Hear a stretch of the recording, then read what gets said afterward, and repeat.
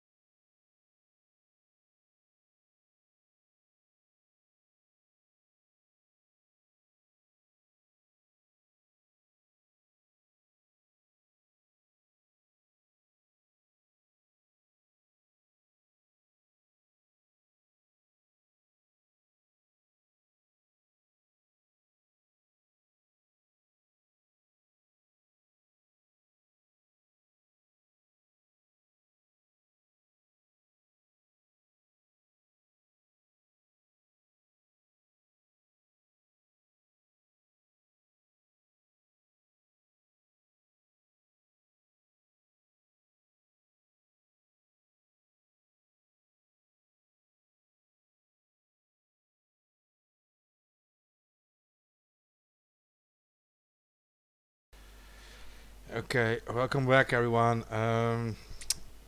Welcome back to Anonymous Bites Back. We've been away for a week or two, I think. Sorry for that, but we've kind of all been So overwhelmed much with. going on. Yeah, so much going on. Like we've all been overwhelmed with the coronavirus shit, with the COVID-19. Um, so we're going to give you guys some updates. We're broadcasting from the COVID-19 Discord server we created for this.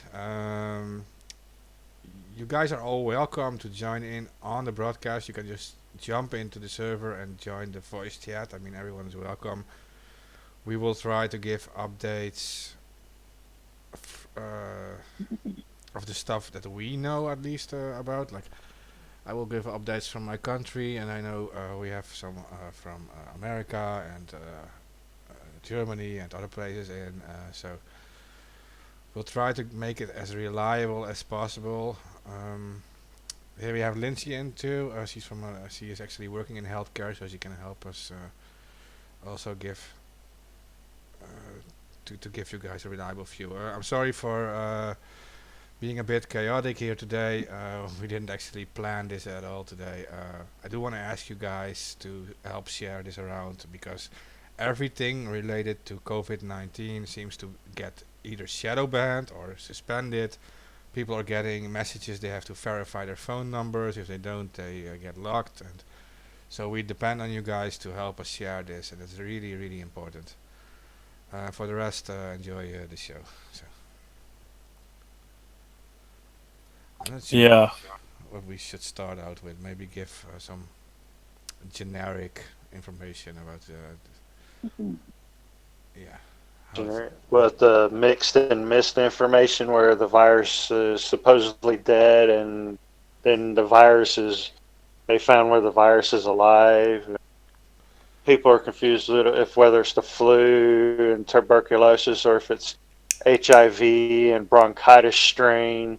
Seems to be a lot of different mixes to this from what I've been reading on the PubMed website. Any of you Yeah. guys use that? Yeah, there's also two strands of the virus. It mutated over 100 plus times, but the two strains that it split into so far that I've seen is SNL strain, and one is more deadly than the other.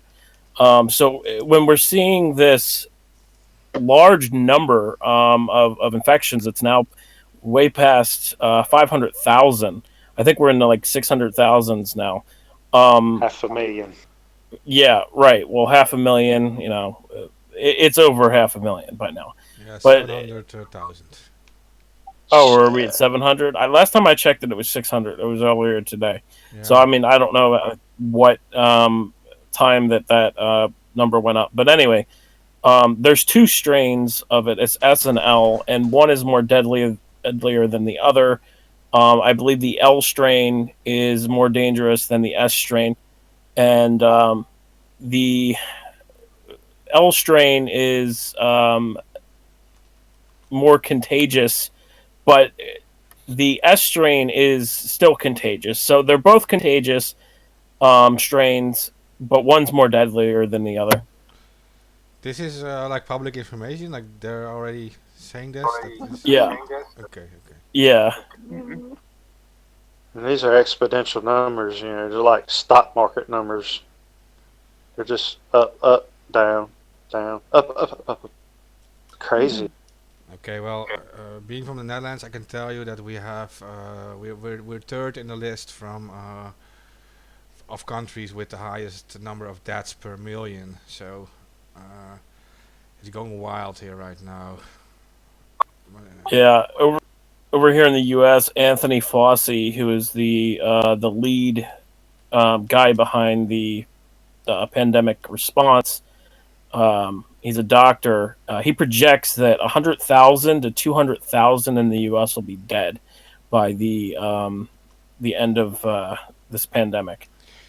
Okay, well, we don't want that, right? Something. So we'll try to discuss something about solutions to this and what to avoid, right?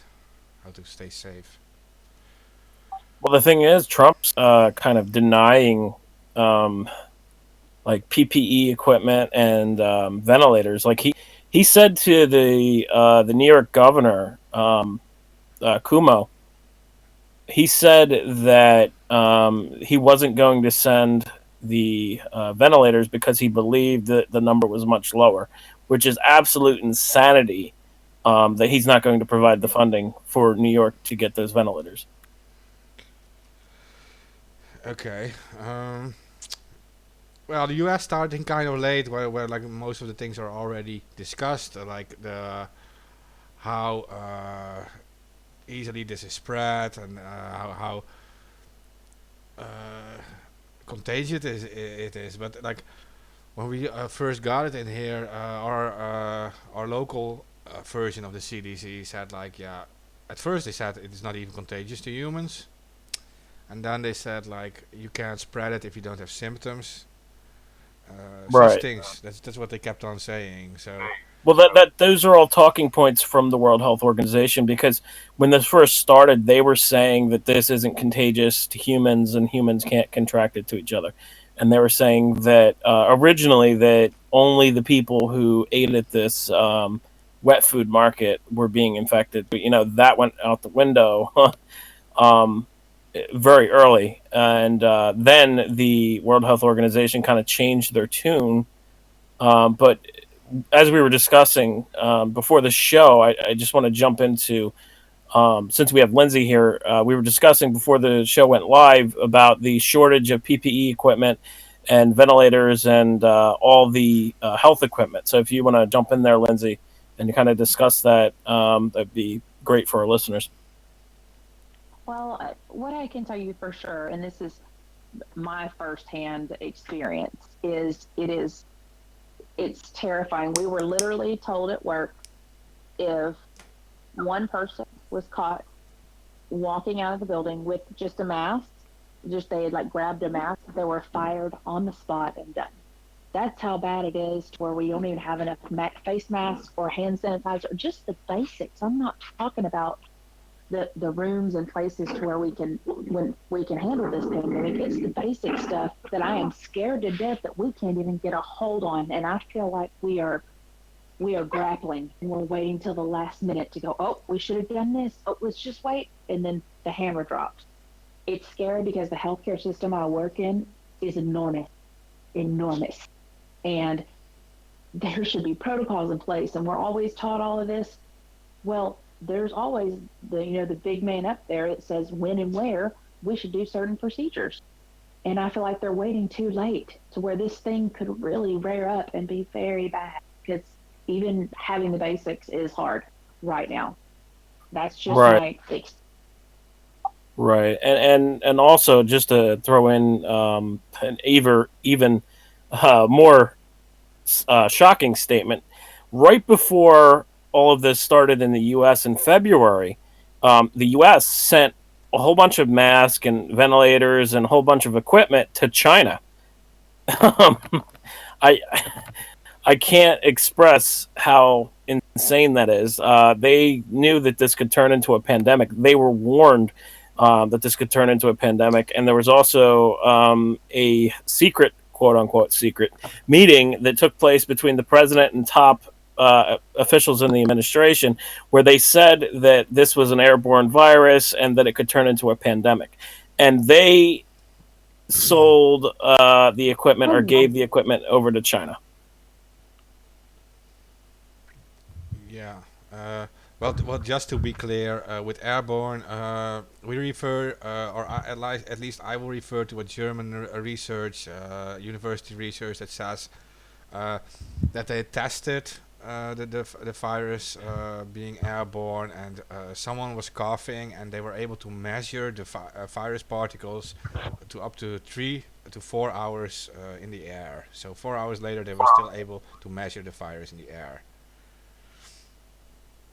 Right. So that means that somebody can cough in an area. You could walk into an area, not know that somebody was there with the virus, and you could get sick by just breathing in that infected air. right, because it hangs in the air. If you don't have like when the zero air rooms that it constantly in the room ever so often, then it literally is so heavy where you can't. It's not visible, of course. What's the scary thing is to me is that's not enough unless you could suck the air out of a room with new sanitized air. One of the surgeons, one of his surgery, they won't let anybody in there except for the anesthesiologist when the patient's going under and coming out, and you can.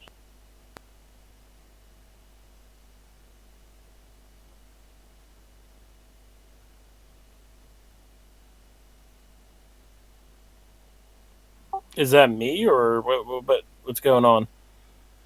Yeah, Lindsay, you were cutting off bad. Can you try that again? Does it give green bars for you at the bottom? Yeah, I have full green bars. I guess she's lagging. I don't. I changed it to US Central now, so Oh, it's now everyone got reconnected. Okay, so somebody's fucking with the server. No, I based. That was me fucking with it. I changed it from Europe to the United States because most of you guys are from the United States. So Okay. Yeah, and Europe's having issues with internet lag themselves right now. Right. Yeah. That's true. They're throttling connections. And they're also starting to do that in the U.S. as well. I saw. Lindsay, you still there? I think Oh, she I can like. barely hear y'all. You're kind of in and out.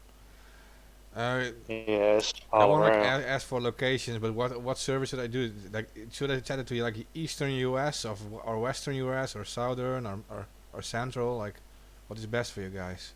I'm in I'm in Texas. I don't give a shit. You say where I'm from. try East Coast, Mark. Okay. Anywhere in the U.S. will be good. It's just the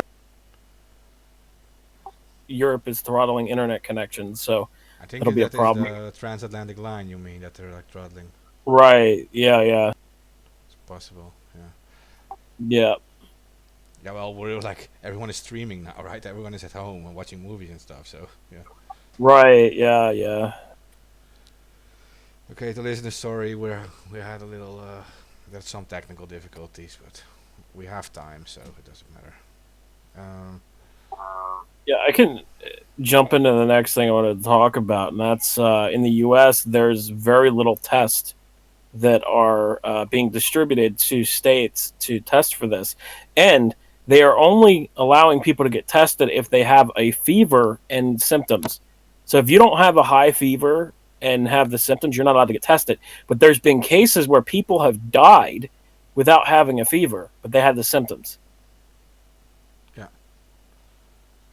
It's absolute insanity now. I mean, we're borderline in anarchy right now. Like, and the there's a lot of also in regards to that. There's a lot of police that are suspending, um, picking up certain crimes, criminals. You know, like for instance, like people who are smoking weed, they're no longer going after them, which is great. Clap, clap, clap. Um, there's a lot of different crimes that they're now not going after, like prostitution and stuff like that, because they realize that if they fill up the jails, it could become a really bad situation. Hey, so I do have a question about it, about the tests. So are in Europe are dealing with a problem because there is a company called Roche. They're from Switzerland, and they have a patent on certain tests, and they are currently not able to deliver enough tests to countries. Uh, so there are now our government is now going to create a compulsory license and break the patent of Roche, and they are going to force Roche to hand over the ingredients and the method of producing it, so we can create our own tests. It's ridiculous, man. It's so ridiculous. Like there was, we talked about it last time on ABB, how there was a company that basically patents ventilator, some type of ventilator piece. I can't remember what it's actually called, but that ventilator piece, they patented it, and somebody put up an open source 3D print, and then they tried to sue them for it. It's absolute insanity. It's like, why are you trying to profit the fuck off of this? But are you guys in the US also dealing with that patent problem on these tests? Because then you can't really blame the government, I guess. I mean, here in the U.S., they're just dealing with the fact that they can't get enough tests out to the states, and they're not able to do the test efficiently because there's only a certain amount of testing stations. Now, very recently, there was a company that has released and patent a 5 minute test, and I think that this home testing kit is going to be available for people to kind of purchase and get their own testing done. Um, but we don't know how reliable that's going to be. So that might be a whole other problem in itself. So, Smiler, I'm not sure if you can hear me now, but I was wondering if you have that problem with the Rush too, with the patented tests.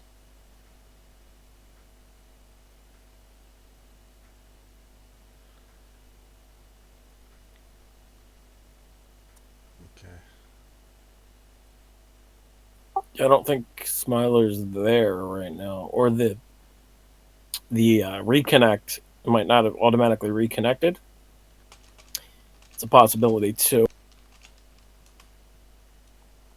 No, we can't hear you, Smiler. So probably try to reconnect to the thing. Sorry. Uh, yeah. So we're considering to give to bring out a compulsory license and force them to hand over the tests to us. Like, there's no other option, right? They're not doing it. So Yeah, it's absolutely ridiculous. It's so, there's so much profiteering going on during this. It's shocking.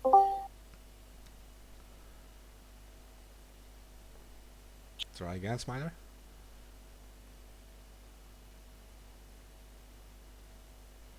No, you're not lighting up still. So there is something going on there. You probably have a press to talk button, and you're just forgetting to press. Think Hey, so? can y'all hear? I can hear you, Lindsay. Okay, Yeah, it still cuts in and out here and there, Lindsay, but I think that that's going to be a result of so many people using the internet right now. I don't think we're going to be able to deal, you know. I don't know if you're on your phone, internet, or broadband or cable, whatever, but yeah, I think that that's going to be a result of it. Or it's just Discord doing it. Smiler, you're lighting up now, but no sound coming. Yeah, we can't hear you still. Oh Is my that god. better? Oh, yeah, we can hear you, Lindsay. We can't hear. We couldn't hear Smiler. Oh, okay. Yeah, sorry for being confusing. It's okay. It's like being in a room that's like dark with a bunch of strangers just feeling around to find. Well, it's working fine now. Um, so maybe just an easy question, like how do you feel the U.S. is handling it right now, Lindsay? Are they doing a good It's job? hard because there are so many different government, state, and healthcare policy from that specific system to whole test. I've had Oh, it is really bad, bandwidth. Yeah, it's really cutting in and out. That's crazy. Like it lets you speak in like little blurbs, but then when you get into a sentence, it just cuts in and out here and there.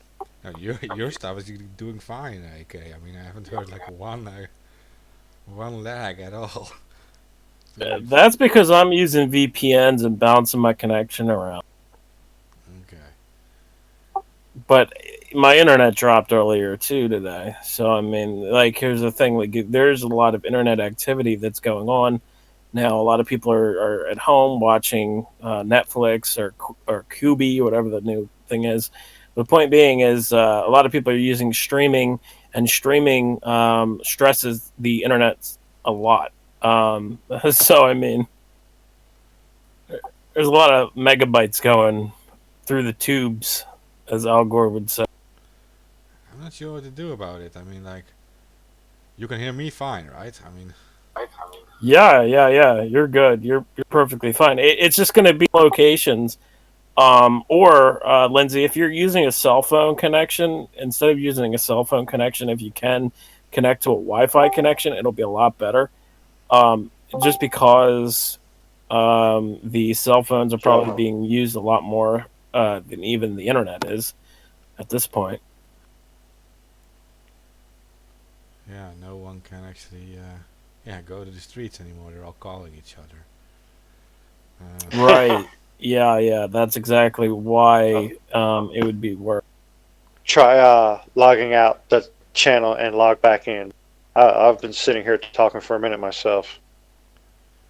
Okay, this is working fine now. 'Cause, Okay. So we got three up. yeah, So okay, so we can jump into the next thing that I wanted to talk about, which is government tracking citizens, which we now have 15 countries that are now either using aggressive tracking techniques or passive tracking techniques, where they're basically tracking civilians using their smartphones, GPS locations, um, and they're tracking anonymously to make sure that people are adhering to social distancing. Now, the one about tracking anonymously is one thing, but some governments are literally requiring citizens under quarantine who are suspected to have the virus or confirmed that have the virus to actually take pictures with their cell phone or selfies and send their pictures to the police, like Poland and I mean Israel is just going full on out. I mean they just passed a law where they are now allowed to uh, without a warrant spy on any civilian that they want without any reason. Wow. So we're really starting to see the surveillance state pick up with this COVID-19 virus, and yeah, I don't think like if you remember, just to give a comparison, I'm not going to go any further, but after 9/11, they passed the Patriot Act, and you know, ever since, the surveillance on us has never been the same. And I think really that this virus is going to allow broader surveillance on citizens, and there's no going back from here. Like,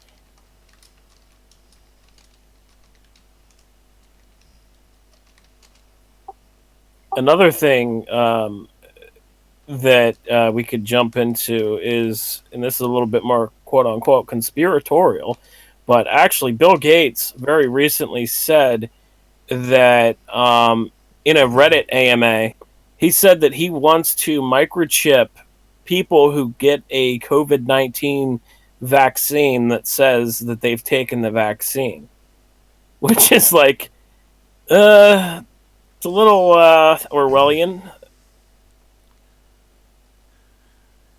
Yeah, and it's probably all going to use his software, right? So, Well, right, because he has ID 2020. Very recently, they were talking about doing this ID 2020 thing, which is a microchip for people.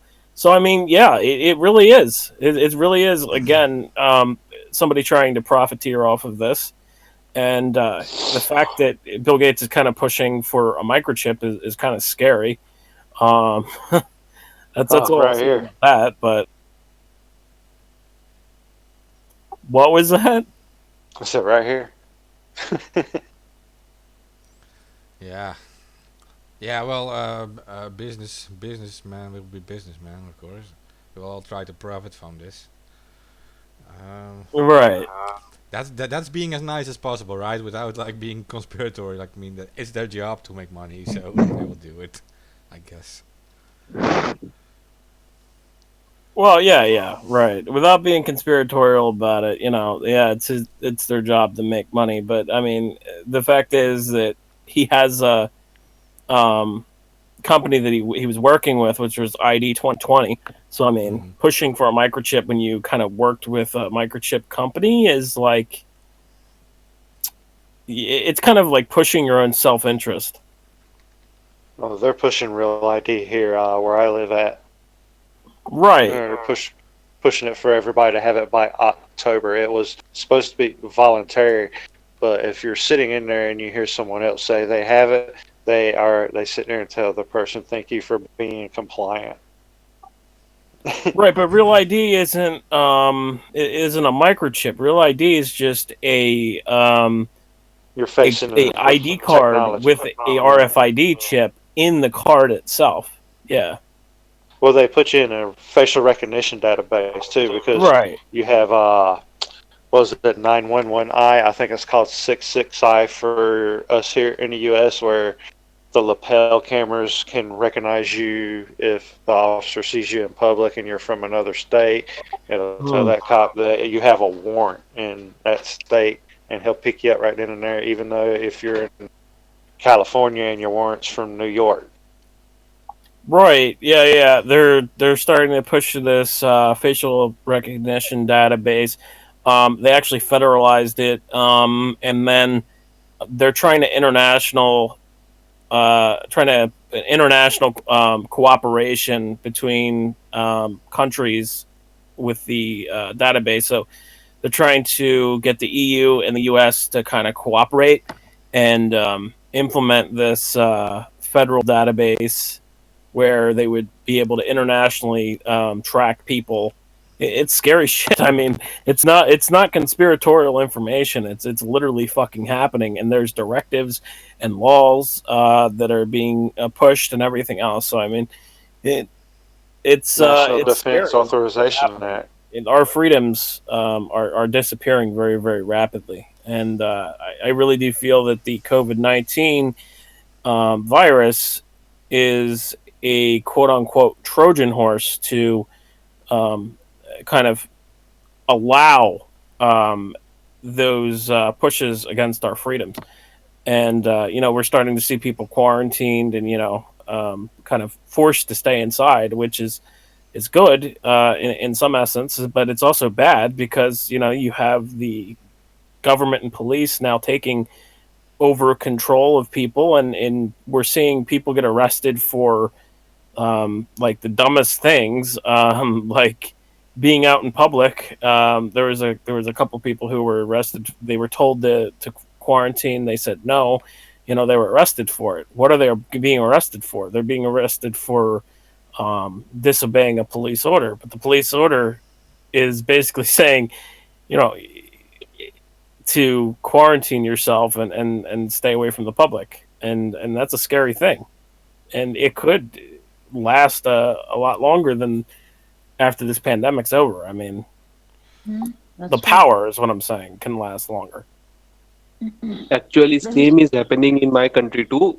People are getting beaten up by police, and still people are going outside. The whole country is in lockdown. People are still going outside, and police are beating them up.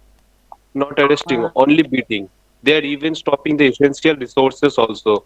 And I mean, police is not getting the clear order about not to stop the essential resources. Actually, people, the daily wage labor in my country, there are actually so many people, and they are now on the roads, crowding, and they're walking home about 700 kilometer, 800 kilometer, and many of them started dying too due to hunger.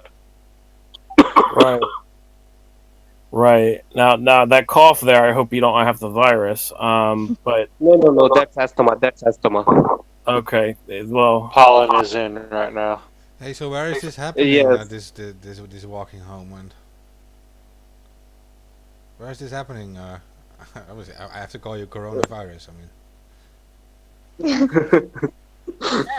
No, no, Let me no. get my Lysol, yo. This asthma is my genetic. My grandfather also died due to asthma, and this is a and those who have asthma are very lethal to the virus. fi- yeah. Especially even if I got a strong immune system, I'm nothing in front of this virus just due to asthma. hey, but where is Yeah. this going on? This story you're saying.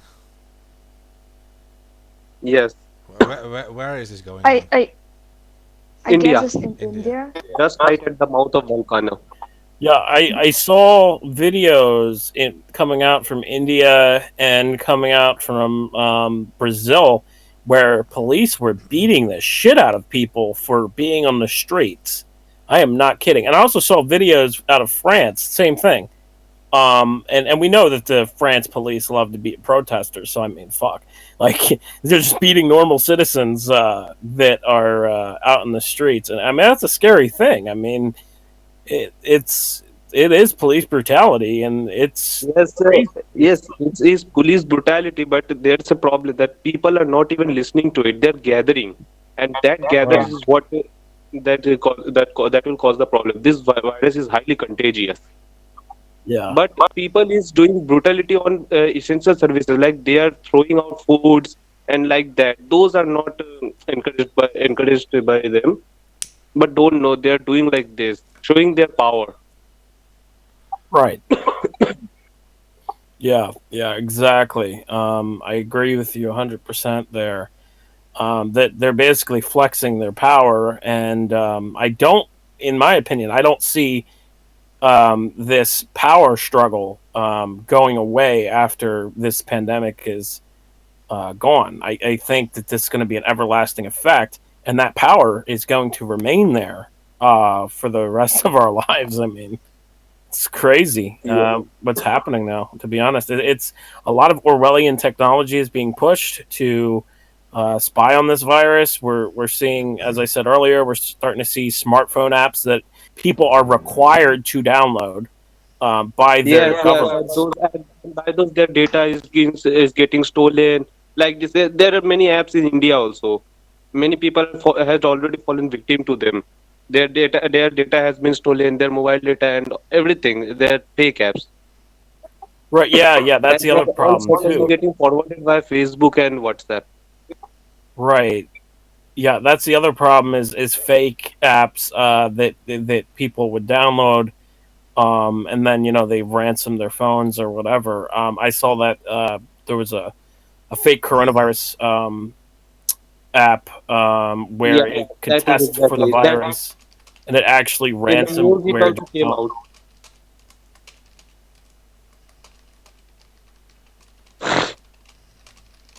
Yeah, there's a lot of problems that will come with this virus when it comes to surveillance. That's for sure, and Michael, also police. this is, I feel like they're sit to, give us the facade that they're being more protective. We're doing this for you, when in absolute reality, in front of our faces, just stealing every inch of freedom that we have and giving them a fucking Right. free ticket to do whatever they want.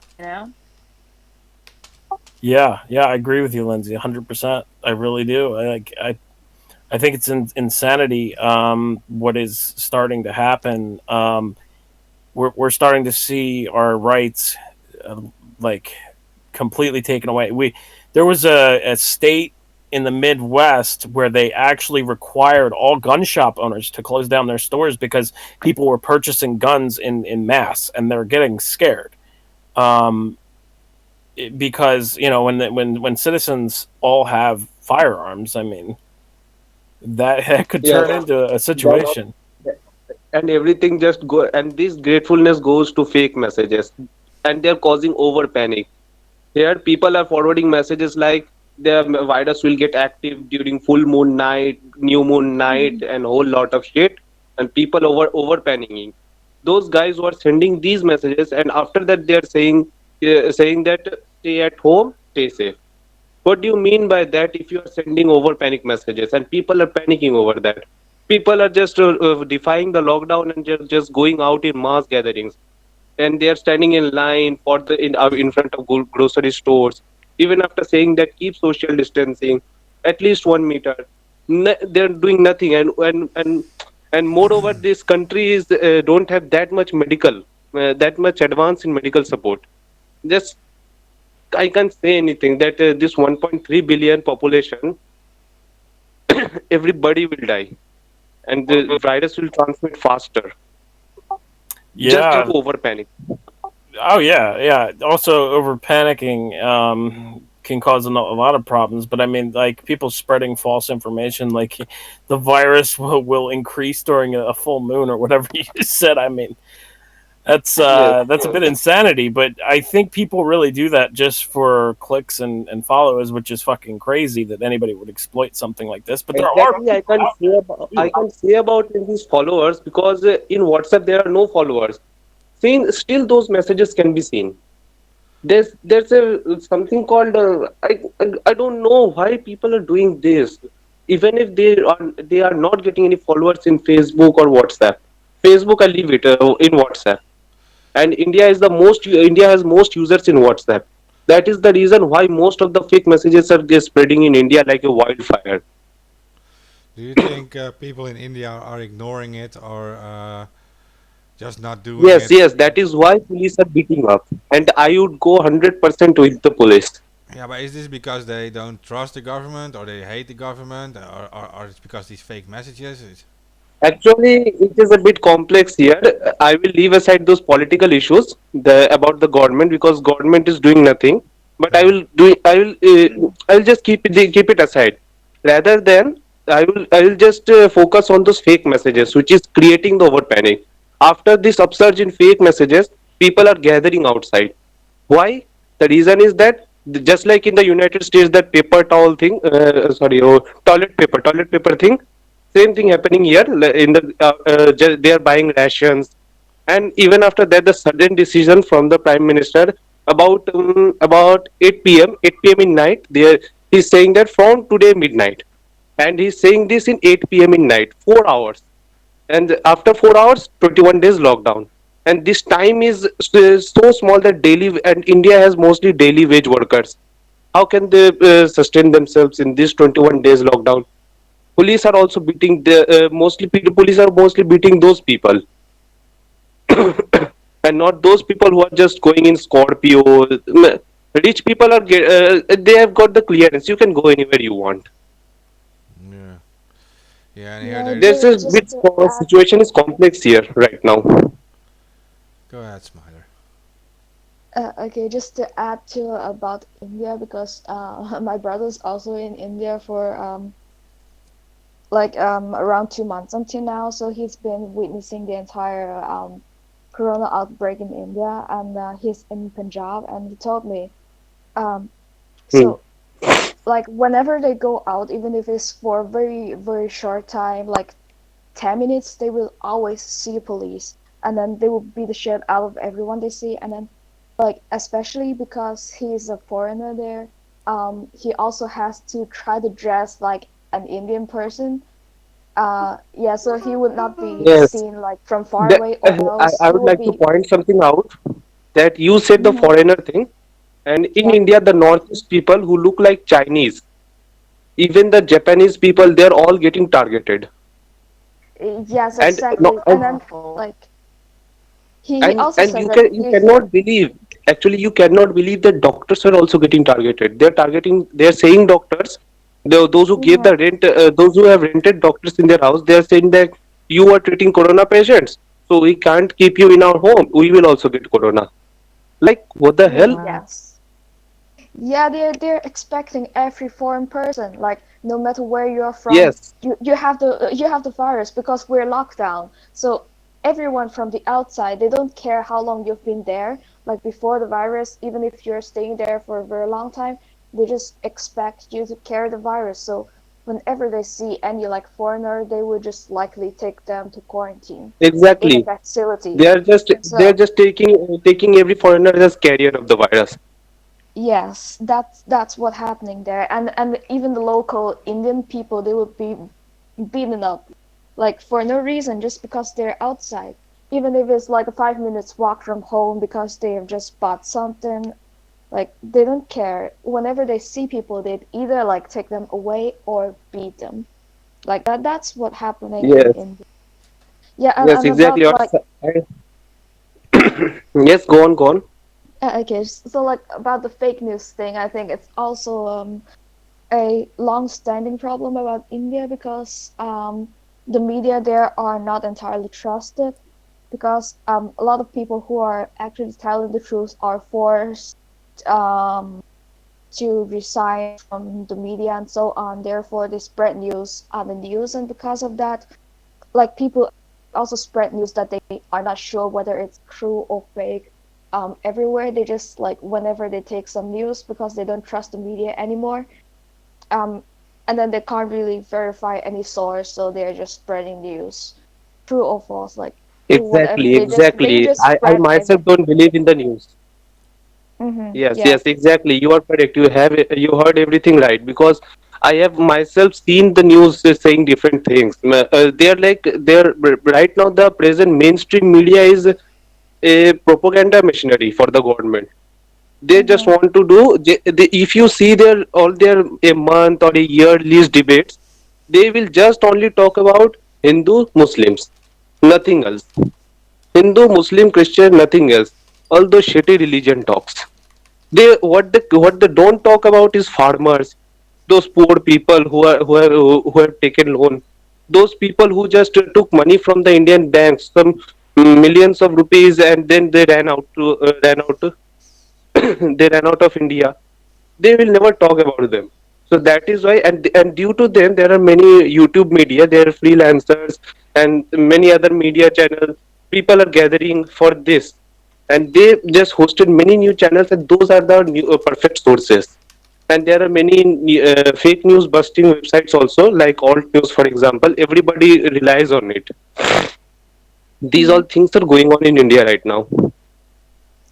Yeah, They're because just they saying, can't trust any kind of media source, so they're just spreading everything they have. That's where Exactly. the fake news is Those coming people from. who just those people who just put their heads down and say that I will not do any investigation about is this if this news is fake or not. I will not do anything. They are just standing with the mainstream media, and then people like us who just don't trust the news easily. We just search it that is this news is true? Is there anything about upsurge or anything like that? Then only we believe it. And India is divided now into these two parts. One is those who just hands down against those fake news, and they believe in every fake news they're for getting forwarded, and then there is us.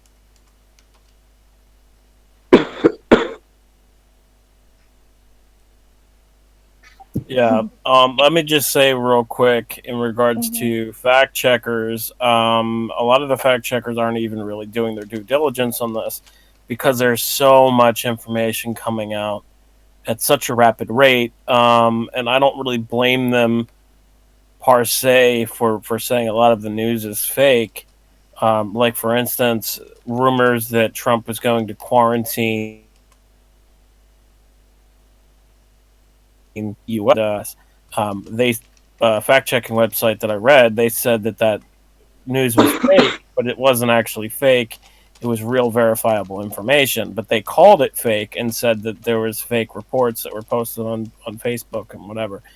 But it was actually real. It was actually a real rumor that turned into a real discussion that was actually going on inside the White House administration. So I mean, just like things like that, um, you got to do your own due diligence and actually dig deeper and look into it. Besides just believing somebody's telling you that something is fake. When it comes to stupid things like the virus is more active during the full moon, I mean, like you should just know that's fake. I mean, like, come on. Yes, yes, you know that is fake, but those people who are extremely religious are not. For example, Yeah. in my religion, I am not from Hindu, I am from Muslim. But in my religion, they are saying that China is destroying mosques, so this is the Allah who came, everything. For Hindus, they are eating non-veg, so their God is came. Same in Christianity, same in other religion. By the way, I am not from any, I don't like any religion. I term myself as, what is that called?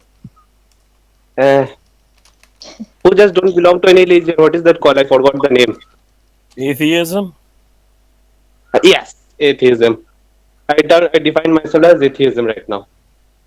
I don't like any religion, but every religion has aspect. Those people who blindly follow their religion, they are all saying the same as per their religion. Yeah, right. I've been seeing a lot of people saying that this is the end and that Yes, yes. Some this is people the saying that beginning of the this biblical is the judgment times and day. all that. Yes, yes, exactly. Some people saying judgment day. Some people saying Vishnu, Krishna, they came. Some people saying Allah came. Lol, what the hell? I don't care. This is the medicine. This is a new pandemic. That's all, which needs to be treated. Right. Yeah. Oh shit. Okay, this is breaking news. I didn't even I just saw this. How the virus mutated into 8 strains raced around the world. So it's actually mutated now into 8 strains. It's no longer just SNL. There's now 8 different strains of this virus, according to scientists. Didn't we read that You mean that that Icelandic? this SARS, Didn't we No, read that that? was 40. That was 44 mutations. Yeah. This is the difference is that viruses can mutate at any point in time, right? But the strains Hmm. is something completely different. I mean, I'm not a medical professional or anything like that, but the mutations, any virus can mutate, but when it mutates, it only mutates slightly, right? Yeah. So from Hmm. each infection, it mutates slightly, but when it makes a severe mutation, it mutates into a different strain. Yeah, but a different strain then it would mean like a different strain of coronavirus. But like Yeah, I'm not too sure. I But it makes more sense now, like because the virus is actually performing very differently in different areas, and it doesn't make sense if they're just only two strains. oh, it Like does say it actually. Yeah, It does say it eight makes strains of better corona. sense that there are eight. Yeah, I'm Yeah. asking it because there are plenty of coronaviruses. There were coronaviruses long before this outbreak, right? We have like SARS right. and SARS, SARS. okay, MERS, now I see. polio. You are saying that the different strains, and this has been named as SARS-CoV coronavirus 2. Yeah, SARS new strain, is this it? Hmm. I think that in the wet market, when it transferred to the first, the patient zero, there it has mutated. I think that Yeah, it has maybe to be. Yeah, it has to be mutated in order to adapt to a human body, but because there are also a lot of yes, patients right now, like um, yeah, really a lot of them. So it makes sense because like it has mutated for many other times to suit yes, every and other and I human have read body. this article. I have read one article. I don't know where I get it, but I have read it that the patient zero, like if, for example, in a country X, the patient zero has got one strain, and in country Y, the patient zero has different strain, and Right. if the same mode of transmission is there, the strain should be same, but the strain is different. They are saying like that. Yeah, this in this server only, in this your server only, coronavirus server. In an article there was written about it. Yeah. Yeah, I'm a little Well, confused with you this have article, but to take into it mutate. It has to mutate in order to sort of keep going. That has every geographic area with different weather patterns. There's all kinds of stuff that goes into that. And that virus is going to do anything it needs to move slightly whatever way in order to make another keep on going and to survive. Hmm. Right. And that has a lot of Yeah. variables all around the world that cause it. Mhm. yeah, yeah. So I'm a little confused now because like the mutations we mentioned. Yeah, we already discussed mutations in previous episode. We also showed it exactly how it mutates and stuff. Now I'm a little confused with the title because it actually says different strains, and then a little piece of text says tiny differences between the different strains. So I'm not sure if it's just mutations or different strains. I'm not sure. I'm not a doctor. So I don't Yeah, know. it's slight mutations. But the thing is, a lot of people are writing about this. You got to understand, they're not scientists; they're journalists. Yeah. So they're not going to correctly relay this information, and they don't know Yes, about the other exactly. 40, 100, or 40, 40 to 100 different mutations that have taken place. Like I read 40 mutations at one source, and then another source I read that scientists have calculated that there was over 110 different mutations. So I mean, that information is going to get lost because a lot of people don't do their proper due diligence and research when writing up articles like this. Yeah. Uh, Man, this really sounds like crisis game where the nanosuit gets evolved during every fight, any combat. This virus is also getting evolving. New strains are coming out. Yeah, so we did explain a little about this with the help of Smiler and Amber. Amber's not here now, but Smiler, maybe you can confirm then what I'm now going to say is actually a bit correct, and that is we looked at these genetic codes of these viruses, and they end with this polya tail. We call this. It's a long string of A's after Hmm. the genetic code, and when a virus moves slowly around the world or like around different targets, it loses the A tail, the poly A tail, and if there is like a sudden change, it doesn't lose the A tail, but it actually changes a part of the genetic code, and that is like a mutation. Is that Yeah, and correct? actually recently, yeah. And recently, Amber and I also found out more new kinds of mutations and the updated data that we could find about like the newer genetic codes. There are also other mutations. We could update it later, but we found something new, especially in the one from Spain. Okay. Yeah, it's very different from the other ones. Yeah, Mm. so what we saw was the one in Australia had like a big difference, and that had to do like with a huge sudden change in temperature, right? And then it changed like a whole part of the Yeah. code. Absolutely. That's right. Adapt and Very Um, overcome. different. Yes, about the temperature. I have heard that the virus some inactive or less active in high temperature, low temperature. Is there any reality to that? uh, um, mm, Actually, like recently, I found a research that also measures the infectivity of this virus in different surface and in different temperatures for different times. So Oh, Yeah, So this. there's a bit correction. Yeah, there's a bit so called, yes, agreed. Okay, I got it. Yeah. Okay, so it's like this. The residual infectivity of coronavirus, um, when it is in the temperature of 4 degrees, it can be infectious for over 14 days. And then in temperature of 22 degrees, which is um, around summer or spring in the north hemisphere, um, it will be infectious for less than 14 days. And then if it's in 56 degrees, it will be only infectious for less than 30 minutes.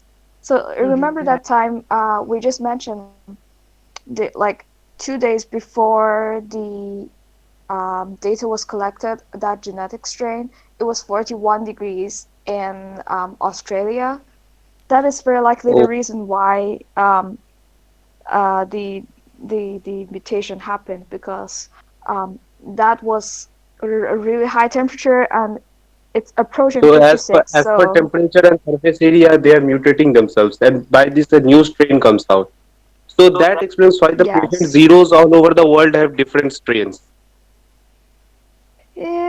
I So, can't say it's directly related, but I could say there is sort of a correlation somewhere. yeah, it's just a speculation and nothing else. Could Yep. be that way. Yeah. And Uh, It's at just least to add to mutated that, seven. the virus is only found alive for 5 minutes when it is in 70 degrees. So Oh, if you're gonna wash your clothes at 60 degrees, it will be higher than 56 and lower than 70. So wash it for more than 30 minutes and it should be good to go. Just some oh, advice there. Okay. Yeah. Hot water. I Yeah, just want but to yes, yes, 60 degrees exactly. would be nice. I just want to say how interesting this is. That there's several different strains of this virus, and each strain seems to be affecting the human host cells differently. Now we have a study from scientists that was posted in the South China Morning Post, where they said that doctors plan a long-term look at COVID-19's impact on male sex hormone, because they said that in a small-scale study, that coronavirus patients indicated that they had testicular malfunction. And if that's the case, I mean, eh, I don't think that this thing is a natural virus. Let's put it that way. Without Pure getting into pure the whole Cheeto. conspiratorial side of things. It's a kind of bioweapon virus that has been made in theory. People are talking about it, bioweapon. Well, here's the thing: they have the okay. Like I wanted to get into this anyway.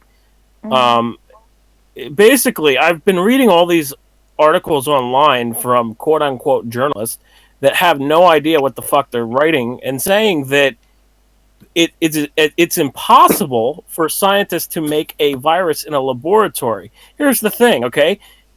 They've been making viruses in laboratories and recreating ancient viruses that have long been gone for at least the last 25, 30 years. The very first time was Eckward. His name's very awkward. Eckward Wimmer in New York City. He recreated the polio virus in a test tube. So they've been recreating these viruses and making viruses and for a long time. And actually, in 2018, the U.S. issued a warning saying that synthetic biology could allow biological weapons.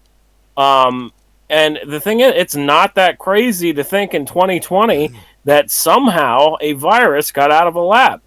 And it doesn't have to be a Yes, deliberate thing, it could be yes, accidental. you have a point. You have a point in that. I also agree to it, but I do agree 80%, but and 20% disagrees there because people nowadays are mostly just relating to the films, all that movies and all. That 20% is disagreeing. Yeah, but the thing is, science can do it. It's synthetic biology. Yes, yes, yes. Science can do it. Yes, that's indeed is correct. And there and most and more and more and preferably in the last in the past. I mean, in the past there are many incidents of bio warfare has already occurred. Right. I have searched the net. Yeah, right. There we can find many instances of this bio warfare. Right, yeah, they've been doing biowarfare for years. Like Agent Orange, that was a bio weapon. Like, it's not a viral bioweapon, but guess what? It is a bioweapon. Yes. And there's also other projects. I mean, I could name them all off the top of my head if I really wanted to, but the U.S. was involved in Project 112. That was a biological various biological weapons experiments. And under Project 112 was Operation LAC, large area coverage. So, I mean, these bioweapons have been going on. Other projects, and I could name them all off the top of my head if I wanted to, but Hello? there's a feedback going on. Yeah, that's from Chateau Ruby. I'm not sure if you can hear us still, but I pressed the mute button, so you can use button to speak, Chateau Ruby, if you wanna talk in the episode. Also, you hear ourselves in a feedback loop. This sounds like Resident Evil. Someone is talking about. Um, yeah. So biowarfare is possible, but it's also possible in a positive way. I don't want to play like advocate of the devil, but we have Bill Gates, for example, explaining this on stage, using so-called adenoviruses to do gene therapy at people. These were like edited viruses that circumvent the human immune system to deliver But do we? gene therapy, and that is to circumvent the immune system so it doesn't give an immune reaction like a hostile Right. reaction like fever and stuff. So Right, but do we know the long-term effects of doing that? That's the question. No, because there We haven't know been the any, short-term effects because they're testing it, right? But we don't know the long-term effects of doing that. And when you're messing with human biology like that, you could be creating a monster. And if I'm saying if now, I'm not saying this is definitely a bioweapon. If this is a bioweapon, all BSL-4 labs across the world should be immediately shut down because they are all there for creating biological weapons. That's their only purpose. yeah, of course you can't Yeah, release yeah, it in yeah. humans before testing it. That's not no, and you have all kind of ethical questions to can you even do it? Is it even Well, I was talking about the adenovirus. Like, yeah, no, I'm saying, I mean that too. Like you can't release it on humans before testing this long term. I mean, you're talking about viruses, and they already warned that if such a virus can mutate, it can actually mutate into a dangerous coronavirus. That's what it literally is written in their scientific documents. So yeah, yeah. So I mean, it's not crazy to think that they were screwing around with biology. And a scientist, like if there was a report that was deleted as a South Chinese scientist report where they said that there was two incidents that happened in two different labs in Wuhan, and they said that one of the labs was the Wuhan virology lab, and the other one was the CDC lab, and they said that bats infected with SARS in one of the labs peed on one of the lab workers, and then there was another one that bit a lab worker, and they said that both scientists isolated themselves for a period of time. So I mean, the thing is, it's possible that something yeah, like that happened, and then all of a sudden that person went to go get food or something, and then they spread it to the next person, and they spread it. Like this is a very contagious virus wherever it came from. I don't think is the real argument that we should be talking about now. I think we should be talking about how we can deal with this, and if we can deal with this, that's another big thing. I mean, Yeah. if this is out of a virus lab, if again, this is a very bad situation that we are now in, because I read some reports where they were saying that scientists were condemning their fellow colleagues for creating a virus in a lab that they said that if it got out, they would not be able to do anything about it, and that the virus would kill off 50 million people. Okay, well, do have to give cut you off. I don't want to cut you off, but I was like, I have to give like a quick disclaimer, and that we're just discussing possibilities, right? We're not like making like conclusions. So before any listener who doesn't agree with this and thinks to know better, that before you call any of this fake news or whatever, we're just discussing and we're just giving our point of view, which is totally normal in this situation. I mean, we can do this. And if you really want to come on and debate me, we can do it, because I've read through like hundreds and hundreds of reports in regards to all of this shit, and I've been personally researching biological weapons for a long period of time, since somebody tipped me off on it even going on still. And I wrote an article previously before this, not to kind of shill my article, but I wrote an article previously before any of this happened, where it discusses all the past biological weapons in the U.S. and elsewhere. So, I mean, biological weapons do exist, and if anybody wants to come on and challenge me on the existence of biological weapons, I mean, it's your funeral. Of course. It's your funeral. That's great. It's kind of a bad way of putting it right now, okay, but yeah. Oh yeah, I guess I didn't think that one through to say it. Oh. Yeah, but okay. Well, the possibility of a bioweapon is not ruled out by anyone. It's all possible, and I mean, we're not making these conclusions. As long as it's not ruled out, it is safe to speculate on this and not to scare anyone about this. Of course, they're testing. The military is always testing with weapons, biological, nuclear, anything. I mean, that's what they do. Yeah, that's nothing new. Nothing new whatsoever. No, Right. no. By the way, anybody have heard about this new virus called Hinta or Henta virus of China, Yeah. which spreads through tick bites and don't know whatever tick bites. Yeah, the hantavirus. Yeah, I've read about that too. They say it's not new, but there was a guy in China died from it already. The hantavirus.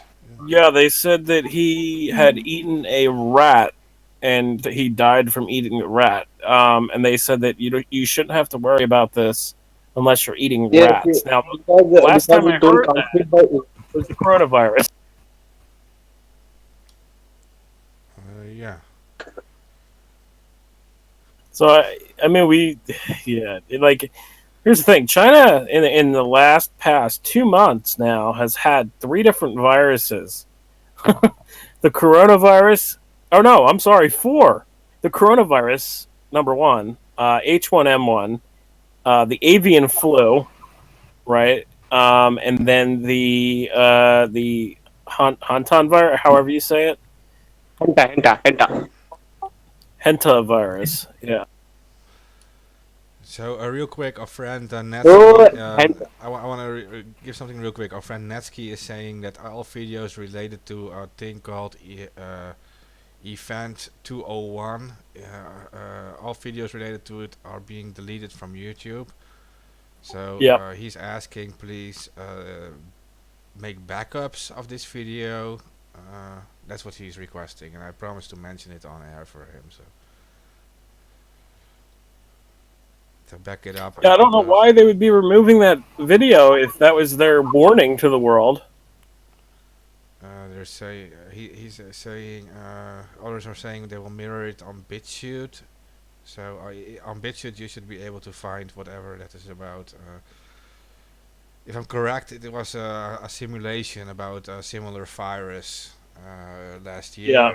and they simulated the whole thing, so to speak. Yeah.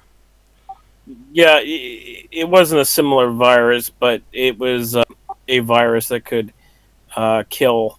I think they said 50 million people or something like that. And that's not a for you to take me at my word. You can go look at that yourself. I'm not 100% sure of that number, but the point is, they ran a model saying that that a virus could kill off this many people in the millions. So I mean, 40% of the world, they have said.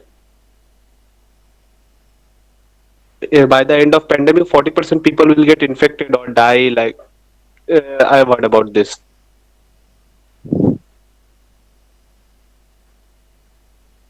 right.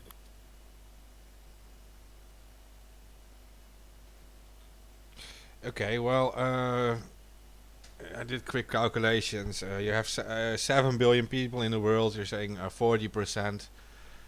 If we are having a 2% death rate, which is conservative at this moment, then you're talking about 56 million deaths from this coronavirus.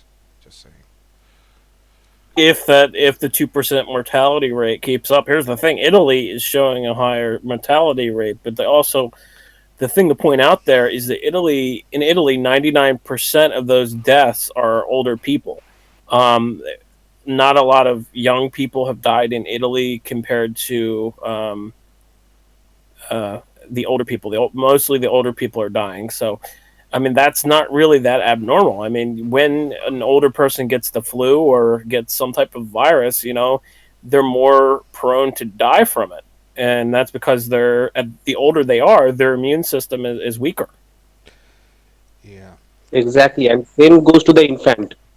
That's why they are at the highest fatality rate. I mean, they are just fatal to those people and people like me with asthma. Yeah, yeah. Well, Yeah, but any compromised immune systems, anything autoimmune that they have that they've had issues with, of course, age plays a lot in it. Well, but it's also any pre-existing conditions, depending on what they are. Of course, that makes you, more vulnerable. yeah, Yes, exactly. we do have to mention that even though like if you don't have anything and you're like super young, you can still end up on the IC, and it is still not. Absolutely. Yeah, Yeah.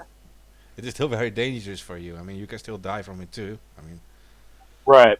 yeah. Yeah, I'm not saying that you can't, but I'm saying that mostly older people in Italy have been dying from this, and they said that at the time when I read the study, it was 99% of the people who died in Italy were actually older people. So with the 1% was the younger people that were dying, Yeah, you're and that's entirely not really correct. that abnormal. You're entirely correct. But why I'm mentioning it is because there is this importance of having enough breathing equipment. Because even young people end up on like the IC, and they need the breathing equipment too, or they Yeah. won't survive either. So they will survive with the breathing equipment, of course. But there is the importance of this breathing equipment. If you have like too many Right, and equipment, yeah. we should also note that in Italy, now they are not accepting anybody over 60. I saw into hospitals to be taken care of. They are literally putting them on death row, essentially.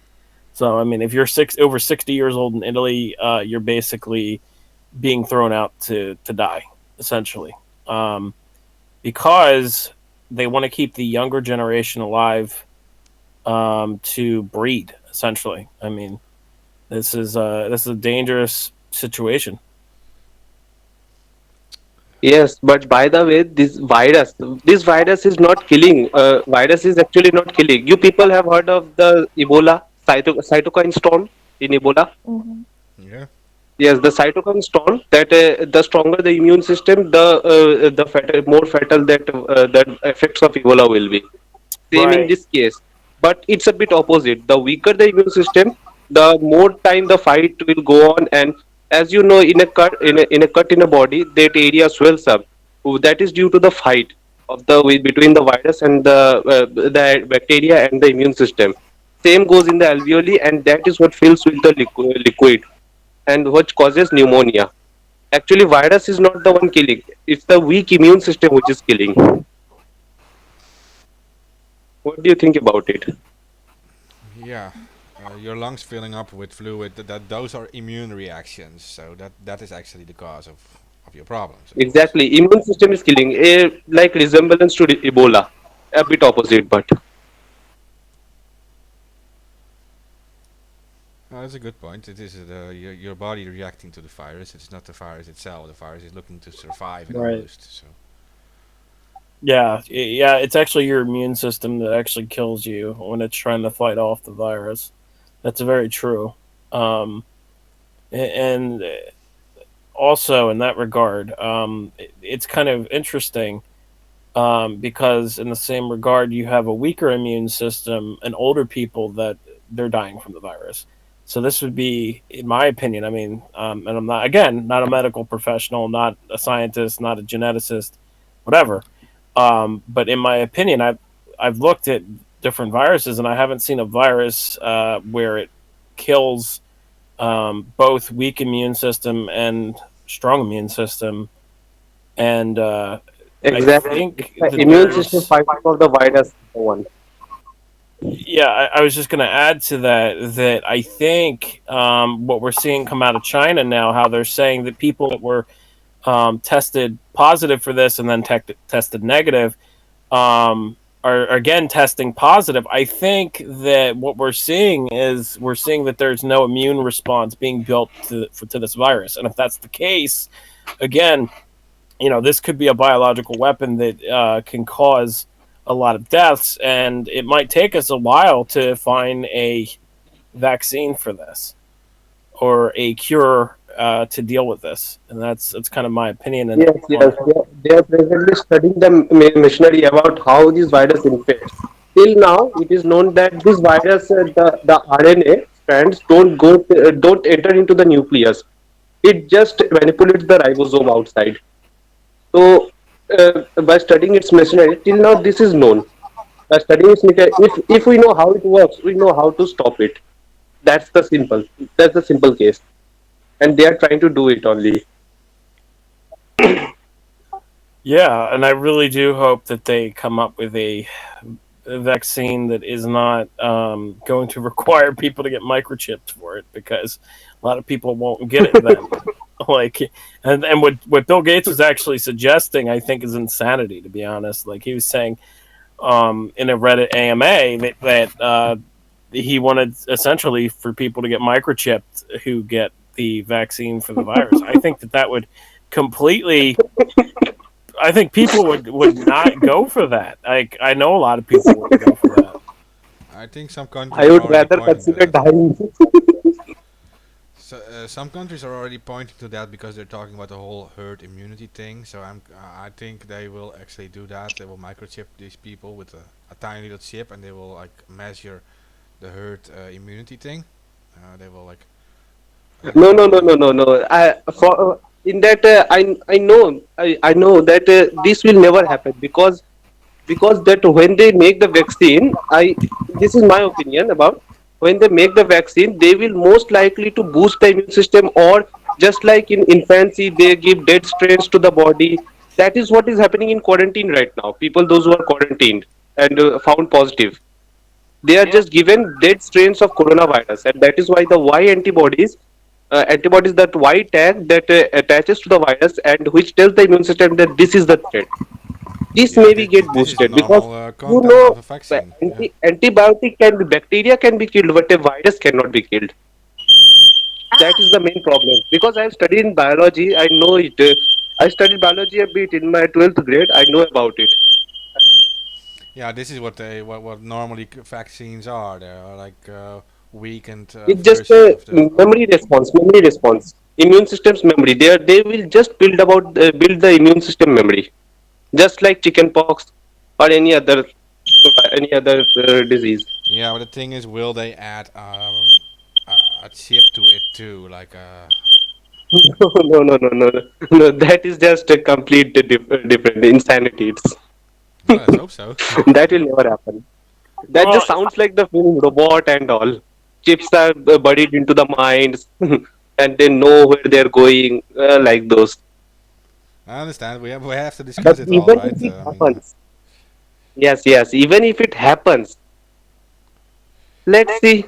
Time will say it. Well, what Bill Gates was suggesting was tagging. He wasn't suggesting anything neurological, using a microchip or anything like that. Of saying, was it sentient science? I forget what the term is for it. Fuck, I can't remember what the term is for it right now. What the merging of transhumanism?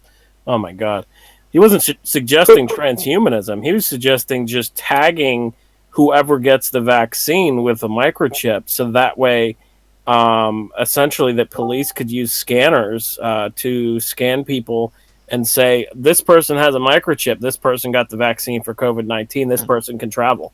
Essentially, Well, this can be Right, and used to they'll be mass. able That is to correct, but track. I have a question that a Chinese government, this USA government, and many other governments, they want to spy on people. Why? That is where I get the problem. Why the government want to spy? Chinese were developing some new trend like 5G or 6G, 5G. No, I think that they have been they sent back. yeah, they all A guy in the participate in YouTube, a guy in the espionage. YouTube from USA. His name is Trevor Noah. You people must have heard of him.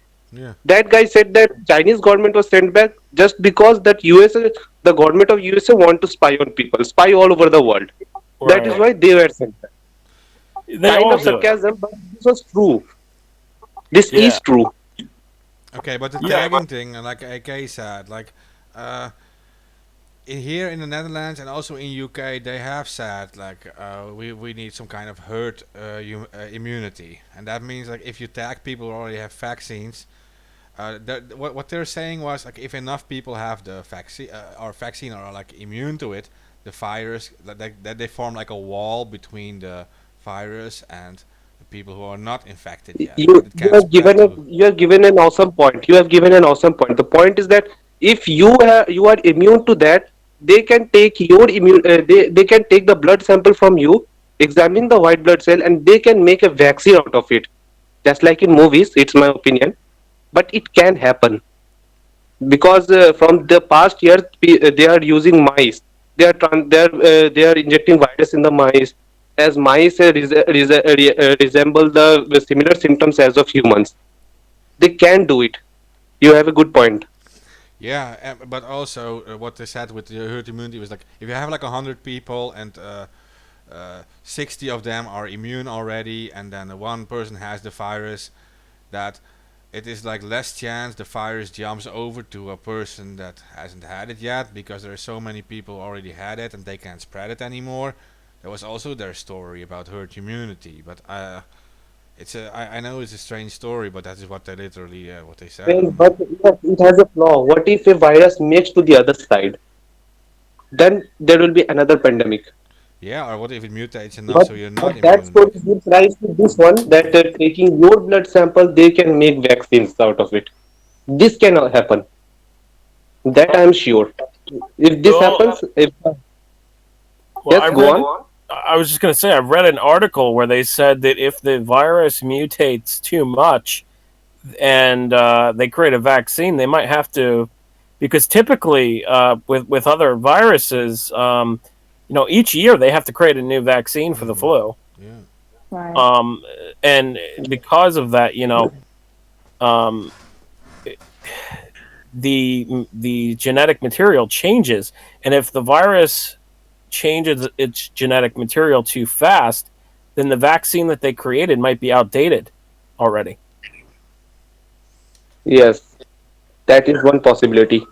Right. Yeah, that's a bad possibility that could happen, and um, yeah, it's a very interesting situation, and from my own personal point of view, I don't trust vaccines the first couple months that they're introduced because they have side effects always, and that's just my Exactly. own perspective of noticing over the years various different vaccine problems of different people. Like the swine flu vaccine when it came out, it actually caused brain damage in various different people who took it. I don't know if a lot of people know that or not, but apparently for pointing this stuff out, you're called an anti-vaxxer for saying that the first couple months that a vaccine comes out are the most dangerous because you don't know the side effects that could cause in different people with different genetic makeups. You know, everybody's different. Everybody has different underlying health problems and various different um, chemical makeup, right? So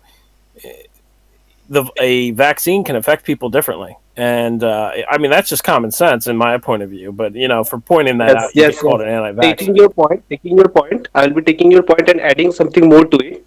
Just like as I don't know how to pronounce the name, Lindsay, no? Lindsay said that in different temperatures, a different strain comes out. By that, a new vaccine, that means one vaccine specifically for the cold temperatures, another vaccine for the hot temperatures. For new strains, as you have said, there are many strains available for the patient zeros in every other region. Yeah, That could I'm happen. curious if that's how it works. Is that how it works, Lindsay? I'm sorry, I didn't catch. Okay, well, he said that you have these different mutations in these different areas in the world, and you need like a different vaccine for every mutation. Like one for the cold areas, one for the hot areas.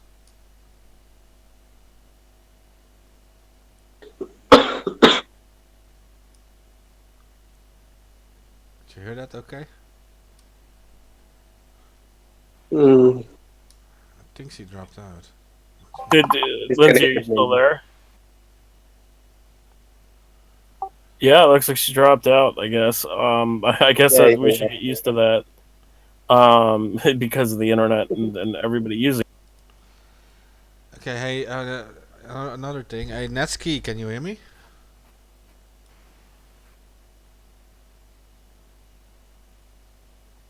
'Cause I see your friend Netsky is in now too. I mentioned before that there are certain videos are being censored, and maybe you wanted to talk about it. If you're back, just jump in, because this is interesting to inform people about. Yeah, for sure.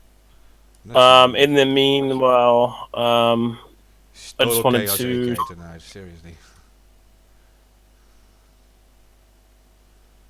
What happened?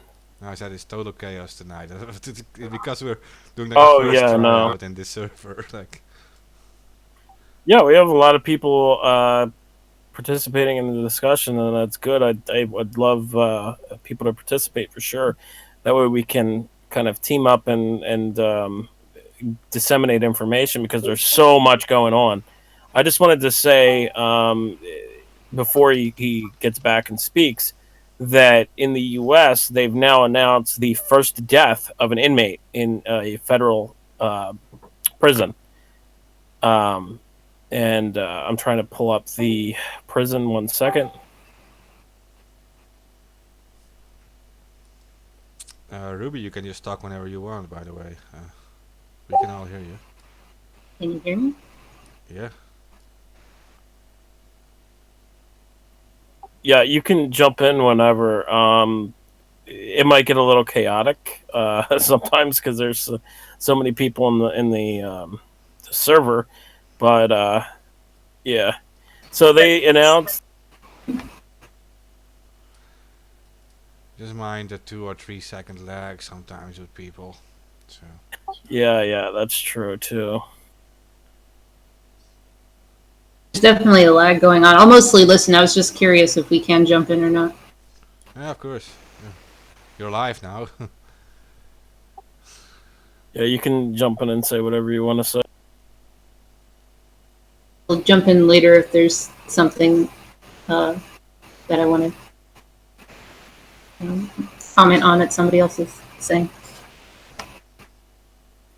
No worries, no worries. I'm still trying to pull up this information. The thing is, all the news websites they grouped up all of the information into one large, very large article. And it's like it's like snippet articles here and there. And I'm trying to find out what prison Okay, I found it finally. Okay, so the Federal Bureau of Prisons (BOP) said that Saturday an inmate had died from complications from the disease caused by coronavirus.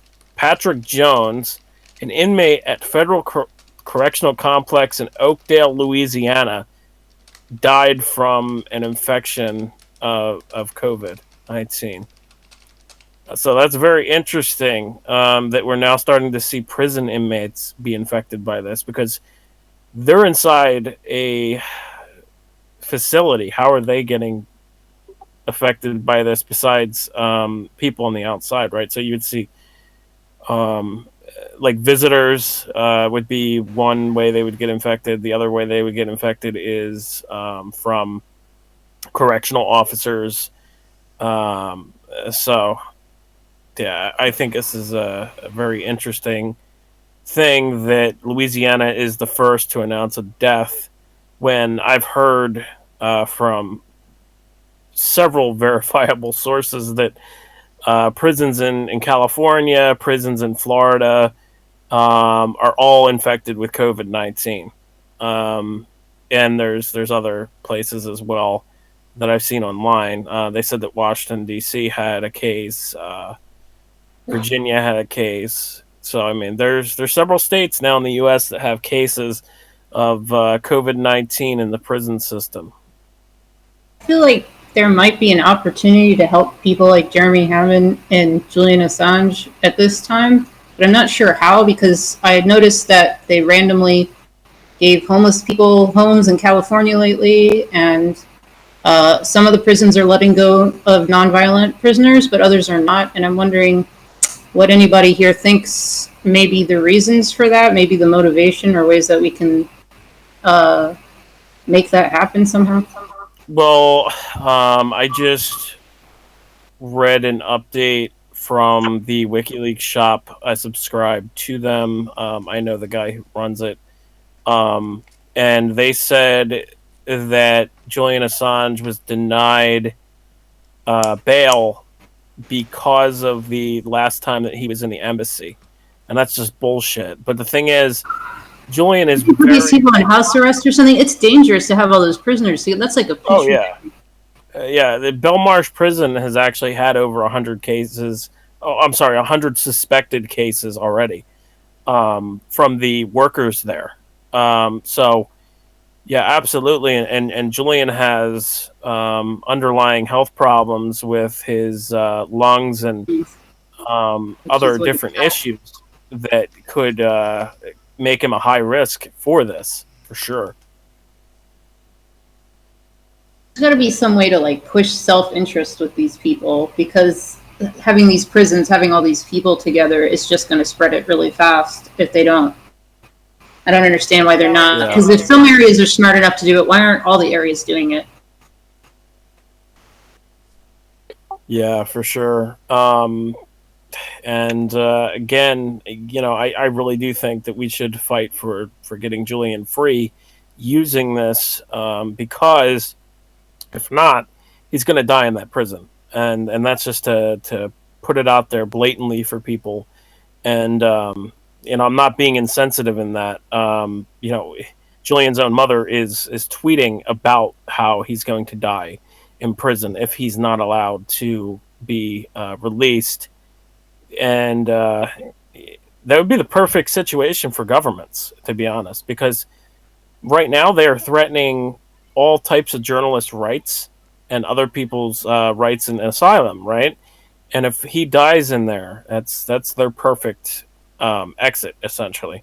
And it's sad to say that, but yeah, we really need to fight for Julian Assange. Like, honestly, like this situation makes it obvious maybe to some of these governments that doing stuff like this makes people not trust authorities, and it's causing all kinds of pandemonium. And maybe if there's some way to point that out, that if they let the nonviolent offenders go or put them under house arrest or something, separated from each other so they don't infect each other. Because the isolation thing is not going to work with how dirty the jails are. It doesn't matter how much they sanitize them. Like, yeah, it's a virus. Right. You know, they've actually been releasing nonviolent offenders here in the U.S. in various different states. And and that's good. But when it comes to Hammond and Julian, I think that they're just going to hold over them just as a way of saying, using them as an example, right, for anybody else, and that's absolutely sad. But I could be wrong. It's like shooting themselves in the foot. They may be thinking they're, showing their power, but I think it's going to backfire because people are already not trusting authorities, and look how much chaos it's caused, how much problems it caused. If they had any self-interest, they'd, let them go at this point, because now's the perfect time to make the excuse to do it without looking like they're, not being powerful, because it seems like it's just about power and expressing their power and everything. And like if they wanted to like seem like proper authorities, they'd say like, well, for the good of the public, we got to do this, even though these were terrible offenders. They just want to keep their narrative going that for some reason publishing is a great crime, or hacktivism is somehow worse than murder or rape with jail sentences. But it's just a disaster. I don't know what else to say. And I thought if anything was going to make them see common sense, this would be it. But they're still not uniformly letting go of all the nonviolent offenders, and it just doesn't make any sense in the way of. Oh no, they consider activists and journalists to be violent offenders, apparently. Well, this is also this is not just about Assange, of course. I mean, like there are like 80,000 inmates in Britain, close to 100,000, and about like all the prisons in the UK are like built before like 1900. They're like super old prisons, and they have very outdated sanitary sanitary equipment. They're like, it's very unhealthy, and they're all overcrowded. Like so I've been reading that 25% of the prison population lives in overcrowded conditions. In Belmarsh you have like 3 people in a jail cell. These are infection centers. Like if someone has it, everyone can be infected. And it's not just about Assange. There are also people who are there for also like very, very small crimes, and that they're all being exposed to possible death right now. They didn't get a death sentence in the UK. That doesn't even exist in the UK. So you can't keep these people in. It's just not fair. It is too risky. If there are infections in these prisons, you have to let them all out, because you don't have another solution. Then you just confine them somewhere in a home separate or whatever, but you can't do it. It is because there's not even, if they don't care about the prisoner's life or human rights, they should at least think about the whole society, because they're gonna look bad if they don't get this in containment and under control. And if they have a bunch of prisons like where there's like a massive death toll there because it spreads everywhere in the prison, it's just going to spread more, because they may think it's all contained to the prison, but anybody who like walks by there, if it's spread all throughout the prison, anybody like goes out and does the laundry, the prison guards, they can keep visitors out, but they don't know, like the virus can get on their hands, it can get on their clothes, it stays on cardboard for 4 hours. It's just, they're just not being smart about this. I don't know how to get through to people, and I was just wondering if you guys had any ideas for like, if we write letters or contact them to explain this to them in some way that they'll understand it. Well, I'm convinced something will actually change, because they understand this is impossible. If you're talking about Belmarsh or other prisons like Bullingdon, you have different prisons there. People are not always arrested for like big crimes. They've stolen a TV like half a year ago, and their sentence is maybe like 7-8 months. 7-8 months. I'm hearing myself now. I'm hearing myself now. Okay. Just my thoughts on that. Okay. So and they didn't get a death sentence for stealing a TV. To put them at risk of having a death sentence, that is already too much. Like, you have to. There's people who probably haven't even committed that great of a crime, and they're risking killing them all. It's just nuts. Like, meanwhile, we have a retarded. Oh, maybe I shouldn't use that word. We have a moronic coronavirus challenge going on TikTok, where quote unquote influencers are doing all types of crazy shit, like licking a toilet bowl. Yeah, I've seen a girl doing that too. And this is Yeah, another guy, but I've seen a girl doing that, and she said like Corona is yeah, just for poor people. She was like yeah, and licking she a ended up getting it. Yeah, yeah. she ended up testing positive for it too, and then this guy also tested positive for it as well. And these guys are literally doing the sickest things I can think possible. They were licking public toilets. Like, you are literally going to get all types of diseases, not just the coronavirus, idiots. No, you can you even get a lot worse than that, for sure. Yeah, like this really needs to be stopped. Like, for fuck's sakes, how dumb can you be? Like, I can't, man.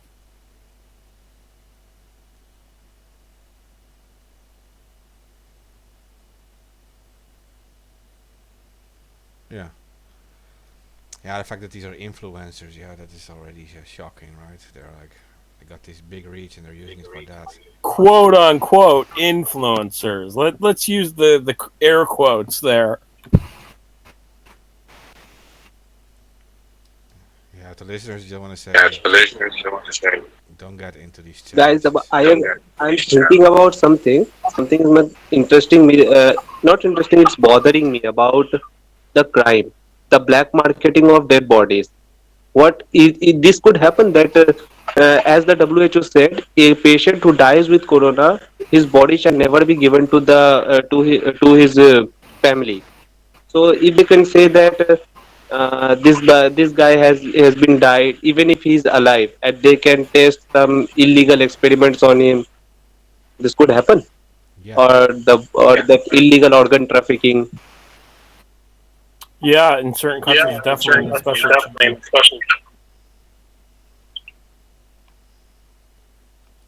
Yeah, this happens. No doubt about it.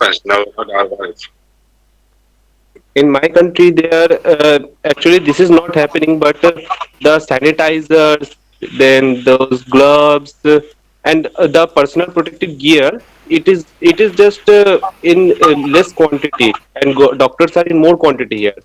But the sanitizers and all are going in the black market, cost more than its MRPs.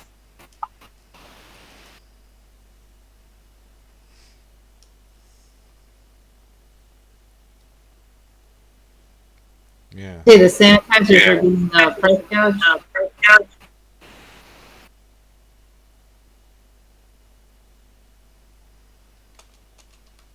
Billy.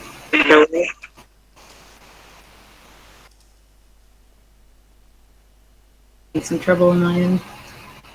No, you're doing fine, but I have to call him coronavirus. He has to set his Discord to button to speak because we can hear ourselves through his speaker.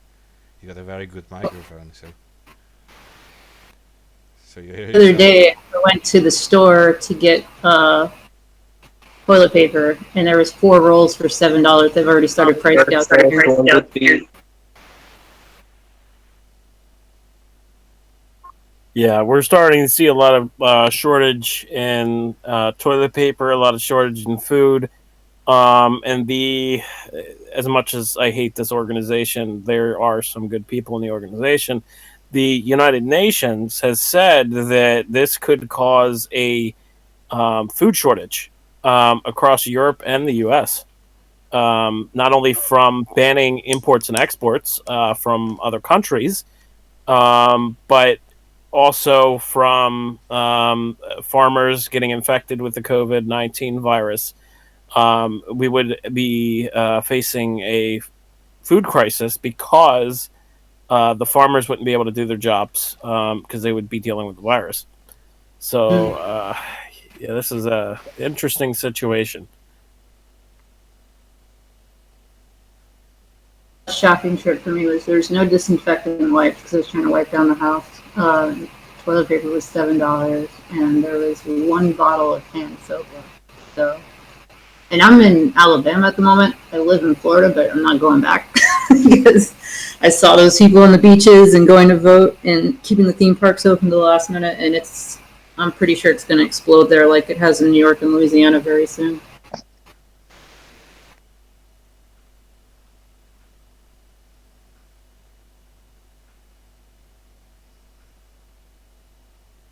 Is mine off? Yeah, no. I heard you. I'm sorry. I'm looking through news feeds right now. I'm not sure what Mark's doing. I was just looking through different news feeds, looking up for updates and stuff going on right now. Okay, so I'm a little bit more lucky. I'm in Germany right now. We kind of still have supplies of everything, including toilet paper, but not like masks or hand sanitizers. But I can see this problem to happen in a lot of like Asian countries, like my home country, Hong Kong, where um, I guess 90% of the daily necessities are imported from all over the world in all countries, especially now a lot of planes are not flying, and I think the cargo are not working as usual as well. And yeah, that could cause a lot of trouble for countries like those where they import a lot of stuff from the outside. Um, and also, I think the problem of people not really um, staying in as they should be is also a global problem right now because, like here in Germany, they are. I mean, the policy is rather strict. They're saying they are not allowing people for more than like for more than two people to gather outside their home.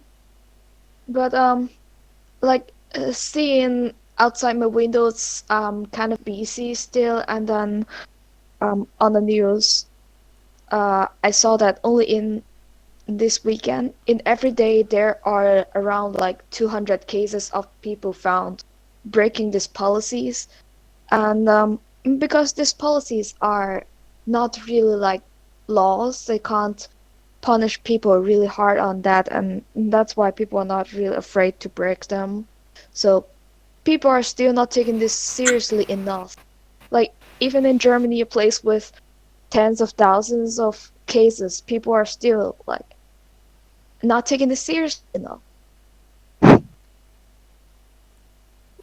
Yeah, and I think the coronavirus challenge, air quotes on that, I think that illustrates how people are not taking this seriously. And now, two of the people that were involved in this challenge now have the coronavirus. So I really hope that people stop being dumb and doing the coronavirus challenge because you're going to get it. Yeah, it would be nice if they do it the other way around, like challenge themselves for how many days they could stay inside their houses. That would be a kind of a nice challenge to do. Or maybe a run or push-ups. Yeah.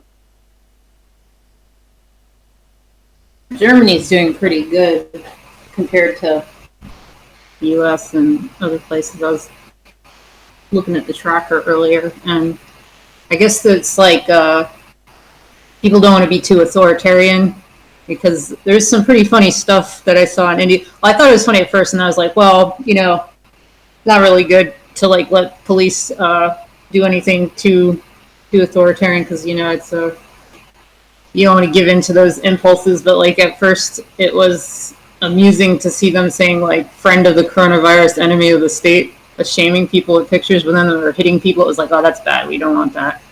So I think it's good that they aren't enforcing these rules, but really trying to get people to understand the only reason they're not enforcing them is to not come off authoritarian because it's really important we all follow the guidelines. But like when you have the guidelines, it's also important for the people to actually follow them.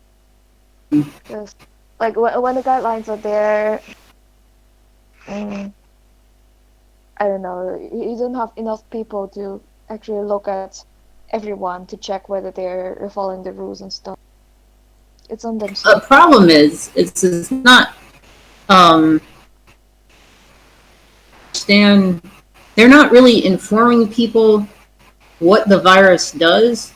And someone can correct me if I'm wrong about this. What I understand about it, from what I've looked at, is that someone had said earlier, it's not actually the virus that kills you, it's your immune system going after the virus.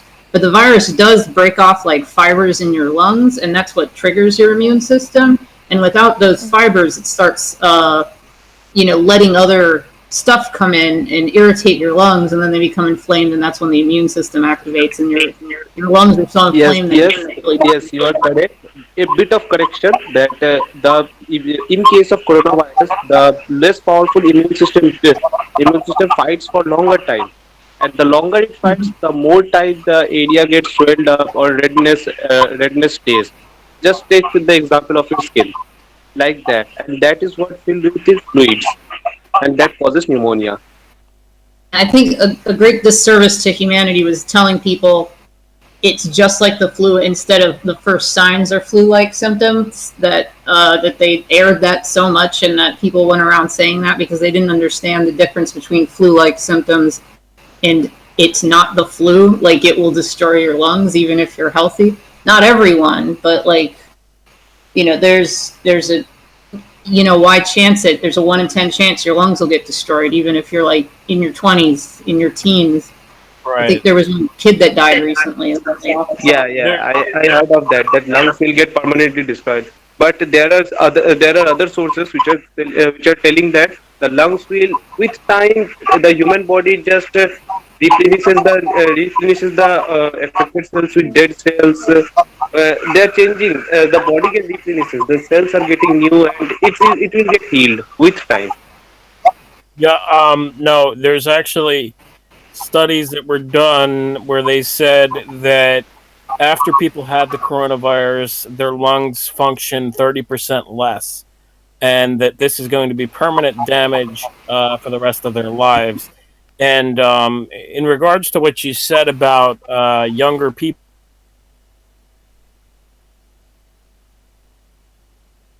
Lose the connection, or did he lose the connection?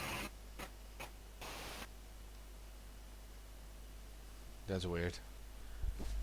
The first time he drops out, I think.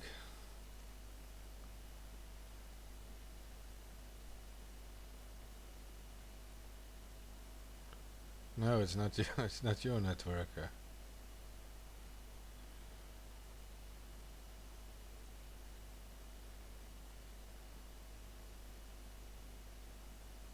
Just continue, guys. What you have to say? He'll be back.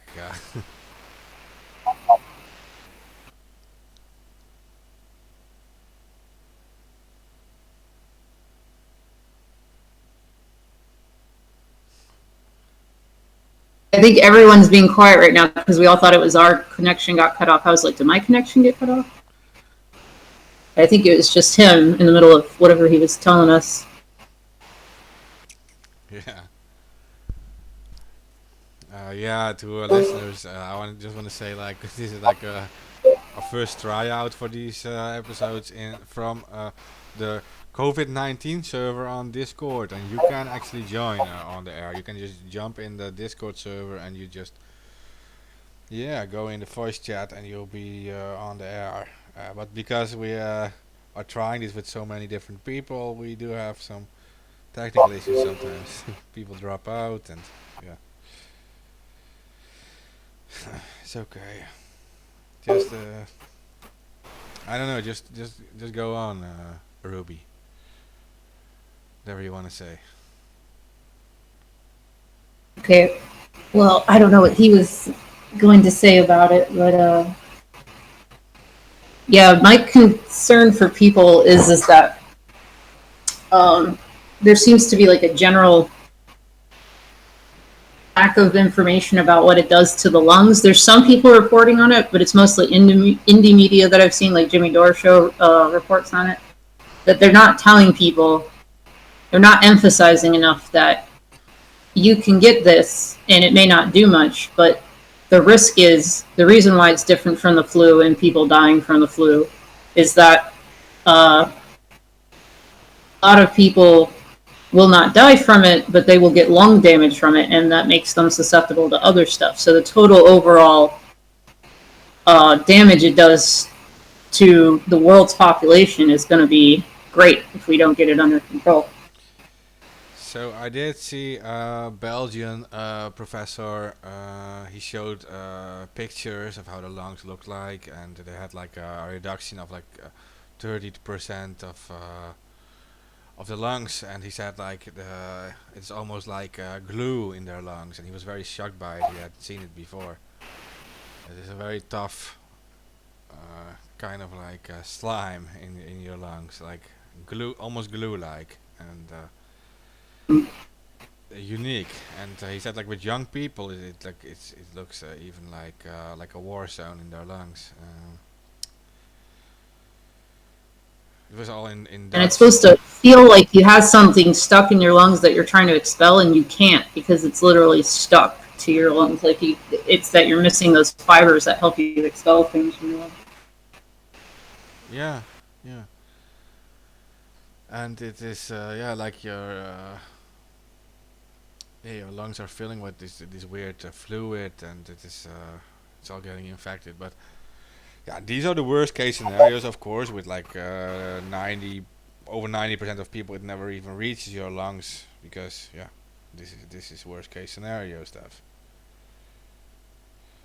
And don't want to scare people with what I'm saying, but I do feel like these people licking toilets don't understand that. I think if they knew it wasn't the flu, they might not be doing that. But who knows? Some of these influencers they're just like YOLO. They'll do anything to like get likes on social media. Yeah, yeah, of course. They need the whole shock thing, and right now the COVID thing is popular, so they will abuse it for their own stuff. Yeah, it's all about money for some people, right? It may be staged with some of them too. They may have like wiped down the whole toilet with disinfectant and then licked it to try to shock value or something. You know. Of course, they do this, yeah. And the followers, they will of course believe it's all real, and they will start doing the real thing, and it causes chaos. Yeah.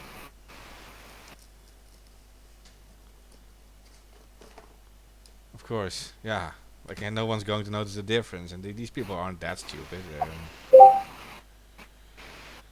money hungry, fame hungry. They're not all stupid. Clout. Yeah.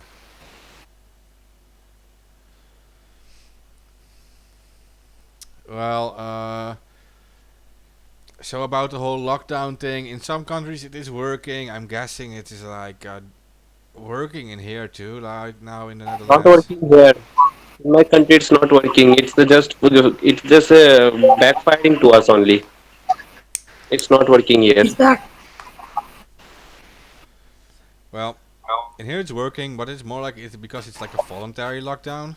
So it's not like you're not forced, but if you're standing with a group larger than 3 people and you're like closer than 1.5 meters to each other, you will get fined.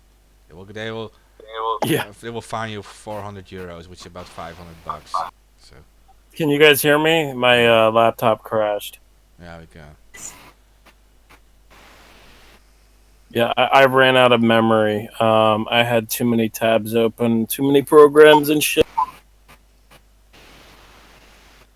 It happens. I have like thousands and thousands of tabs, and I'm not kidding. Like, that's not an exaggeration.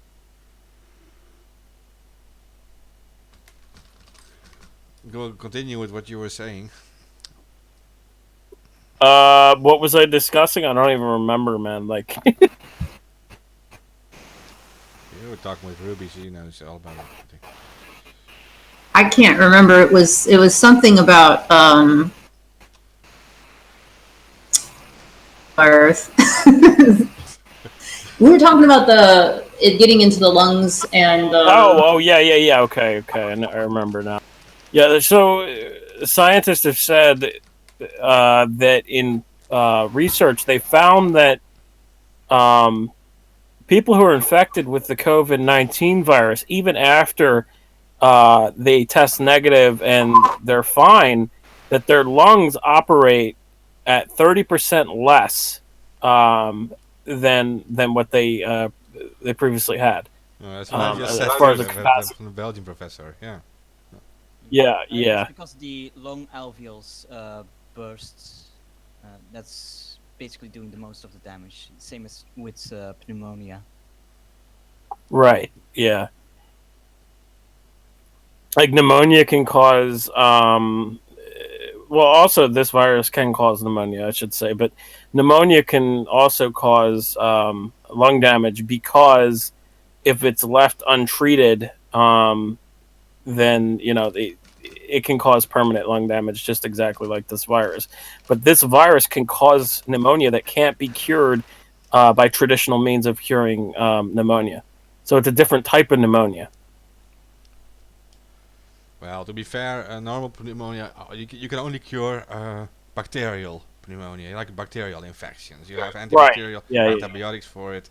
Viral infections are a different story.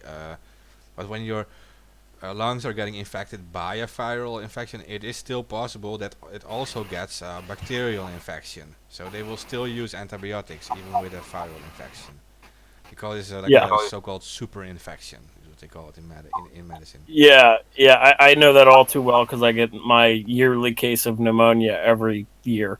Um, for like the past like 5 years, I've got pneumonia every year, every winter. So yeah, I know that better than most people, and they always give me antibiotics to take care of the bacterial infection. But antibiotic is not good for health, you know. It kills the good bacteria that is in our guts, which will Yeah, digest the undigested food. yeah, yeah, that's very true. There was also a warning that um, I think it was the CDC, they put out and said that in a few years that antibiotics wouldn't work, and that because we're killing all of the good bacteria in our bodies, constantly using antibiotics for everything, when in reality we should only be using them sparingly. Um, Exactly. so Netsky asked if it can be cured by asthma medicines.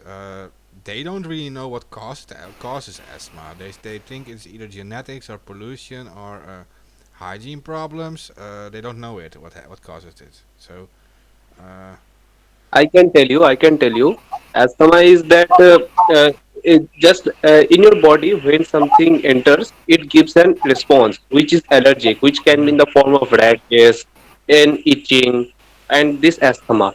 And during asthma, the trachea and those bronchi, the walls, it gets swells up, which and it's a bit of a bit of a trigger can increase the length of the wall, which stretches it and then narrows the airways. This is why you cannot breathe properly.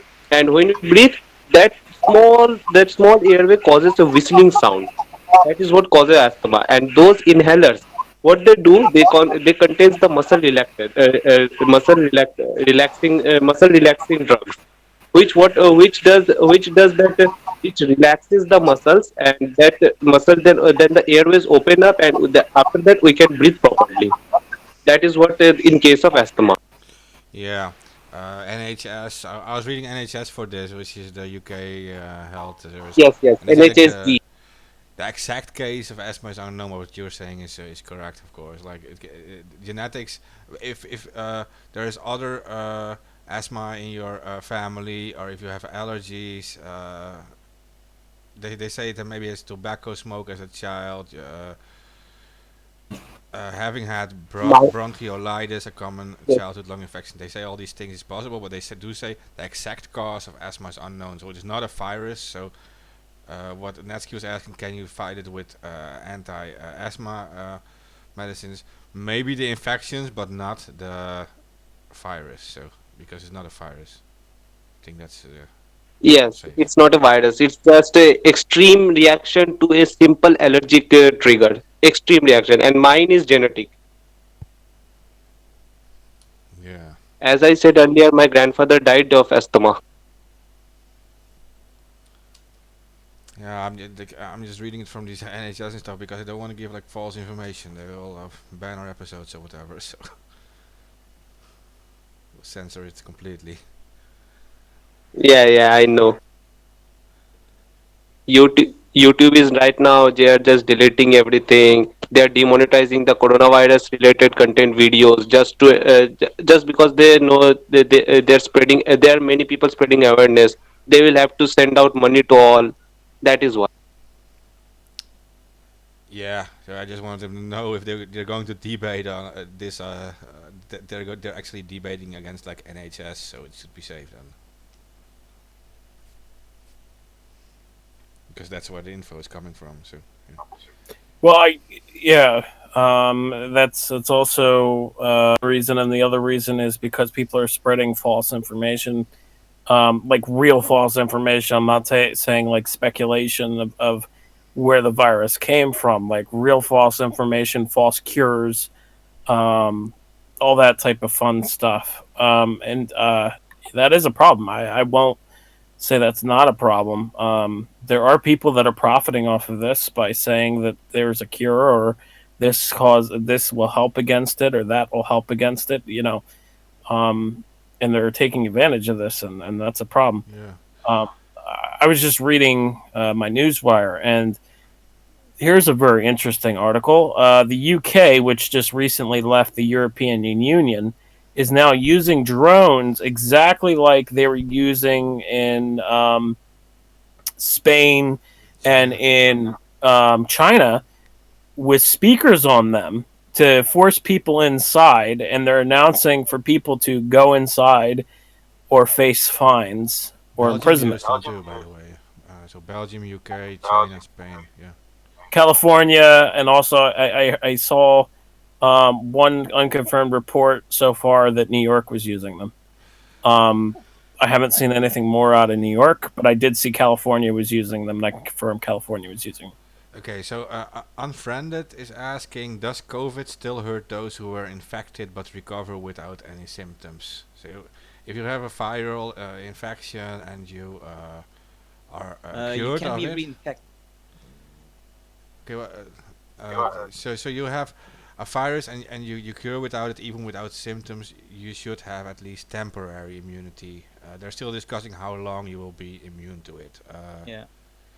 I mean, Go ahead. I do believe that I read that the average coronavirus, once you beat it, you get an average immunity of about 4 months. But that's with the average coronavirus. That I don't know. We still don't know what it is with this virus. Yeah, and as AK was saying, like there are like many mutations too, and we don't know what that effect is going to have on like immunity. I don't know about it. Yeah, and also they've done tests.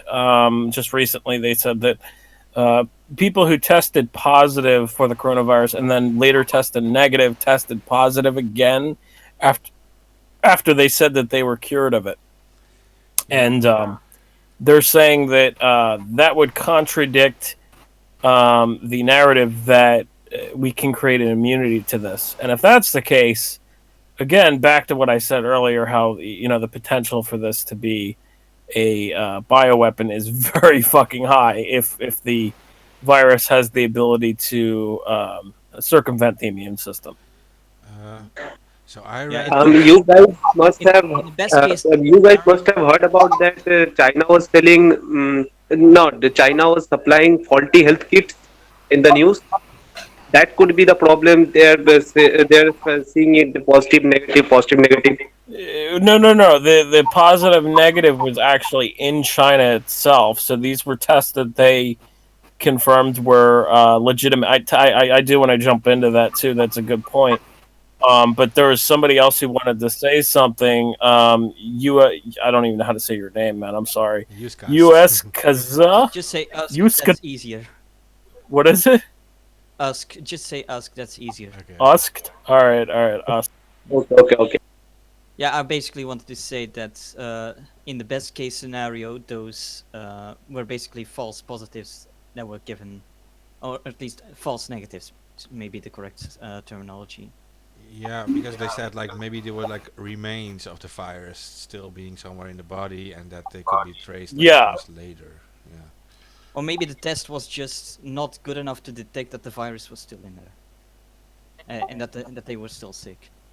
Well, these were confirmed tests that worked. These weren't the faulty tests that China sent out to other countries. But I did want to jump into that. If you guys didn't hear, China sent out thousands and thousands of tests to various different countries, and they were all faulty test kits, and they didn't work, and they actually gave false positives and false negatives. And the country still had to pay for them. Right. Yeah, I'm reading now that Spain returns faulty test kits to China. That is weird. Substandard test kits. 80% were found to be of inferior quality. That is strange. But the Chinese embassy in Manila claims they were not from them.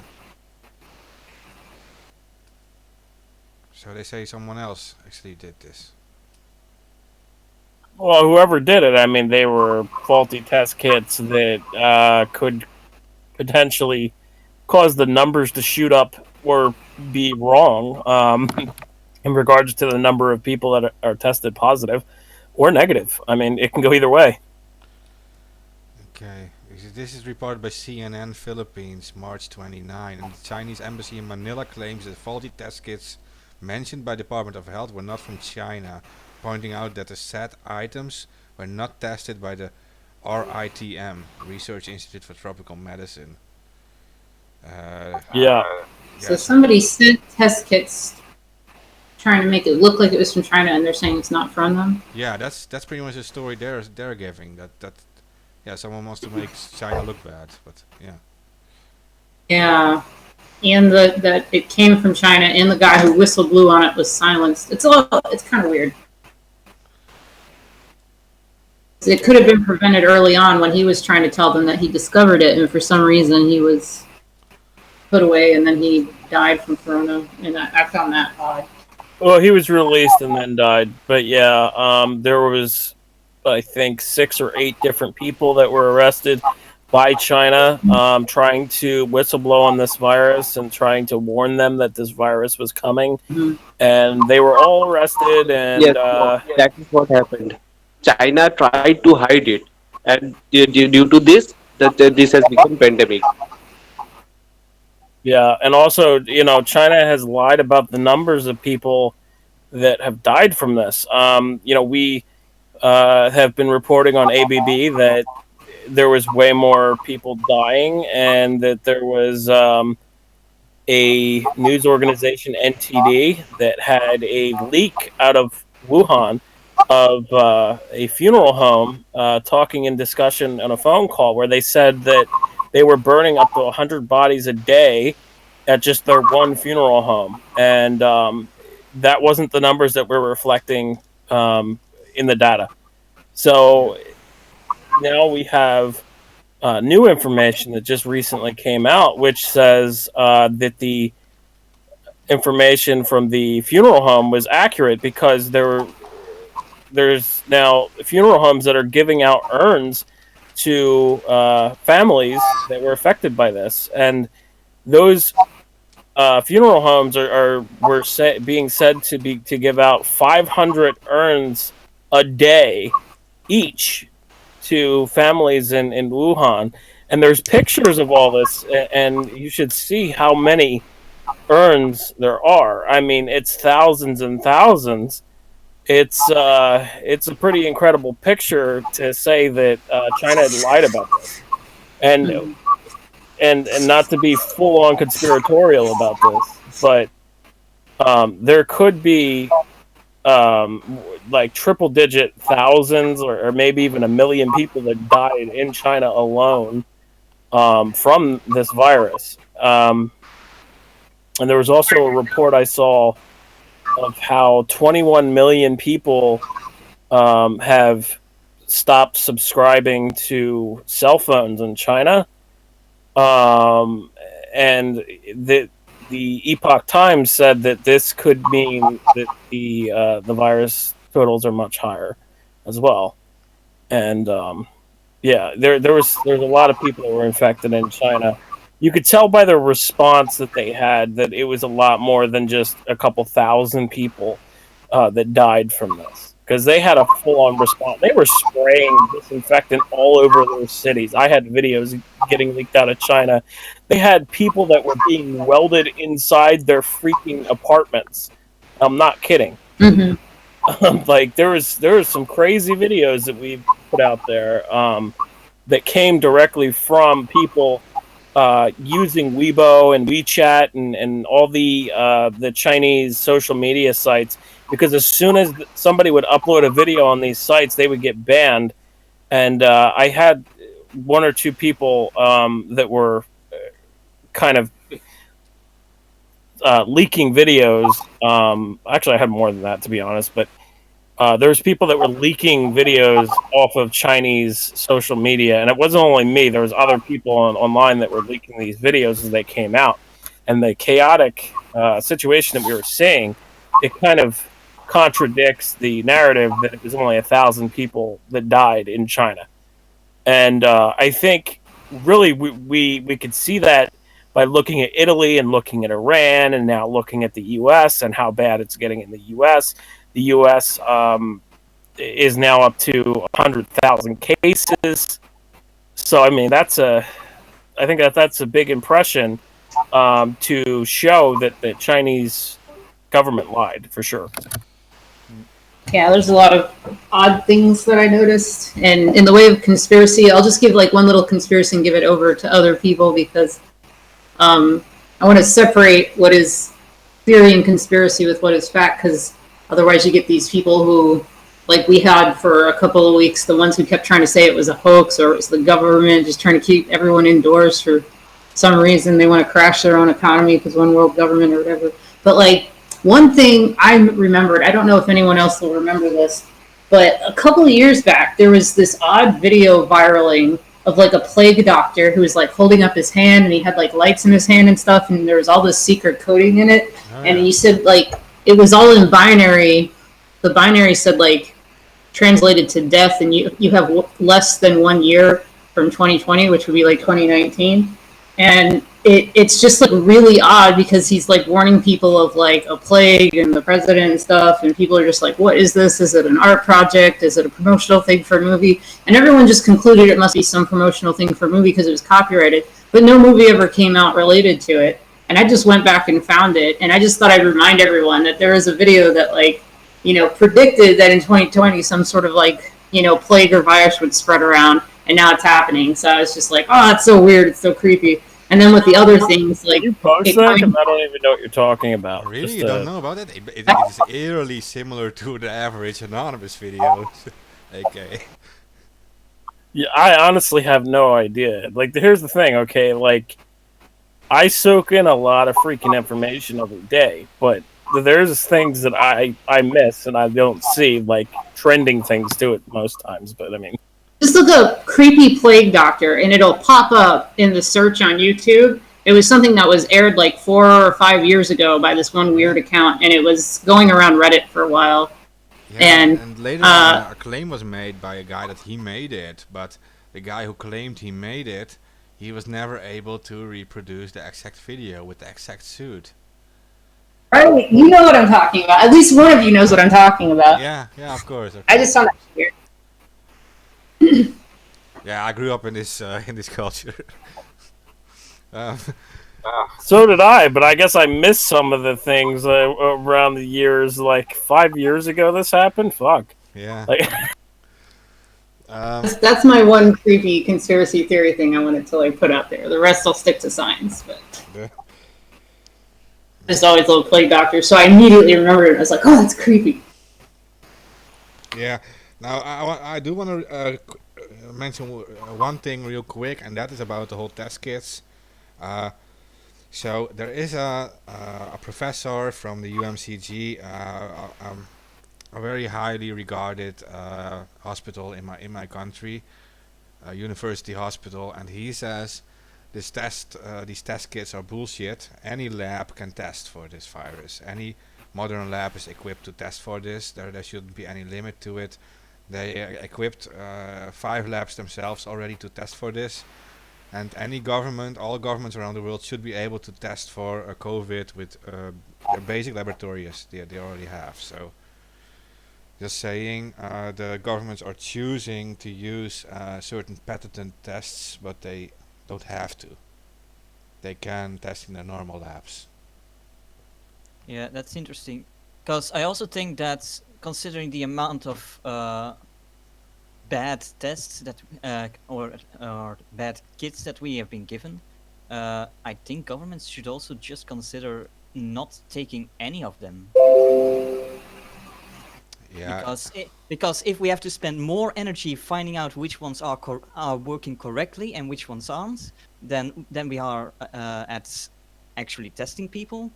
Yeah, then we are sailing against the wind. Yeah. Yeah, because like I can hear from your accent where you're from. It's that I'm not sure if you listen to what our yeah, the Dutch government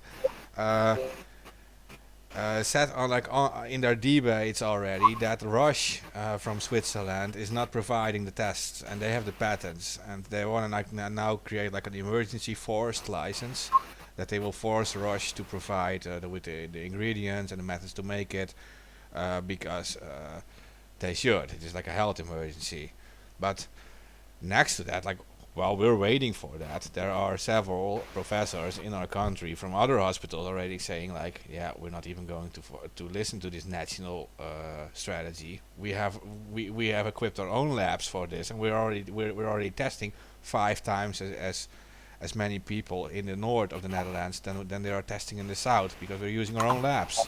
We don't care about Roche. We don't need them. I also heard that a Danish doctor thinks that he found a possible cure, but he's not really allowed to develop it because he's a general practitioner and not he doesn't have access to a laboratory and such. So they're still waiting to get everything finished in order for him to start working on that there. Yeah, see, that's another thing. That's like there's a few big pharma messing around, at least in Europe, and that should stop immediately. I mean, oh, they're messing around everywhere, and it's ridiculous that they're trying to profiteer off of this virus, and it's like, here's your chance to show you're not all about profits. Like, here's your chance to show that you're all about humanity. No. Yeah, and this is why we're mentioning them on air too, right, by name. I mean, it's not okay. They're supposed to be about health, not about money. That's the underlying problem for sure, and there have been cases where people were refused to be helped because they didn't have insurance. There was a kid who died in California. He was 17 years old, and he died because they refused to help him because he didn't have insurance. Because the hospital was like a private hospital, and they require insurance.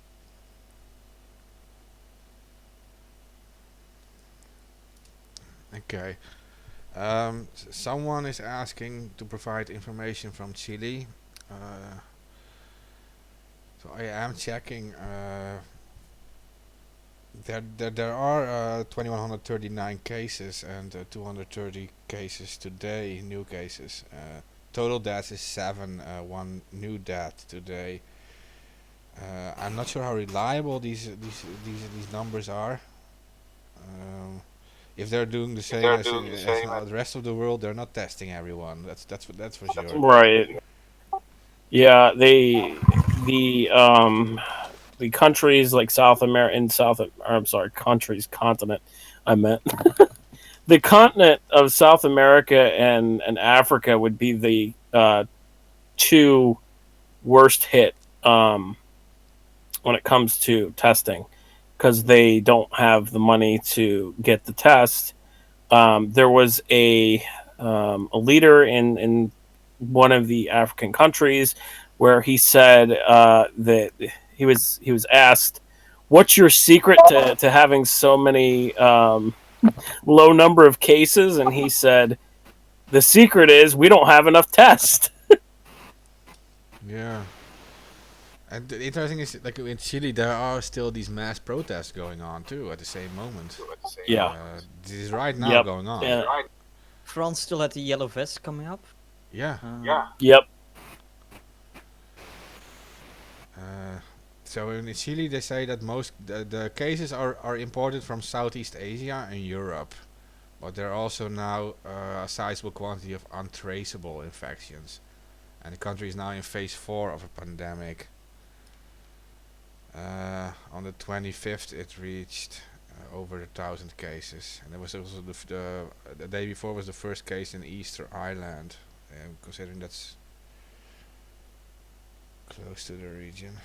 There was also the Smurfs that were happening in France when the entire thing was 12th of around the 12th of March somewhere. Got the exact date. But more than 3,000 people coming close together. That's Oh, I know what you're talking. You're talking about where they all dressed up as Smurfs. yeah. Yeah, I saw that. I mean, I can't really say that we Belgians did any better. I mean, at the 14th of March, our government forced all restaurants and bars to close. What did we do? We started giving parties the day before they had to close. And then the day after they were closed, the people went to the Netherlands. Yeah, we have these fuck corona parties here too now. It's very It's insane. fucking insane. Yeah, it is. But they're getting high fines now. I mean, 400 euros a person. Stops most of these younger people, but. Now, to quote one of the virologists from Belgium about those parties, most likely in this week, in the upcoming week, Belgium will see a large spike in cases because of those.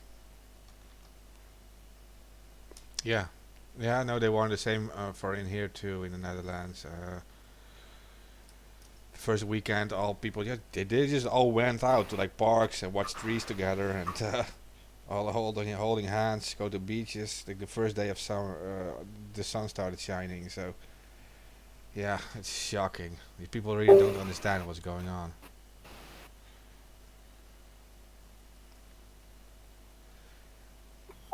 Yeah. Wow.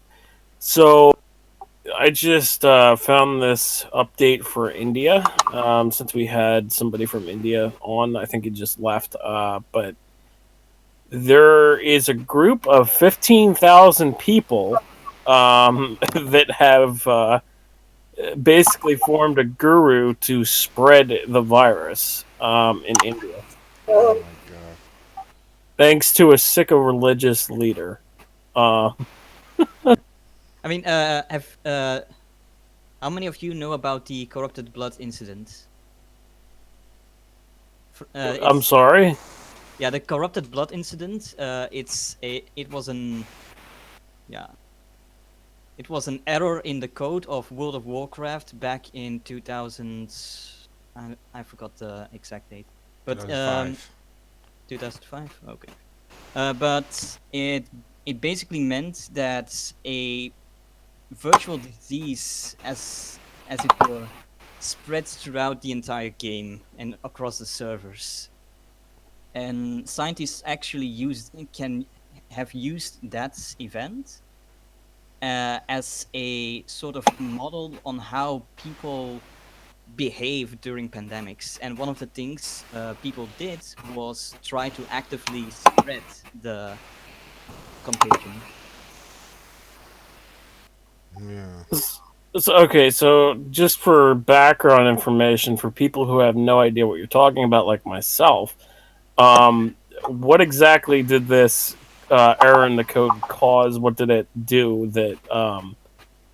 Yeah. Yeah, I'm just So kind of. what it yeah. So what it did was under normal circumstances, the players would go into an instance and fight a boss there. That boss had a certain effect that he would give players. Now, if there was an error that if a player's pet got the effect, and the player despawned their pet before the pet died, they could respawn the pet with the effect in the main world. And because of the way that the effect works, it spreads to nearby entities. So the effect started spreading to other players, it started spreading to NPCs, it started spreading to other pets. And yeah, what the effect basically does is it slowly drains your HP and kills you. So That's literally like a fucking virus. Then yeah, somebody did that on purpose. Like seriously, like that doesn't happen by accident. no, it was an error. The effect was only supposed to happen inside the instance of the boss. They tried to patch it here and there, but because some people effectively tried to troll the entire game and tried to spread the virus, it took them a long time before they were able to do that. Yeah, and before that they had to like quarantine many areas, right? Just like with this virus. Yeah, the interesting thing is, players started quarantining themselves without without Blizzard telling them to, and this was far before Blizzard even knew there was a problem. Interesting, very interesting. I believe this article is pretty good with explaining what it is. Yeah, like not that I knew anything about it, but I was reading the article on geekculture.co too. So Interesting. Okay. Well, that answers my question on it.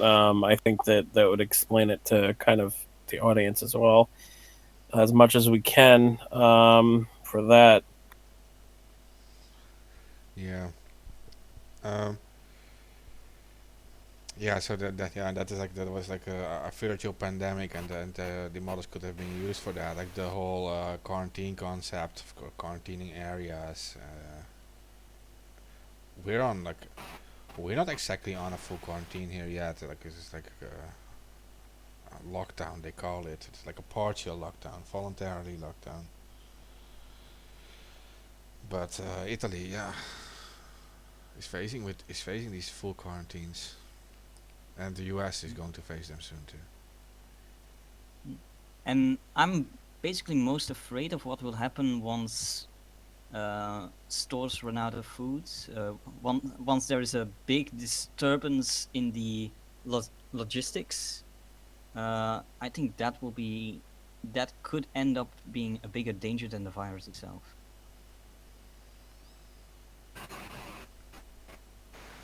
yeah.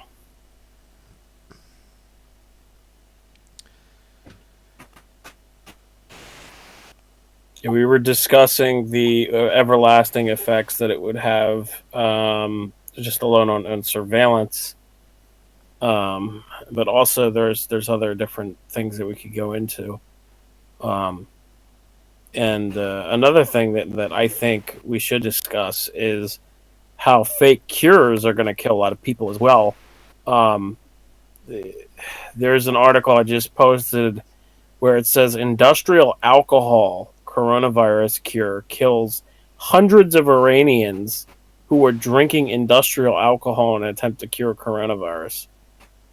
Don't drink industrial alcohol, and don't drink fucking fish cleaner. Like, Yeah, same oh as god. the whole the weird QAnon thing saying to use Dettol and stuff, right? That's what they also did. So industrial. Are they saying? Go ahead, Ruby. What did they say to use? No, they had these Dettol things, like that the whole disinfectant stuff, Dettol they use. It's like a bleach thing, but Oh my god. yeah, but because it had on the Dettol thing that it killed influenza viruses too. Yeah, of course it's disinfecting for materials. Yeah, I It's don't like the think that people either. who say drink bleach to get rid of AIDS, but it'll kill the AIDS, but it'll also kill you. Yeah. It's there was apparently somebody in the Trump administration, I think, who is advising people because the virus slows down with heat to like stick a blow dry up their nose and like try to kill the viruses by That getting was a the joke. temperature on the blow dryer high enough. But at the temperature the blow dryer would have to be to kill the viruses, you would burn your face. You'd get like a first degree burn. So it's just really idiotic cures that people are suggesting on the internet. It's also a little bit because people are afraid that they are trying to take those risky solutions, which they don't even know will help. Yeah, there was a malaria drug. What is it? HCQ, I think it's called. I don't know the actual like scientific name, but people thought that this chemical HCQ was the same chemical that was in fish cleaner, and they were drinking fish cleaner and dying from fish cleaner. You can't drink fish cleaner. It's not the same thing. That's not how chemicals combinations work. Yeah, that's all I got to say on that one. But there's various different medicines that doctors are using in other countries that they're saying is producing results, and HCQ is one of them. But it's not the HCQ that is in fish cleaner. Yeah, and the thing about heat is, like as Ruby said, of course heat kills, eventually kills it, but at the point it kills viruses, it also kills humans, right? Mm. It kills biology at some point when it starts boiling, but at that point it also starts killing humans. So this is not going to work. Same as with the alcohol, it kills viruses, but it also kills humans. Right. So, yeah. Yeah, and then in regards to the blow dryer up the nose thing, the person who said that it was a joke and sarcasm, and that they apologized for it because they were saying that they have Cuddle no as fast as you can. answer. Yeah, they were saying they have no real answer, and they were just being sarcastic about it. But the thing is, they were sarcastic about it during like a town hall meeting or something. So it's not like the time to be sarcastic. And then that whole headline went around saying somebody, one of the Republicans, believes that sticking a blow dryer up your nose kills the coronavirus. The problem with that is, I saw the video clip of that. He sounded serious. So even if he was joking around, you have to be careful when you're an official like that and you're in a position of authority, because there are people who are dumb who are going to do what you tell them to do because they think you're an authority figure. So it's just careless all around. That, and he probably shouldn't have made the joke during a town hall meeting. I think it was a town hall meeting. I'm not 100% sure on that. It was some type of political meeting, discussion on the coronavirus, and he made the joke. So, yeah, if he's making that type of joke during a serious discussion, I mean, it's the wrong time. Yeah, but there have also been suggested less harmful but also useless therapies like steam, like taking saunas and ingesting steam. Lots of Yeah, it works maybe for just your nose, but they're thinking that they're believing that the high steam heat is actually reaching your lungs. This is impossible. Already when it reaches your mouth, it mixes with the normal temperature, and when it reaches your lungs, of course, it is already normal temperature. You're not reaching your lungs with the steam things. Right. This is bullshit story. Well, it helps. Go ahead. a hypothesis that I can't prove, but I was thinking about it the other day, looking at the areas that it was infecting, the hot spots in America so far, is that they were saying they don't have, they're not 100% on this yet, but they think it's the virus is spreading through air droplets and stuff from coughing and stuff. And it Yeah. occurred to me with being in New York, in New Orleans, and it's starting to spread in Michigan and Florida, that it may be being carried on like sea breezes or something, because they're saying like, oh, you got to go in a sauna and it'll make it better because the heat of the sauna or whatever. I think it's the opposite. I think like areas where there's like a lot of moisture in the air is helping carry it around faster. And having those airports where a lot of people are coming in and out of different countries in dense populations, it's the combination of those three things that are making those places spread so fast. That's my theory. I can't prove it. It's a hypothesis, not a theory. But like I was looking at it and I was looking at the pattern and I was like, that might be why it went through Japan and South Korea so fast, even though they tackled it so quickly and efficiently that it was, it started. They had that problem where they had to flatten their curve like that. Yeah, there was a Trump meeting in January during the end of the month. I think it was like the 27th or something like that. And I had a source tell me that they discussed the potential for this to be airborne, and they said that it was airborne. And then, sure enough, after that, we started seeing hazmat suits come out with people in hazmat suits going through planes and cruise ships and everything. Right? We saw a whole bunch of videos come out. So I think that this is airborne and that it can spread through droplets of cough. And they also said, I think Mark said earlier, that German scientists said it can survive in the air for 3 hours. Yeah, they could still measure it in the air. 3 hours Yeah. after someone coughed. Yeah. 3 to 4 hours, yeah. And then on top of that, there's also the virus is able to stay on packages for up to 7 days, and plastics for I think it's like 2 or 4 days, somewhere around that. That's why I have that hypothesis, because they said they did a 24-hour study and the only place that was found left was in the toilet. And I was like, maybe it's the water in the bowl. Like maybe where the air is more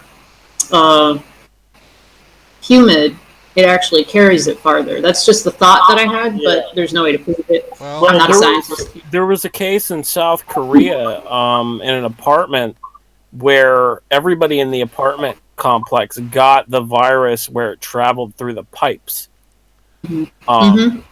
Stuff like that makes me think. yeah, and there might be more circumstantial evidence for it. Like, I was thinking about it when you mentioned it, the whole sauna thing and the humid air. In Scandinavia, Sorry to interrupt, but that just popped in my head too. yeah, but the theory, like in Scandinavia, they are known to use a lot of saunas, and they have a low populated area. There is like not a dense population, but they use a lot of saunas, and it is spreading like wildfire there. Oh, this is interesting because you know about all the canals in Italy and stuff too. So if it's being carried faster with moisture in the air, sort of thing. But I wouldn't know how to test that or to test that hypothesis because it just popped into my head. I was looking at the map, and I feel very good about being able to be in Alabama right now because it's like the only better place you could be in America is North Dakota at the moment. I think for a while it was West Virginia, but I think it's spreading up from Virginia and New York to there because they didn't shut off the transportation between those areas. It's starting to spread there. But there's only like 800 cases here total for the whole state compared to other areas. Well, the thing is, it's multiplying each day. Every area, it's starting to spread rapidly. This virus is very, very, very, very contagious, and it's spreading at a super rapid rate that we haven't really seen a virus in a long period of time where it's both infectious and deadly. So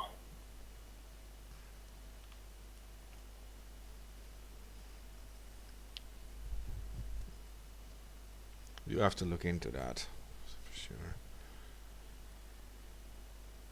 I tagged you, Ruby. I posted a little message there in the general chat. To put it in perspective, how serious the U.S. is taking, the U.S. now has 3 command teams that are in secret locations. One of them they revealed and said that they were isolated, fully isolated, sealed off until the coronavirus pandemic passes in the chain. Oh my god, I can't say this word. Chainay Mountains bunker. It's a famous, infamous bump. Cheyenne, you mean Cheyenne Mountain? Cheyenne. Oh my god, Yeah. I feel stupid. But anyway, you get my point. Where the Cheyenne Mountains. This is a famous military site where it's one of the COG locations, otherwise known as the continuity of government. God, try to say that like 10 times fast. But yeah, so they have 3 teams that are now sealed off. One is in this bunker in the mountains, and then 2 of them they haven't revealed. But in case the government goes into kind of panic mode where the president gets infected, Congress, all that, they have these military command teams that would take over protecting and running the government from inside of these bunkers. And that's all part of the COG plan that I just discussed. Like, it's been going. They actually just set up this plan during the Eisenhower administration, I believe. Or no, not Eisenhower. I lied. Yeah. Okay. So it was set up during Eisenhower and then finalized under Ronald Reagan. And under Ronald Reagan, they produced the main core database, which is basically it labels certain citizens as domestic terrorists, and they then have the power to spy on these people and also indefinitely detain under Rex 1984. Which is a pandemic exercise that they ran under the Ronald Reagan administration.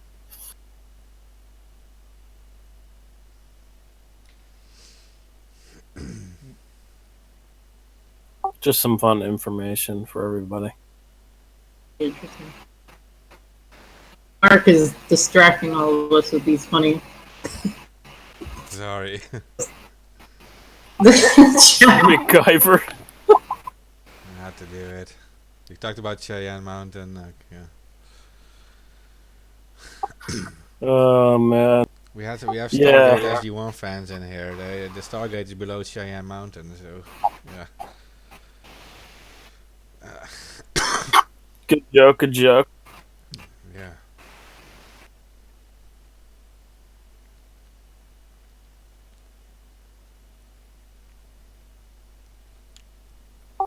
Oh, Trump is now walking back his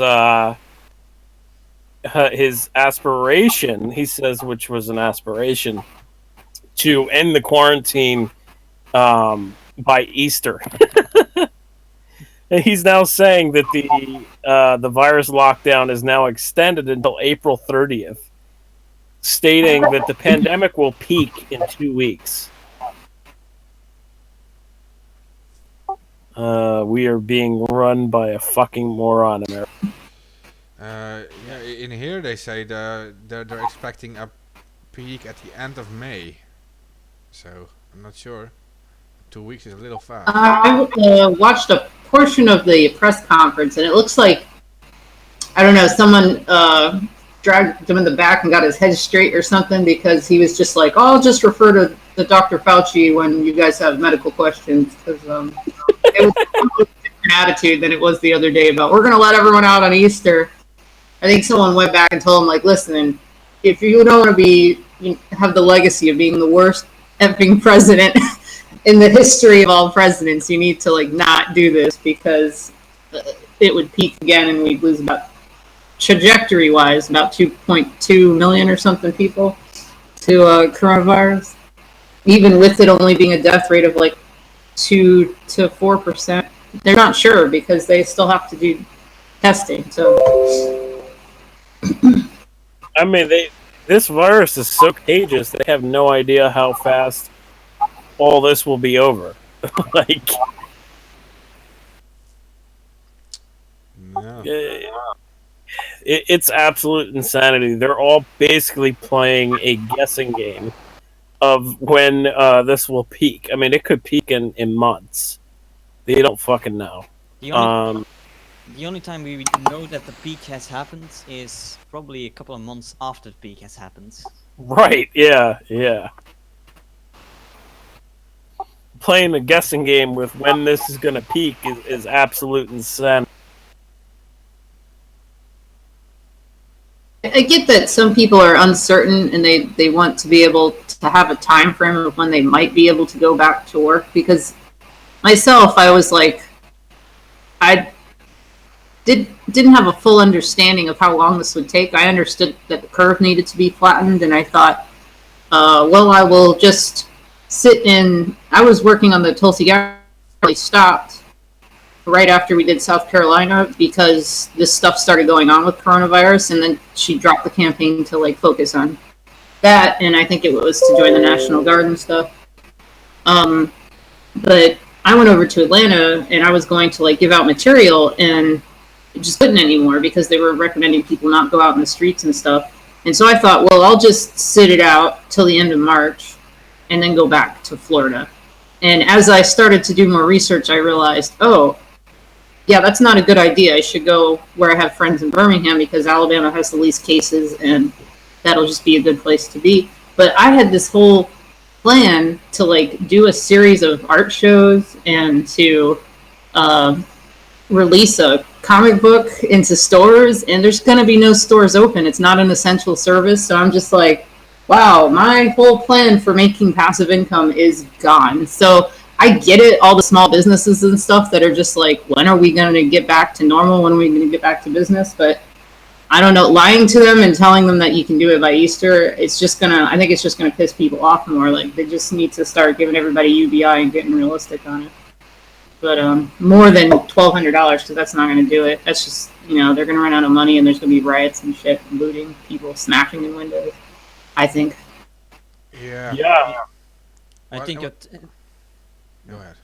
I think having a time frame will also make some people more relaxed. Then again, for some other people, it will make them more tense when that deadline isn't the correct one. So it's really it's really kind of split with who is. How long are you going to keep saying a new date time after time? Is anxiety inducing because you're used to being able to like have, people who want that power, they want that leadership, and they're able to give you a time frame for things. And the only truthful, honest thing to do is to tell people, actually, we don't know.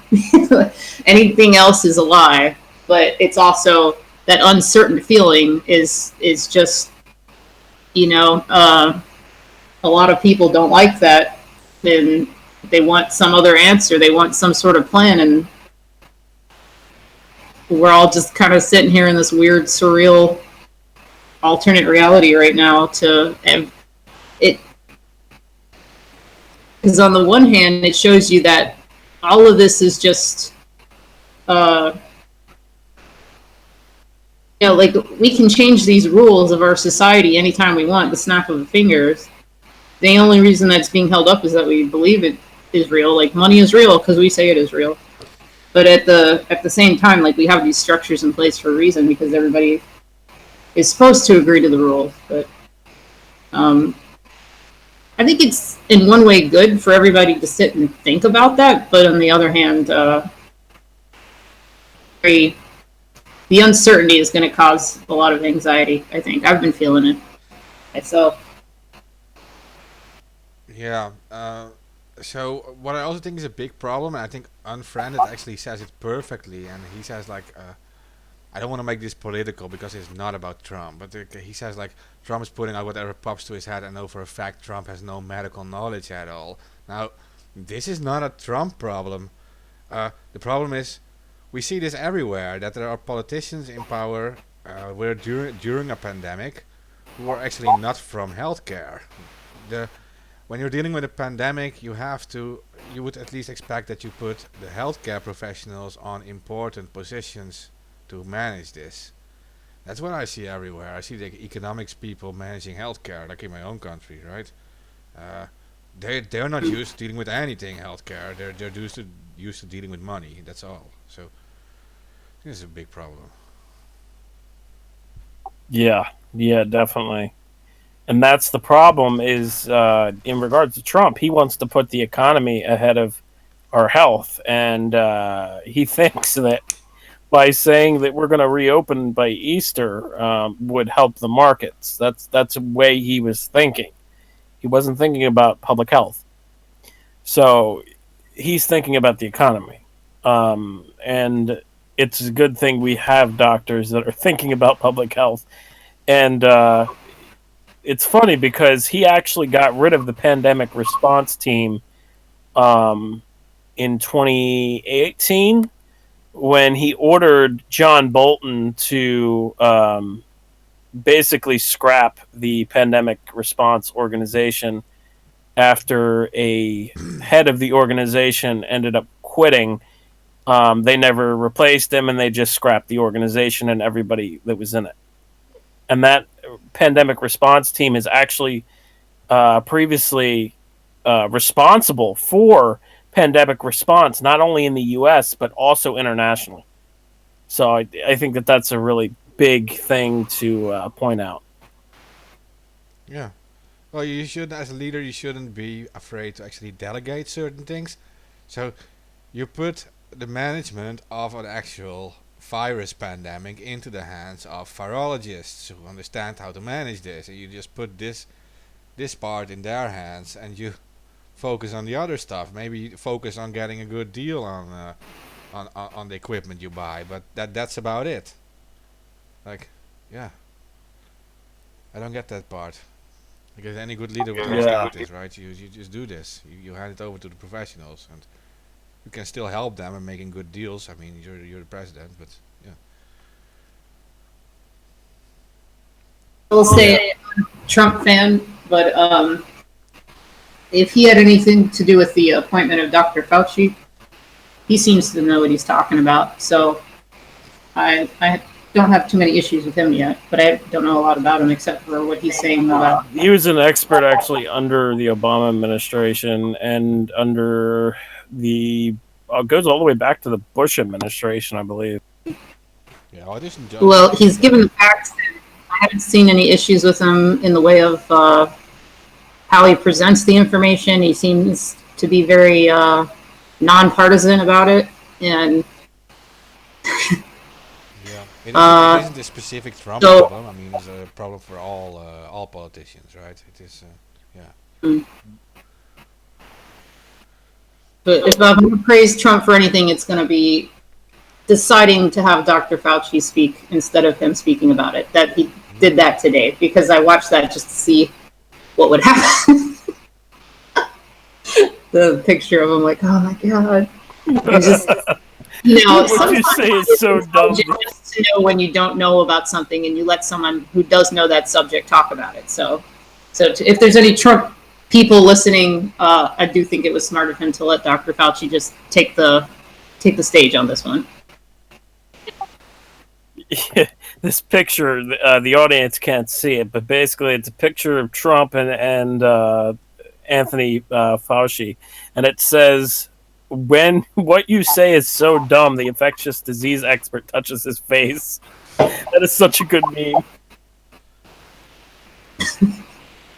Yeah, yeah. That is a problem. I think is very specific to American society. That people are obsessed about like one person. They follow this one person, and it's very hard give away the powers to another person they don't know so well. And but yeah, any good leader, you just push forward the expert, and that's it. And if he did that, it's a good thing, of course. I mean,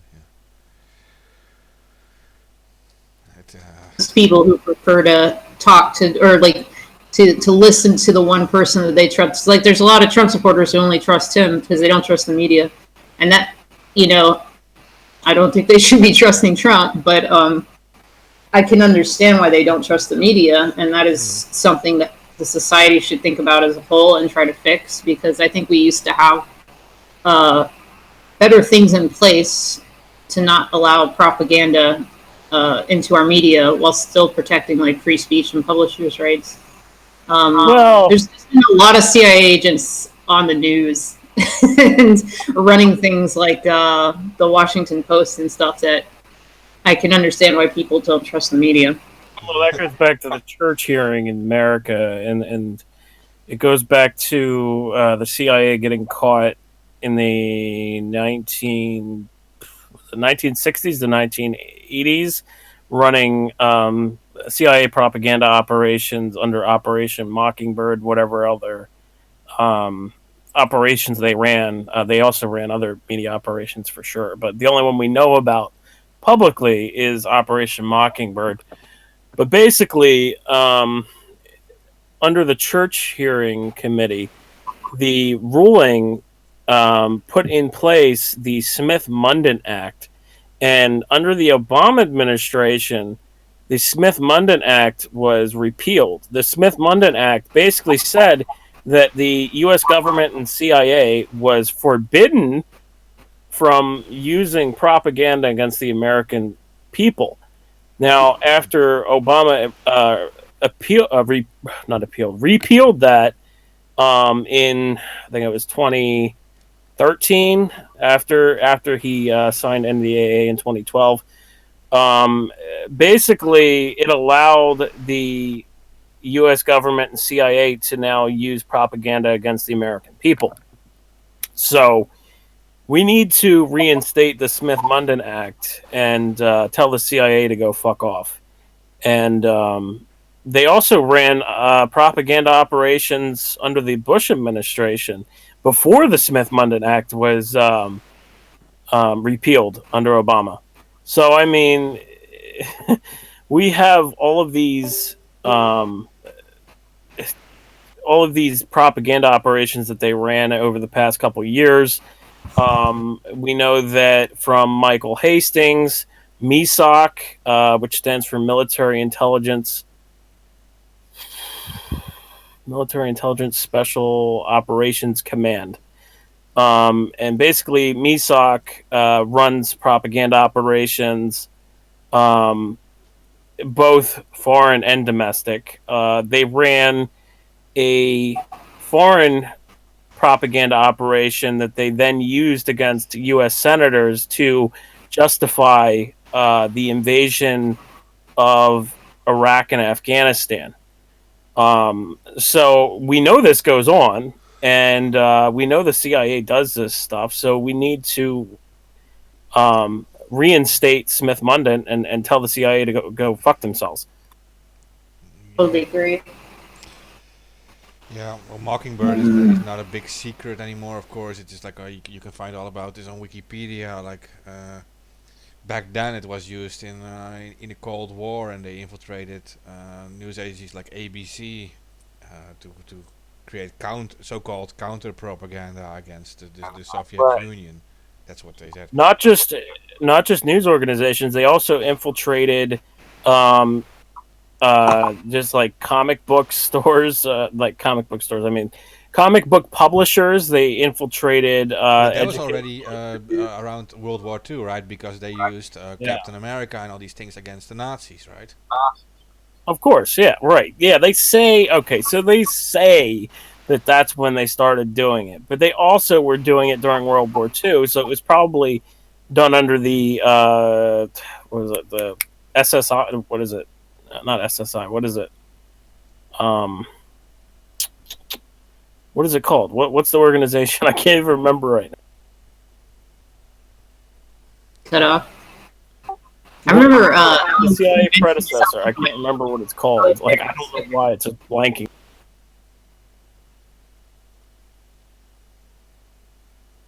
Mark?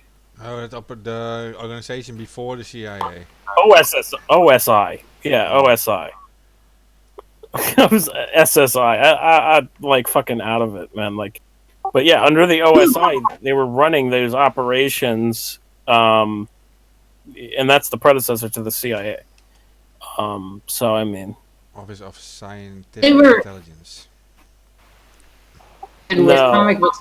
I listened to Alan Moore say there was issues with Marvel and DC because they purposely set up the narrative in the majority of their stories that were like pro like empire capitalism sort of thing. I'm not myself like completely anti-capitalist, but I'm not anti-socialist either. I think it has to be a mix to have a healthy society, but that's just my opinion. But I know about stuff like that the CIA was encouraging stuff like John Pollock paintings, like those abstract paintings, because it was not like structured or anything, and there was like psychology behind it that they got into the fine arts community, and they haven't really left since then. But I didn't know much about comic books except for that the comic books that were promoted in America were ones that made America look really good. And if you have more information on that, I'd be interested in that as someone who has a lot of interest in comic books and studying. You also have the pre-World War. Well, you know about Marvel and Captain America, etc. They have obvious anti-Nazi cartoons. You have Disney being involved.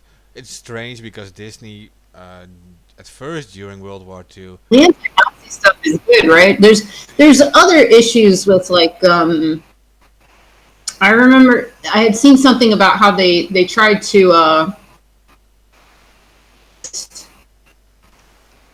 push certain CIA narratives like during the Cold War sort of thing to make it seem like all communists were bad or all socialist programs lead to communism or something. Like they wanted a feeling of America to be of a higher quality, a better quality, like more interesting. That's what it was. The abstract thing happened because the CIA was trying to convince America that they had more freedom with their art.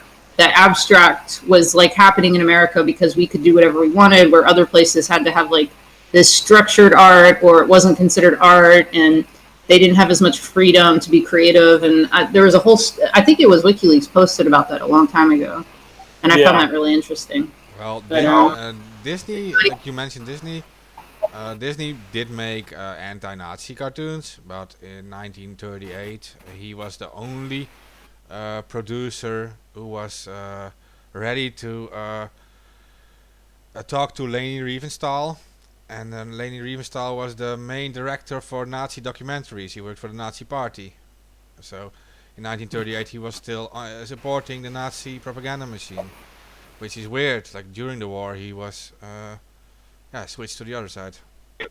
yeah. Before the war, he was producing like very very obvious Nazi propaganda cartoons. There's some cartoons out there that you wouldn't believe that showcase Nazi symbolism and Nazi salutes and everything. Like there's a cartoon where Mickey basically meets Hitler.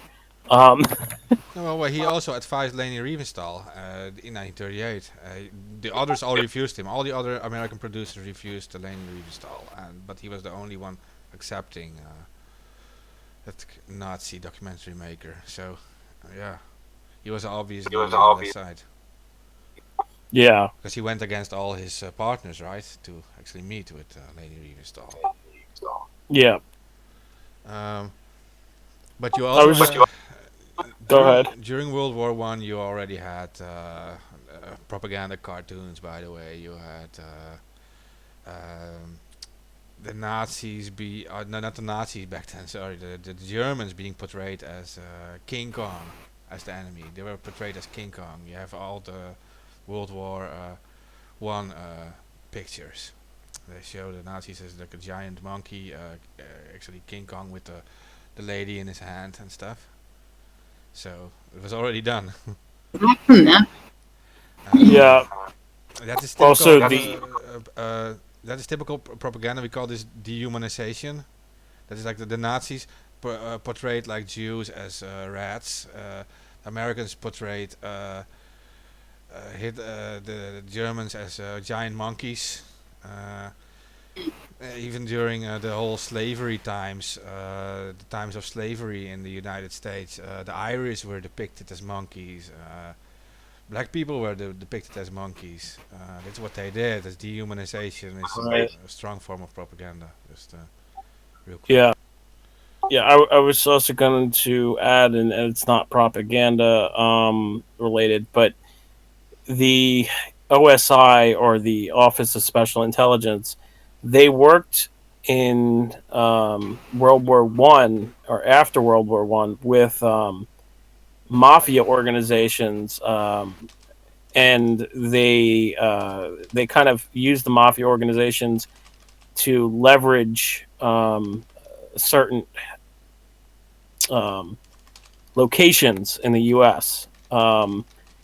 Like, for instance, they used Louis Rosensteel and other people within the mafia for selling alcohol and prostitution. So the intelligence agencies, they have this very, very, very long history of corruption that goes from drugs, alcohol, prostitution, all over the years. Like the CIA got caught with under Operation, I think it was called Operation Climax or something like that, where they were spying on Midnight Climax, Operation Midnight Climax, where they were spying on Johns that were getting with prostitutes, and they basically set up like mirrors behind where they could record the interactions, and they would drug the Johns with LSD,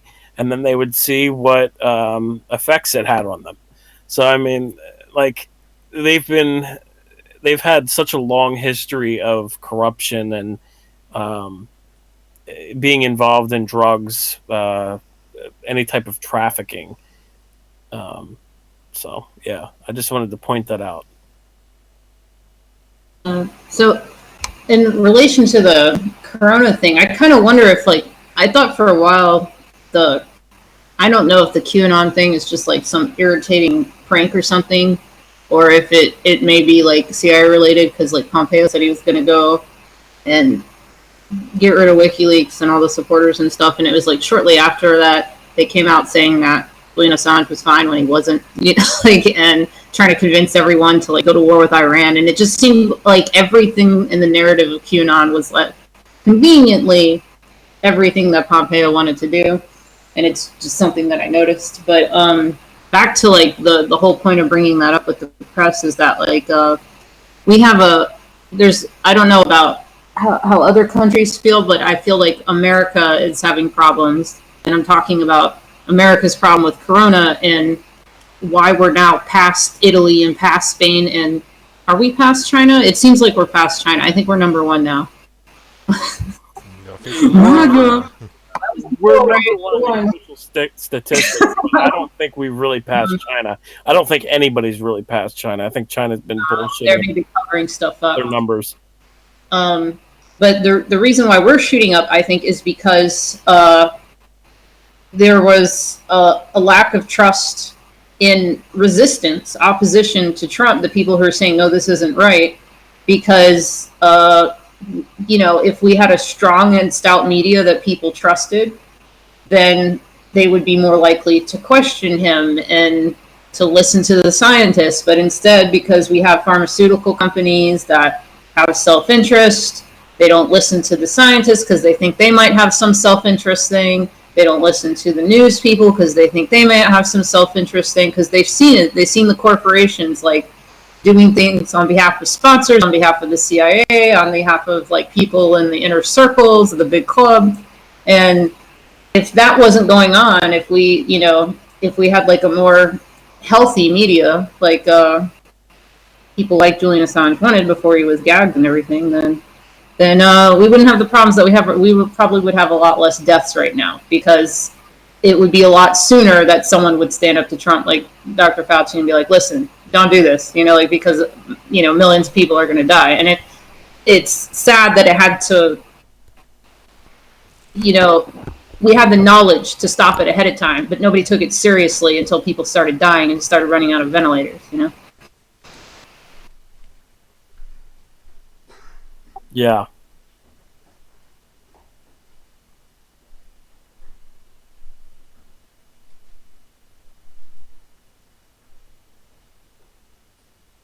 Yeah, I definitely agree with you on that.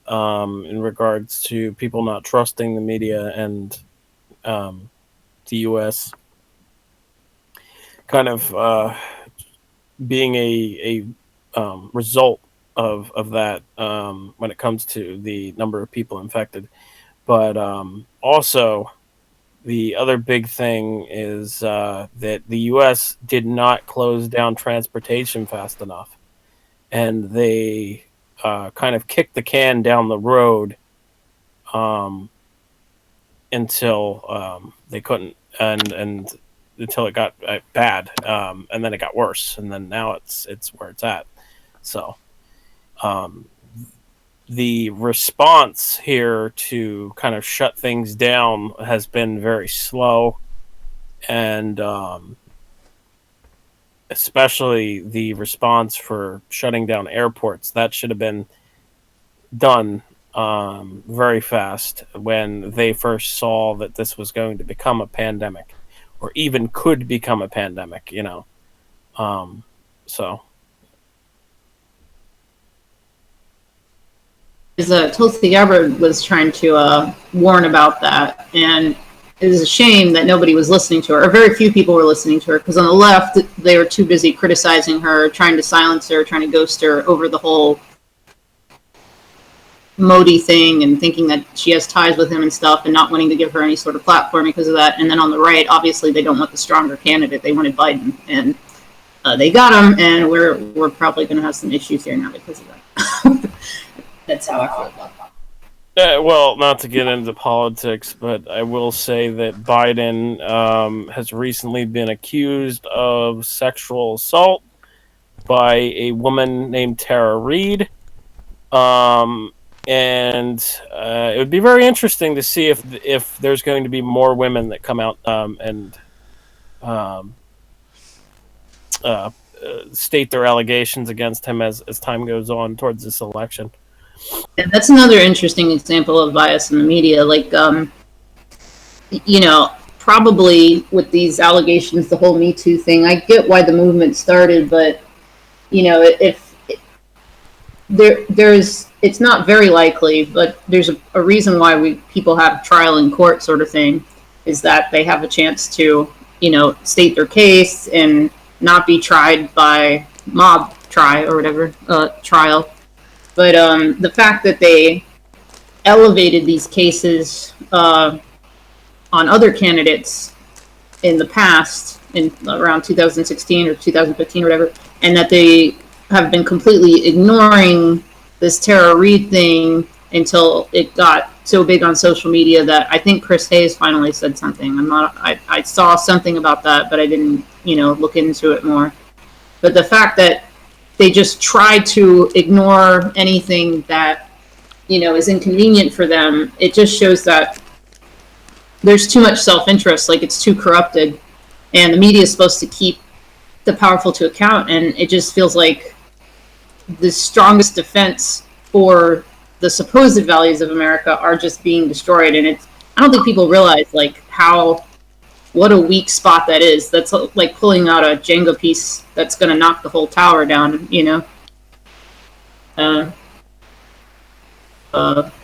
dramatic about that, but that's what it feels like. Yeah. But to jump back into the Corona topic, because a lot of our listeners probably don't want to hear about U.S. politics, let's kind of jump into the numbers in Europe. Mark, are you back? I'm here. All right. So, how many people are infected in Europe? Infected in the whole of Europe? Yeah. Oh, that's a huge calculation. Let me see. That's a huge calculation. Okay, well, Italy is on almost on 100,000, right? That is the worst case scenario. We have Spain 80,000, Germany 60,000, France 40,000, UK 20,000, Jesus. Netherlands here 11,000, Belgium 11,000. Yeah, Turkey 10,000. It is. Should estimate That's a few 100,000 people. Probably half or more of all the corona infections right now. the thing is, I'm looking at the website of the VRT of the Belgian government news sites, and there we are somewhere closer to, I don't know, 5,000, somewhere around 6,500, 7,000, if I count the numbers from out there. Yeah, but it's not. Those numbers are not correct. Taking them from worldometers. Let me see. The worldometer site says you have 9,046 active cases and 1,790 closed cases. 8179 in mild condition and 867 in serious or critical condition. 431 deaths and 1,359 recovered.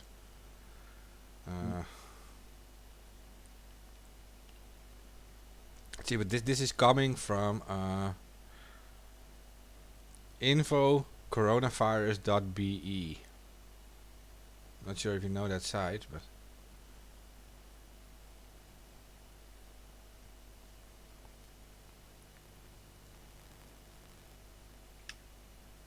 and that works with Vlaanderen is Zorg, Wallonia Families Santé Handicap Federation, Wallonia Brussels, cienzano.be too. So they have some very legitimate partners. They take that's from infocoronavirus.be. That's what they take it from.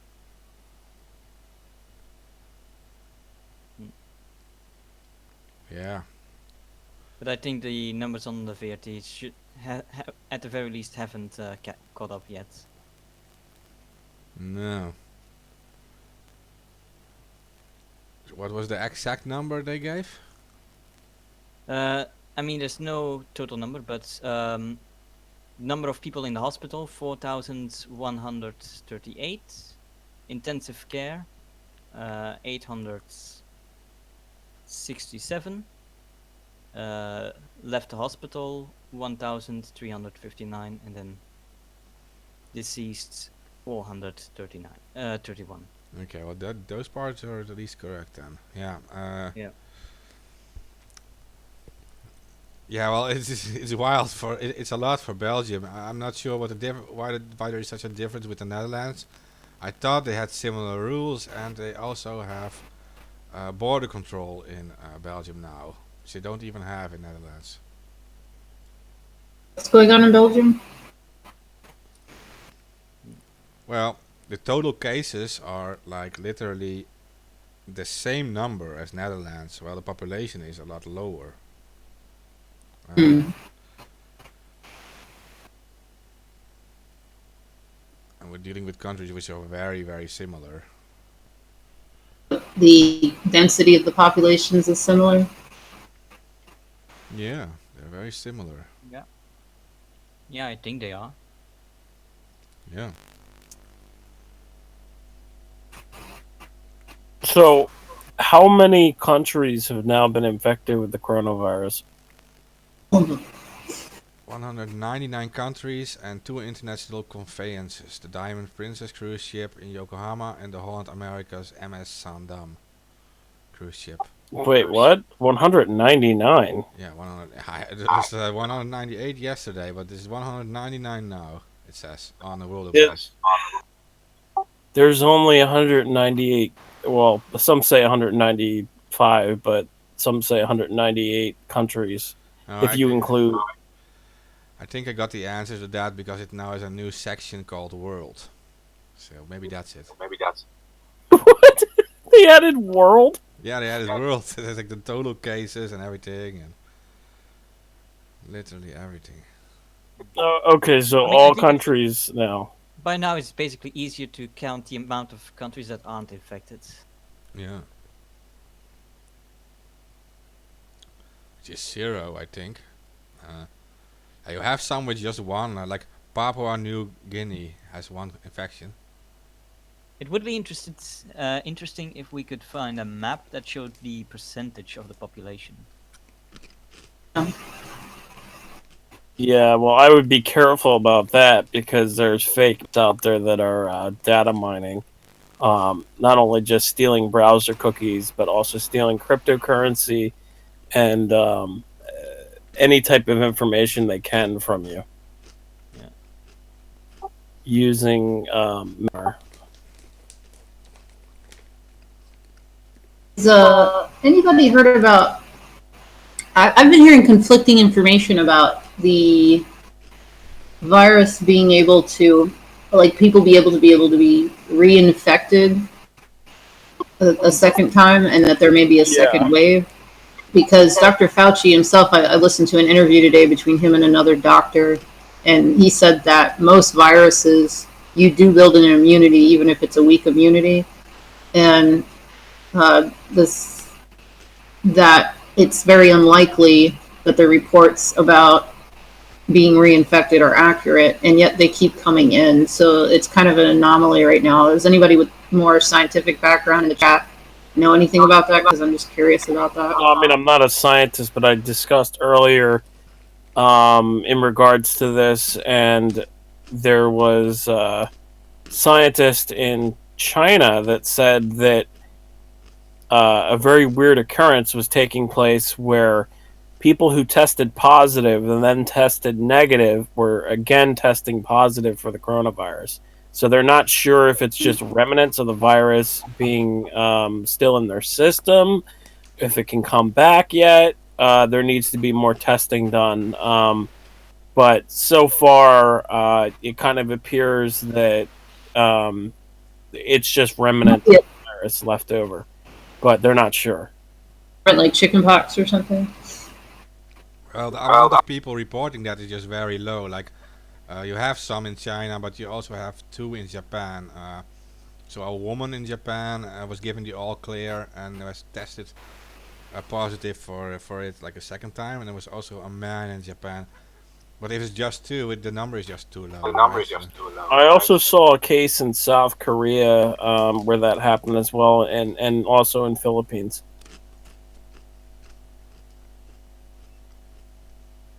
Yeah, but if it's possible for everyone, then you should see thousands and thousands of reinfections already, I think. There would be a lot more reported cases. I'm curious because it's like that would make all the world of the difference of how long this is going to take. Because once they come up with a vaccine, and on average they're able to come up with a vaccine 12 to 18 months, and that's what they're predicting for this. This will all be over with within a year if people don't get reinfected, no matter what, probably. Well, so for comparison, the second wave of the Spanish flu was worse than the first wave of the Spanish flu. So the first wave or the first strain of the Spanish flu wasn't actually deadly as the second wave was. And right now we actually have 2 strains S and L, but they're saying that there are multiple mutations, and they're saying that those mutations are slight mutations. They haven't had a severe mutation like they had before with S and L. So there's right now 2 different strains of the virus. One is more deadlier than the other. S is a lot less deadly than L. L is more deadly and causes more problems with your lungs. And also, in addition to that, L spreads at a more rapid rate than S does. So there's already two different strains. So if this thing mutates again and there's a second wave, all bets are off for what's going to happen. We have no idea. If it patterns or repeats like Spanish flu, and it goes to the lungs and it mutates and it's stronger because it's already killing people randomly. But like if it comes out stronger and more effective, that'll be like you know, the way the plagues were back in the day. Like that'll be just wiping out a lot of people. That's a scary thought. Yeah, because the 1918 Spanish flu, again, the first strain wasn't as deadly as the second strain, and when it came back in the fall, it was a lot more deadlier than the first time it hit. So right now, the second wave would actually hit in winter. So it'd be around like October, December of this year. I hope that doesn't happen because. Well, I'm sorry, not October. I meant November, December, not October. That was a mistake.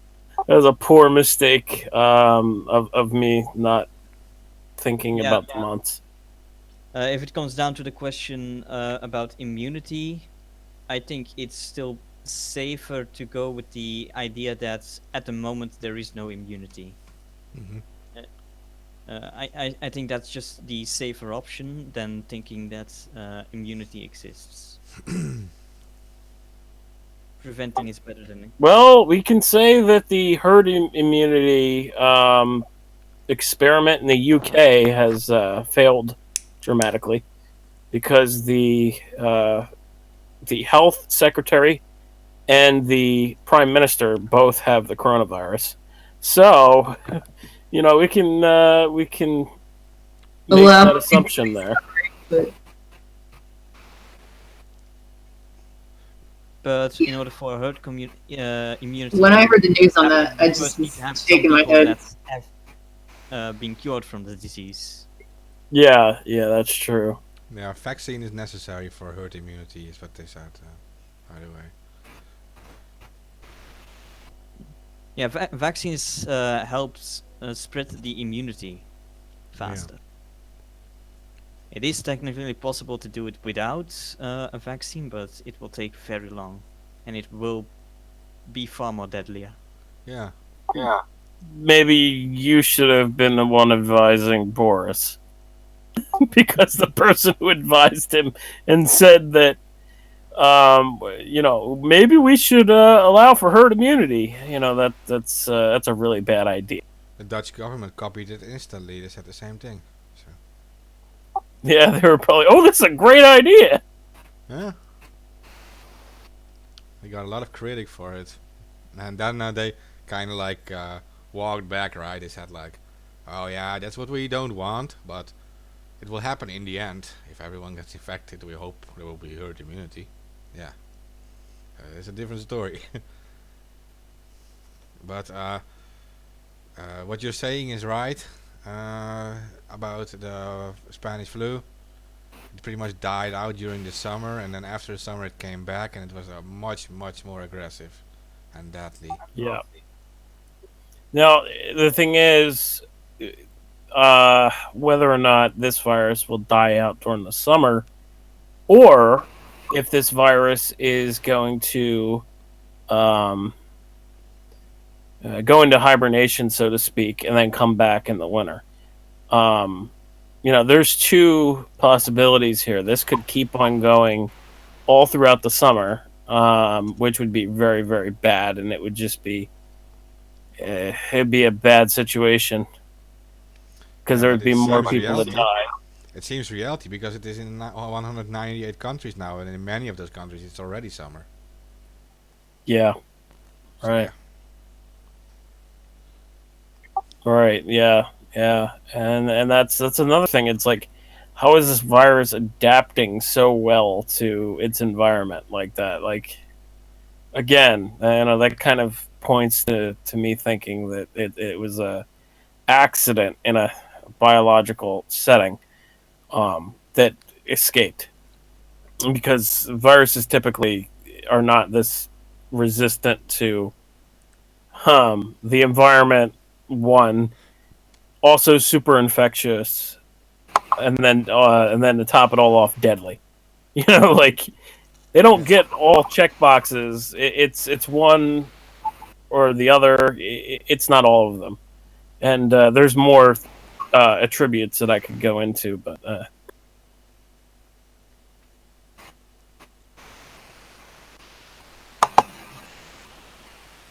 No, another thing I would add to that is that the virus, as I said earlier, for listeners that are kind of just tuning in, um, there's different mutations of this virus. They're not strains yet; it's mutations, where the mutations are causing various different problems in people.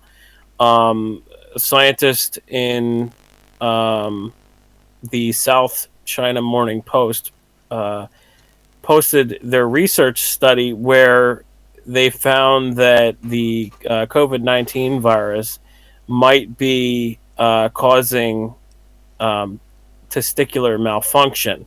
And if that's the case, it's just an obvious. You can't tell me that's natural. You can't tell me that's natural at all that that's going on. Plus, also damaging the lungs and all these other issues. I mean, that's just that's not, in my opinion, it's not I mean, reality. there is actually quite some evidence that the virus might have escaped from the Wuhan Virology Institute.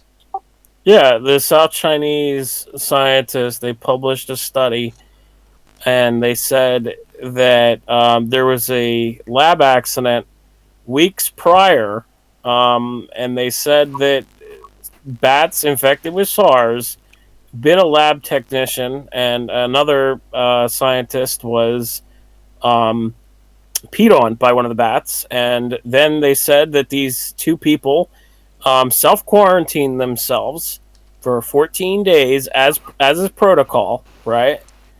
But there's no proof that they self quarantined themselves. I mean, you could say I'm self quarantining and going out to the supermarket. I mean, the thing is that type of thing could go on. It could happen. Scientists have been dealing with creating viruses for years. Earlier in the episode, we discussed how a scientist in New York, I forget his name, Eckerd Wimmer, he reconstructed the polio virus in a test tube. And that was like 25 years ago now. So, yeah, it has been going on, and to say that the virus didn't 100% come from a lab is just a lie. It's a possibility. It's always a fucking possibility. Yeah, I haven't looked into that rumor too much, but yeah, I'll put this in the news. It's an older archive, and yeah, I don't know who exactly is the one that wrote it. The only person that I come across when I type in the name is an actor, so take the link that I just put in the news articles with a grain of salt. But there is some decent evidence in there that the virus probably escaped from Wuhan Virology Institute, and yeah, that's they even try to cover up the location of the institute after the facts on Google Earth, for example. Yeah, it is a possibility. That's all I'm saying. We don't know 100%. We don't have proof per se, We only have speculation, but it is a possibility, in my opinion, that it came from a lab, especially if this virus starts damaging the male testicular sex organ, because in that case, then people wouldn't be able to have kids, and it would kind of dumb down the population a bit. So people that were infected with this, males specifically, obviously, they wouldn't be able to have children, and in that case, it would be a depopulation type of thing. And that's my opinion on that. But there's no full solid proof yet. There's only preliminary studies, and there needs to be more testing done in regards to whether or not this virus is affecting testicular organs.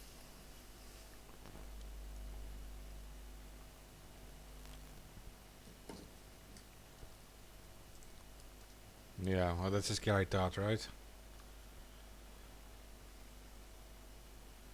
Yeah, it definitely is. I mean, if it is, then we have a virus that is more than likely produced in a lab. And if that's the case, that's a scary thought, because we don't know how long it'll take to actually get a vaccine for this. Um, you know, uh, they still don't have a cure per se for HIV and AIDS. There was a recent study I saw where they're using stem cell research or stem cell transplants, and the stem cell transplant actually showed that the person infected with HIV was cured of HIV after a stem cell transplant took place. But that wasn't the main objective of that. It was just a side effect of it. And it is a possibility that stem cell transplants of healthy cells into unhealthy cells could help prevent somebody from continuing to contract HIV, because what HIV does is it kills your immunity. It kills your immune cells, right? So if you put immune cells in and transplant immune cells into the body, that is a possibility that those immune cells would then fight off HIV. And that's what this study kind of showed. But in regards to that, they still don't have a vaccine for HIV.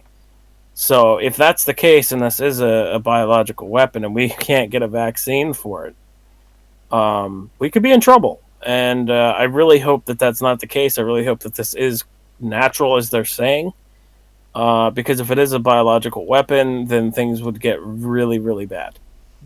Well, it isn't the first coronavirus, right? We should call it. We should Right. continue to call it COVID-19, because the common cold is also a coronavirus, and the common cold was discovered in the 50s, I think, or the 96. Yeah, no, the 1950s, and there is still no cure for the common cold, Right. and it is a Yeah, coronavirus. that's another thing. I mean, when I talk about it with my parents, I usually call it the Wuhan virus, just because it came from Wuhan, or at Yeah. least we know that it comes from Wuhan. But COVID-19 is the disease itself, yeah. On that note,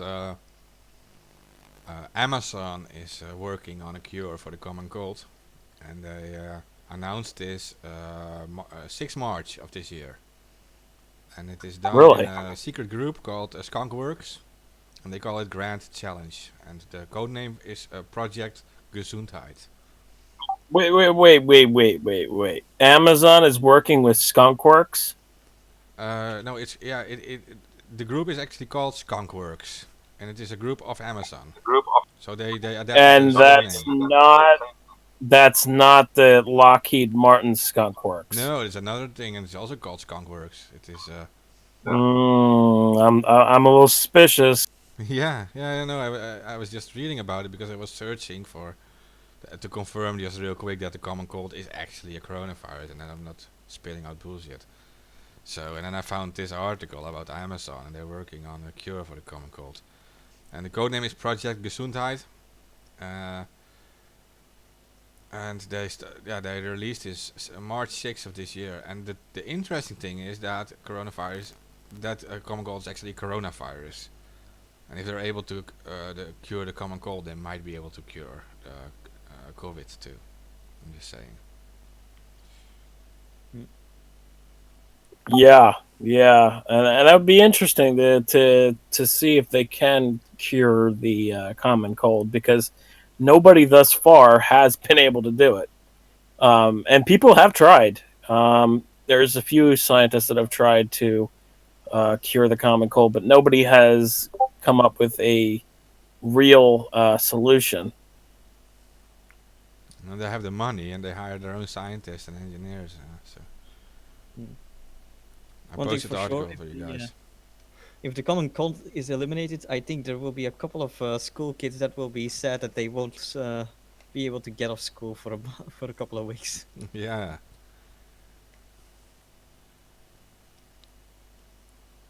But it's a sacrifice I'm willing to have others make. Well, considering that the common cold has gotten more and more Docile? worse every year, it's increased its frequency of symptoms more and more each year. It's gotten really bad now. Now it's gotten to the point where the common cold can lead to the flu. So, I mean, considering that, I mean, if we get rid of the common cold, I wouldn't be too unhappy of that. I didn't know that. Yeah, the common cold is actually increased in frequency, and it's gotten worse over the years. There's a few studies I read before about it. I don't remember off the top of my head. Not sure if I trust Amazon with this, though. I mean, fuck. They got competitors.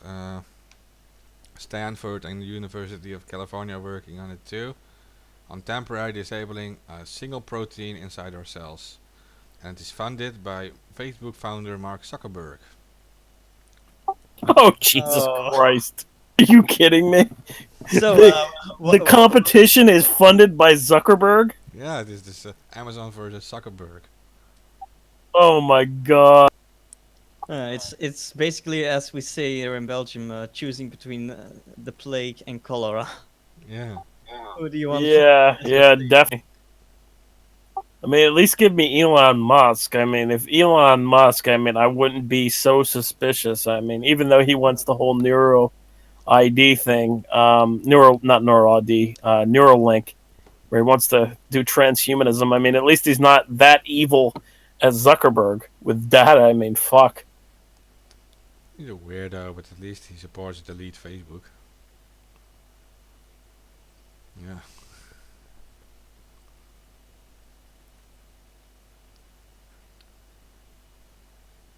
Yeah, but I was just thinking about it because, like, I don't know how you disable a coronavirus and what makes a coronavirus unique. And it might actually be that these companies are actually working on a COVID cure. This is just theory. Because like if this is if it is like the same family of viruses, they would perhaps work against. Then there must be some correlations between them.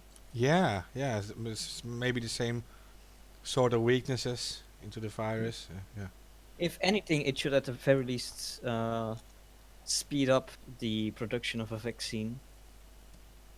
Yeah. They're talking about disabling a single protein inside our cells. Yeah, I think that's really interesting. In other news, we have our first insane case where a man in India that was under quarantine decided he was going to leave quarantine, run into the streets naked, and then bite a woman to death. Bro, I why are don't. they always naked when they do that? I don't know. I think he should be tested for bath salts. Because No, it yeah, could be just cabin fever. If he's been inside for too long. I don't know, man. I've been inside for about now like 3 or 4 months, and I don't feel like going outside stripping naked and biting somebody's head off.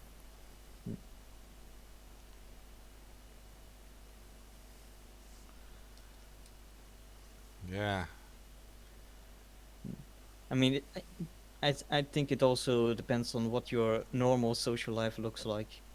If you're always alone, then you're going to be having a slightly better time during quarantine than if you're used to going out each and every day.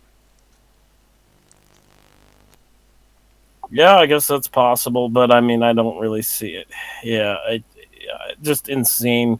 I think it more has to do with people who are mentally unstable, and then they have that trigger that causes them to kind of do something crazy like that. Mm-mm.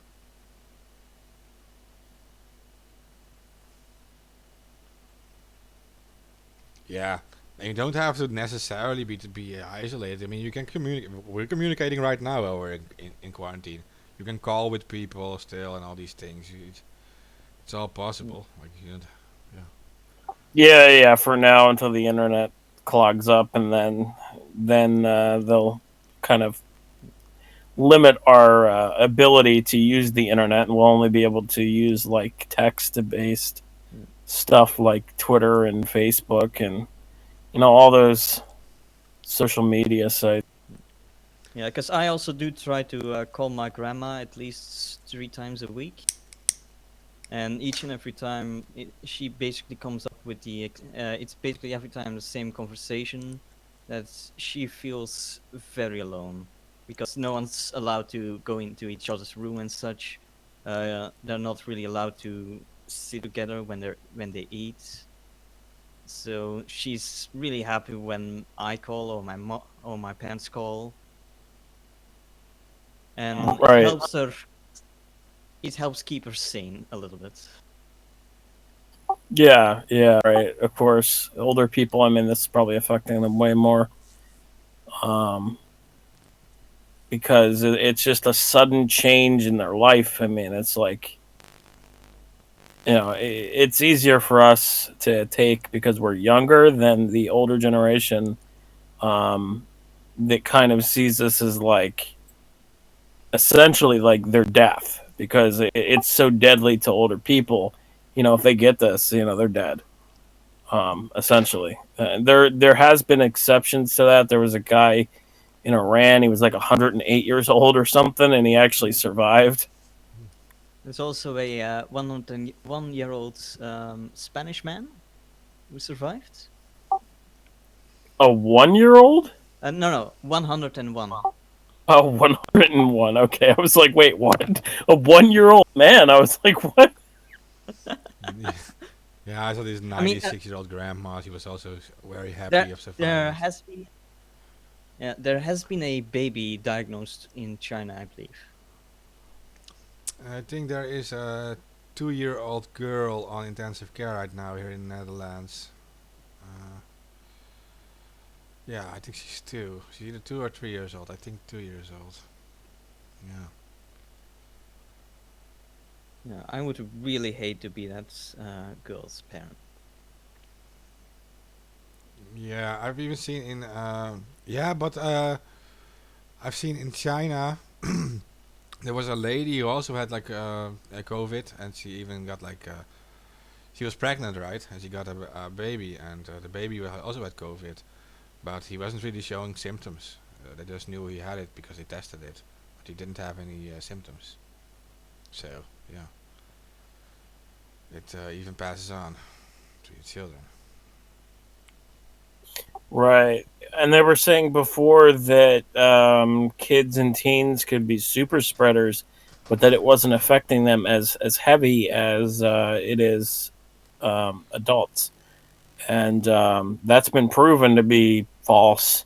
With the deaths of a 16-year-old, a death of a 17-year-old. I think I saw one death of a 15-year-old as well. And I think there was a recent death of a 1-year-old too, right? An infant? Yeah, they are actually dying in Europe. But you did mention there are two strains now, and that L strain seems to be more aggressive. I've been Right, yeah. while we were doing this episode, I was reading about this too now, and so they also said in China that this L strain was probably the Wuhan strain, right? Where the death rate was a lot higher than in the rest of the country, and the spreading was faster, and also more young people got infected. Right. Yeah, I think that is the case. And also, I was just thinking about how people are getting reinfected by this, and I was thinking maybe if they have the S strain and then they get tested negative after saying they're cured, that they can also get the L strain, because that would make sense if there is an immunity there being created. I don't think the immunity would cover also the L strain if you had the S strain. I think that kind of makes sense, but I would need somebody to kind of discuss that with if um, Lindsay comes back, then could discuss that with her, because I'm not 100% sure on that. Yeah, I do know that a decent amount of our DNA is actually DNA of viruses that we got. Well, the virus is RNA. It's not a DNA based Yeah, virus. It's RNA based virus because it's it's we a incorporate coronavirus.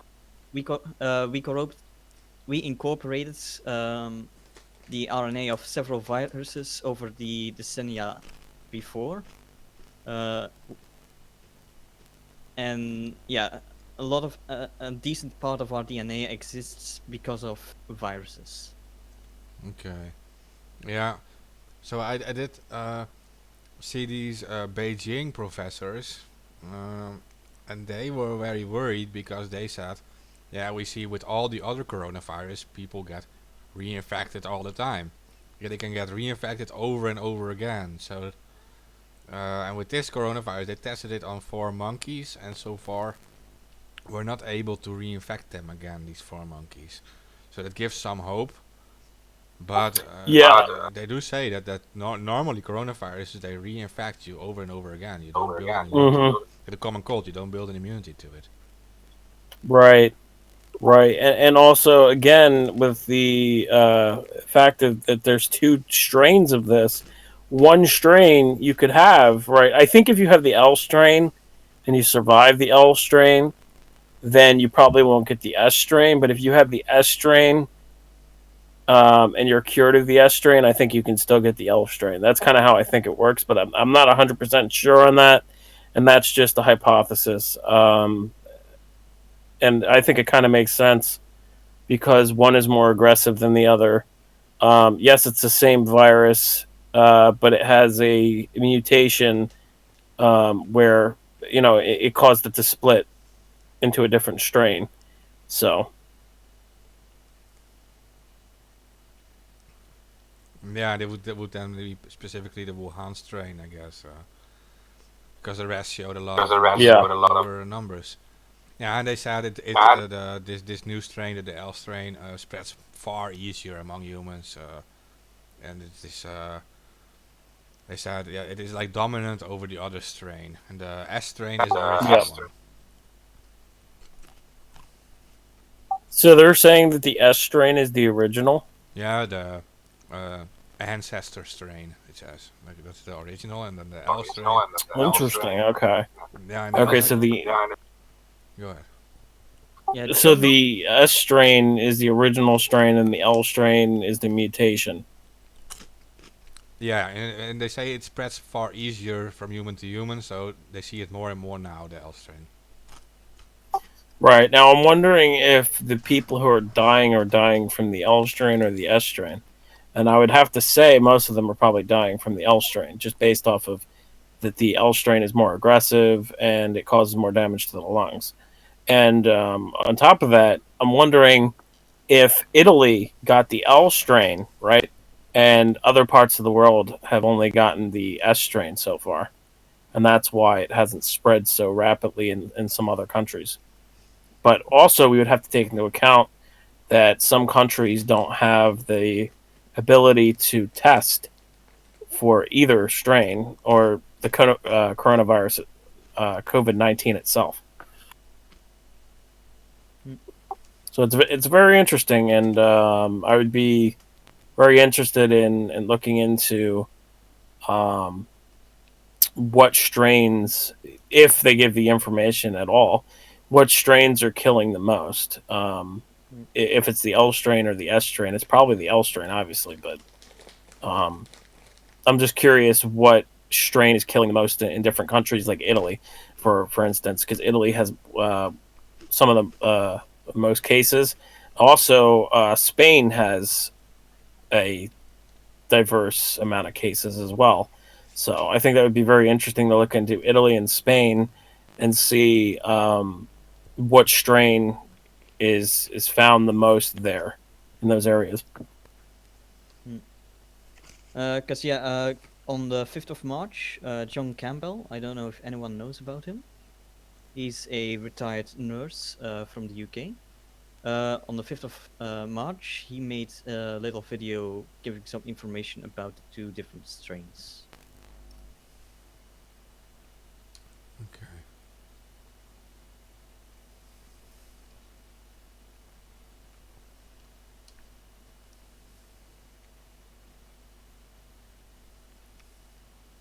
But he has also been very helpful for me to just dissect what has been going on throughout the entire crisis.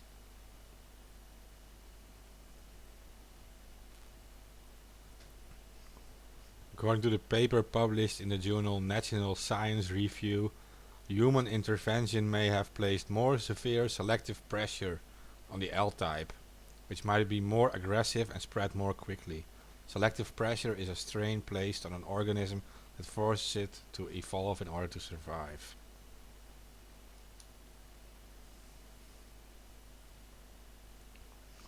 We propose that although the L type newly evolved from the ancient S type, it transmits faster or replicates faster in human populations, causing it to accumulate more mutations than the S type. Thus, our results suggest the L might be more aggressive than the S type due to the potential higher transmission or replication rates.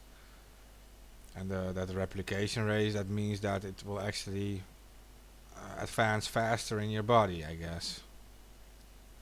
Ooh, that link he just posted. Somebody just posted. I don't know if they want me to say who it is, but I'll just say somebody just posted a link um, where it says that the more aggressive coronavirus strain, or the L strain, has evolved, according to Chinese scientists. Yeah, I That's was not reading good. this same article too, and I was reading that Oh, I'm before. sorry. I just zoned out, man. I'm sorry.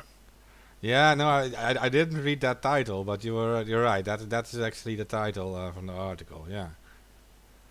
Yeah, no, I was reading further on in that article. There was that part where it said that it was more that had a potentially higher transmission or replication rates. So in the transmission is that you more easily give it to someone else, but the replication is that it actually advances faster in your body, right? And if you normally get really sick in like 2 weeks, then maybe you get really sick in a few days. Yeah. And the thing to note about this study is this study was done when there was only 3,000 people that were dead worldwide. So this was in January. Oh man. Yeah, if I remember correctly, that's the second strain was discovered in Iran. Okay, yeah, I saw that. I did see that they said that the second strain was in Iran. I did see that. So again, it kind of showcases the damage that the second strain can do, as compared to the S strain.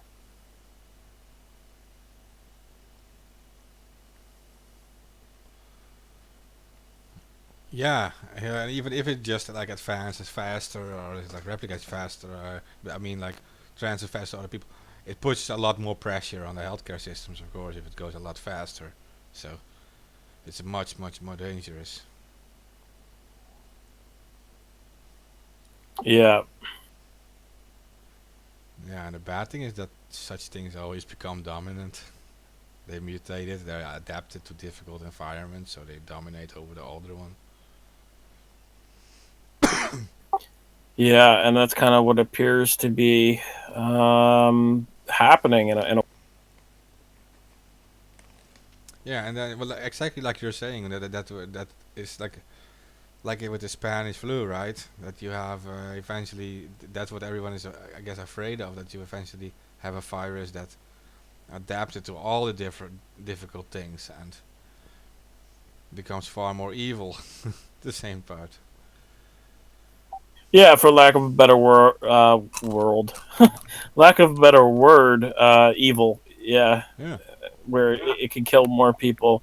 And if we get a third strain of this, and it kind of comes back in winter, I think things can be a lot worse than they are now. That's just my opinion, and it's based off of the 1918 Spanish flu, how the first strain wasn't anything. The second strain was really what was killing people. If there's a third strain, we could be in trouble. Like, that's just my opinion, but I think it's based off of a lot of different variables. So, Yeah. Or we could be lucky with the third strain and it goes the way I believe Ebola did, and it basically becomes impotent. Yeah, it would be some luck, but we are facing some trouble. Like we now have a virus that survived the winter, right? It started in the winter and it survived the winter. Now, if it survives the summer, then it means it can survive all year. And it adapted to the summer, it becomes like, yeah, a forever thing, like the common cold. So. right, yeah, and if that's the case, I mean, this will be the most deadly um, cold in a sense. Like it would be classified technically as a flu. Even though people are saying it's not the flu, it would be classified as the flu because a flu is also a coronavirus, just like the common cold. So if this does come back, it would be a more deadlier version of the flu. Mm. Yeah, maybe worse than SARS. I mean, SARS had like a higher death rate. Like an It's also easily going to transmittable SARS. it's also going to massively change the way we behave in general. Right. Because you've got to wonder then, if we got such a case, how will people meet in the future? How will they find partners? Via internet, web meetings. Oh man, it's a different, difficult world that we're kind of shifting into. I don't think, in my opinion, at least, I don't think any that things will ever be the same. Mm. Now, there's only one big difference with the Spanish flu, and that is that the Spanish flu, yeah, affected mostly like younger people between like 20 and 40. Or like really infecting young people. And Honestly, the way we're feeling right now is probably what the people felt in medieval Europe. yeah, yeah, I guess so. Like with dealing with the plague and all these things. Yeah.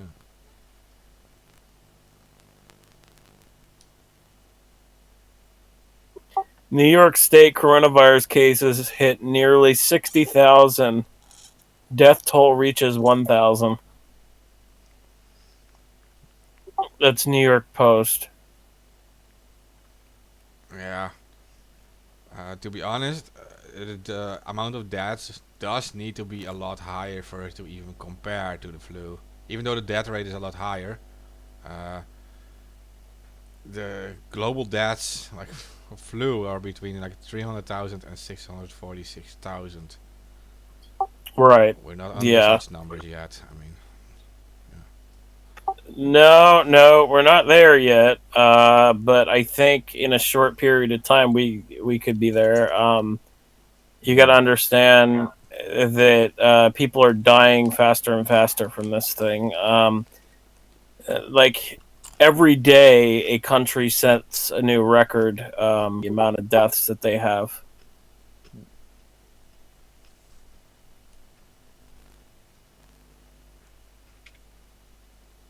okay, so this started around January 10 in Uh, China. the vi- No, actually, I believe it was November or October that it started.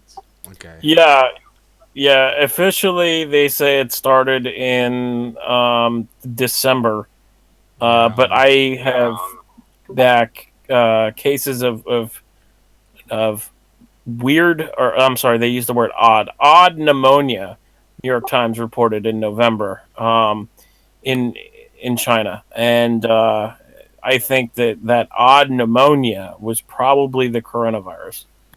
Yeah. The first reported case to the World Health Organization was January 10, but then it was already going on for like a month or two or three. Uh, Mm. Right. I just linked in a article from The Guardian disclosing that it was November. That's an article from the 13th of March. okay. Yeah. I'm also trying to say the date because the information changes basically every day. Okay, but if we're comparing it to like the flu, right? So I'm not going. I'm going to count from like January 10, right? And that's when it started in this list of worldometers, and it went from 0 to 34,000 deaths since January 10. But we are now March 30, so that is what 2.5 months. Yeah. Let's say It is. 3 months. So we do this. We do this times four. If We're we go. almost. Go ahead. We're almost to about 3 months. So we could just say 3 months. Okay. We're very close to 3 months. So if it should go on at But the exact rate it has now, so the exact amount of deaths, then we could estimate it would have like 150,000 deaths at the end of the year. So that would not even be close to flu. But No, that is no. saying when it has the exact I mean, same amount of deaths daily it has now, but it is of course increasing really fast. Right. Yeah, yeah. That's the big thing to say is that it's been increasing at a very rapid rate. Don't look at the death rate yet. Look at the case rate. And look at how many cases there were and how fast that went up. That's what you want to see because it went up very rapid. Very, very, very rapidly. And you got to understand that uh, a lot of those people who now have it are in severe condition. Um, so there's more deaths to come, and then there's going to be more severe conditions, and this thing is going to rip through people. The L strain, especially. The S strain, I don't think is that deadly. I think that people who get the S strain are just getting mild symptoms, right? I think that the mild symptom is connected to the S strain, but I could be wrong on that. Obviously, I'm not a medical professional, I'm not a scientist, but that's the way I see it.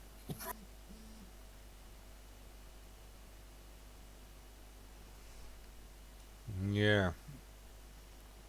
Yeah, it is hard to calculate, but it does increase fast. Let's say it yeah, almost. and then there's also the problem that we've been monitoring the flu for years. So, yeah, that should also be taken in consideration, because we do trim off a lot of the infections with the flu. Yeah, so Yep. around March 1, it was going up with 2,000 cases worldwide. But this is even just guessing, because we don't even know if we get correct numbers on this. Probably not. Yeah, no. So March 1 was going up with 2,000 cases, and now is it at the end of March it goes up with 60,000 cases a day. So that is 30 Right. times as much. That is 30 times as Yeah. much compared to March 1. So that's in 1 month it becomes 30 times as fast. If you take that. Yeah, it's crazy, man. Like it's going up very, very, very fast. It's going up. Actually, there was a video made. I wish I could show you it. I can't post it from. It's on Telegram. But it shows other viruses compared to COVID-19, and it shows that COVID-19 literally surpasses every single virus in history, including the Spanish flu, when it comes to the infection rate of how fast people got infected. Yeah. Yeah, so I'm just trying to calculate it. Like, like March 1, it went up with 2,000 a day, right? And then at the end of March, it goes up with 60,000, so 30 times as fast. So that means at the end of April, it goes up with 1.8 million a day. That's absolutely insane. I mean, that's a guess, but if Yeah. that's the case, that's crazy. Yeah. Yeah, and imagine then like being a month after that. Yeah, yeah, for real, that's crazy. If Yeah. that's the case, it's nuts. Like, if that really ends up happening, that means we'll be up to like double-digit millions by the end Yeah. of the year. Well, it would go up with 54 million a month after that on the first. So the 1st of June, I think. Now, yeah, the 1st of May it would go up with 1.8 million, and the 1st of June it would go up with 54 million a day. That would be that would be worldwide pandemic, fucking emergency level. That would be crazy. Yeah. That would kill the hospitals. The whole entire health system would crash. That would be nuts. I really hope that doesn't happen. I'm just saying, like, yeah, we're putting out information here, not so people are fearful, putting out so you're informed. But that's just a guesstimate model based off of how fast the cases have been going up so far. That's the worst case scenario if we can't flatten the curve. Yeah, it's a raw calculation, the worst case scenario. Now, of course, it's going to be less than that because we are all going into quarantines and all that stuff. But yeah, we all will also be out of IC beds long before that. So Yeah. Yeah, that's true. But it would just that would be bad. The other thing that we have to discuss is the royal coronavirus cases. Princess Maria Teresa of Spain died, age 86, after testing positive for the coronavirus. oh my god. That's the first royal death. The Queen's aide tested positive for coronavirus. Prince Philip, or was it Prince Philip? Oh my god, I can't remember his name. I thought it's not Philip. I don't think it's Prince What country? Prince Ah. Charles tested positive for the coronavirus, and is in isolation with Camilla. So there's it's starting to hit the elite now too. So think of that what you will. I mean, for all the people out there saying this is a elite creation, or I'm going to use air quotes here, Illuminati creation. If it is, it's hitting them in the elite as bad as it's hitting other people. So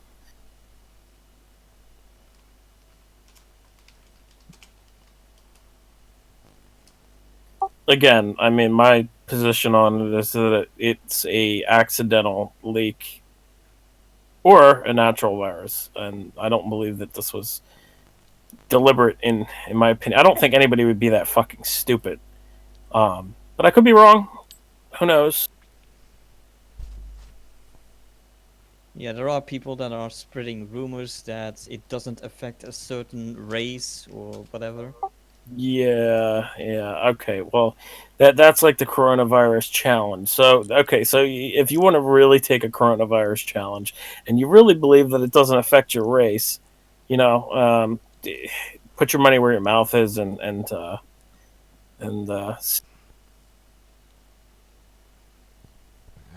You say memento mori. Remember that you will die. yeah. Well, I mean, You want to be all Illuminati? no, the not corona. Yeah, the coronavirus challenge. I mean, it's just one of the dumbest trending stupidity acts that I've ever seen. It kind of tops the Tide Pod challenge, kind of. I mean, having people lick toilet seats. I mean, it's got to top it, right? Yeah. There Although are, taking a Tide Pod, you die instantly. So I mean, who knows? I But mean, I with think it's some really stupid. with some of the other things that they're doing on social media, like coughing on food in the store. Oh yeah, I saw that. That was stupid too. Yeah, because then you're not only taking away the food from the store, you're also taking it away from everyone else Yeah. because they have to destroy it to be safe. Yep. Yeah, that's true. And also, there's people that have been arrested for doing that. There was a guy who went into a local Walmart, or his local Walmart, and he licked a whole shelf full of like bottles, and he was arrested for it, charged with a terrorism charge. And I don't think that these people should be charged with terrorism charges because I think that sets a fucking precedent, allowing police to charge anybody with a terrorism charge, but they are charging them with terrorism charges.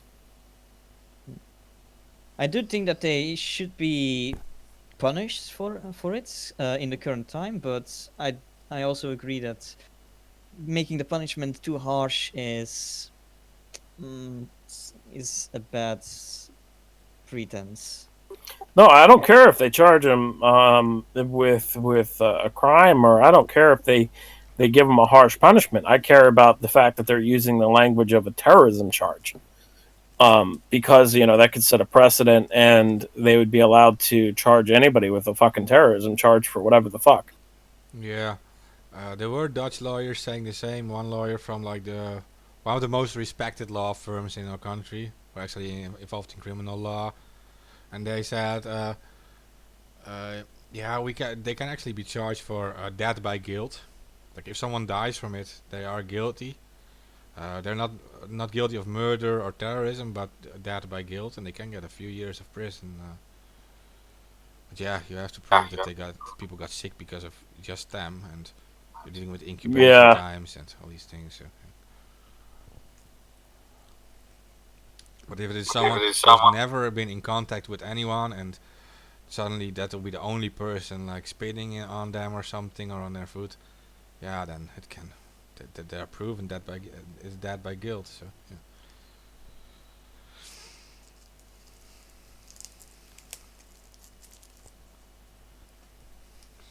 Yeah. Yeah, here in the U.S. they're doing the opposite, and they're literally charging people with terrorism charges. Like I said, for doing these acts.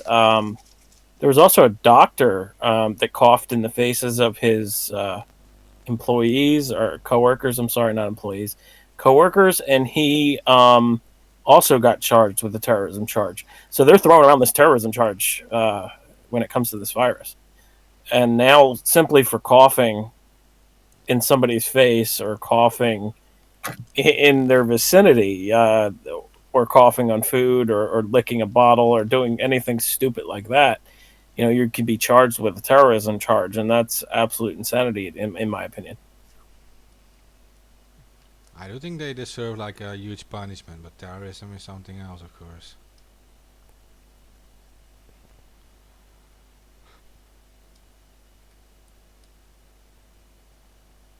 Yeah, it's like a difference between like coughing by accident or like, yeah, coughing in their faces, like just to Yeah. infect them or whatever. Like, yeah.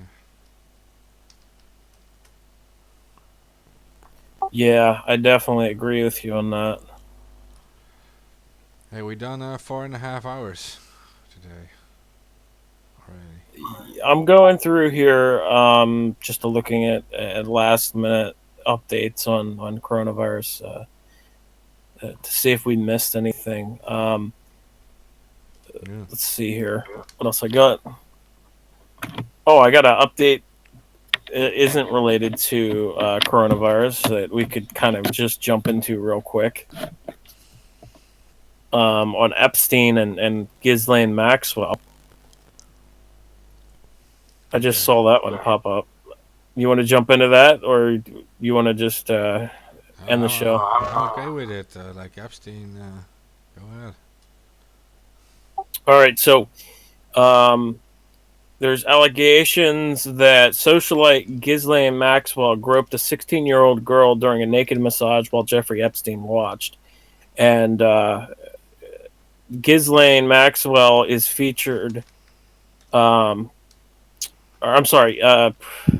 Andrew accuser Virginia Roberts Giuffre is starring in a Netflix doc about Jeffrey Epstein and Ghislaine Maxwell.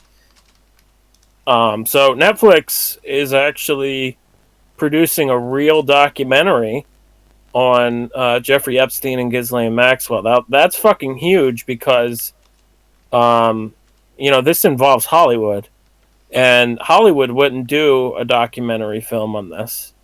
Netflix is a competitor of Hollywood. This is pretty big, to be honest.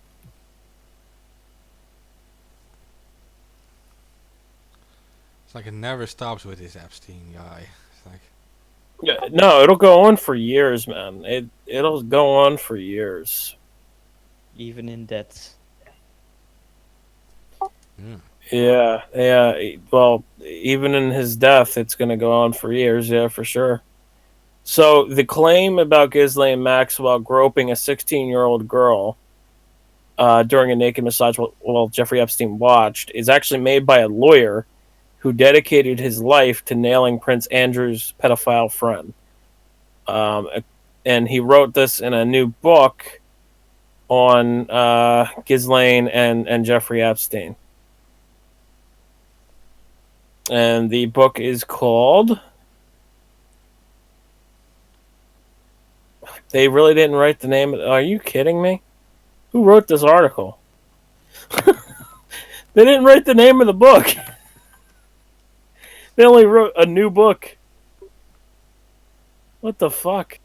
Well, that's very smart. It's called Relentless Pursuit, My Fight for the Victims of Jeffrey Epstein. Written by Bradley J. Edwards.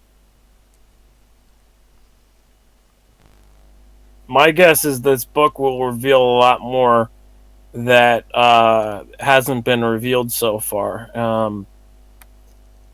That's my guess on it, because this is a book that was written by a lawyer. The book also makes claims that the Clinton family continued to be closely linked to Maxwell, even after Epstein was convicted as a sex offender in 2008. A spokesman for Mr. Clinton last year said he knew nothing about the terrible crimes Epstein had pleaded guilty to are those he was charged with last year, despite the fact that he went multiple times to both the island where he was abusing young girls and also to the Mexico ranch. So I mean, come on, like you didn't know all this was going on? Come on.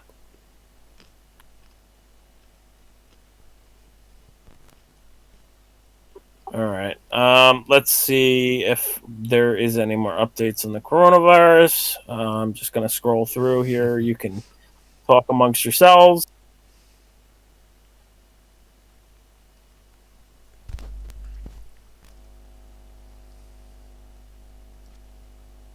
It's like coronavirus is so bad, but when you think about this whole Epstein stuff, like it's almost even worse if you think about it.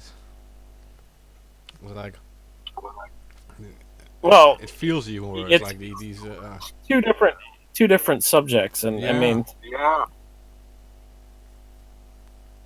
Yeah, but if you think about it, like these high-level pedophile networks at the top, keeping like all these politics completely under control and all these things. Like if you look at his black book and all these powerful friends and secret service involved and all these things, like it starts annoying you if you think about this. Then this whole COVID thing, and you think about all the corruption that goes up on at the top, and it makes it much worse, really.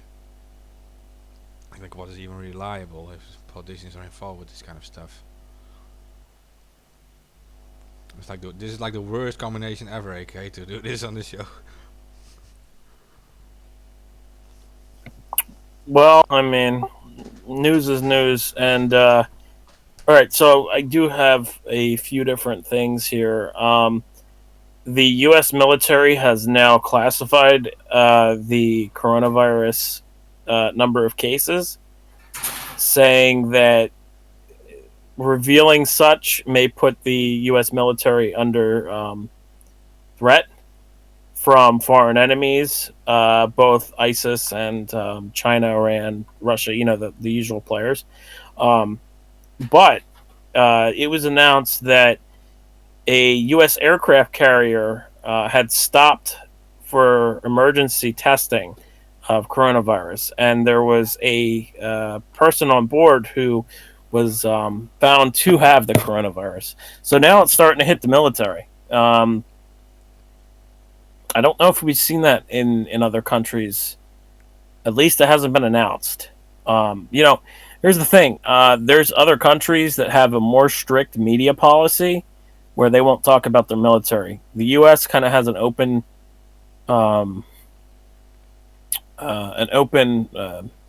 communication when it comes to military related matters. So I mean, like China, you won't hear that out of China.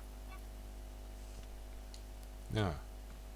Now it's all closed, which is weird. Because they're always so interested in intellectual property from other countries, completely closed on their own. Yeah.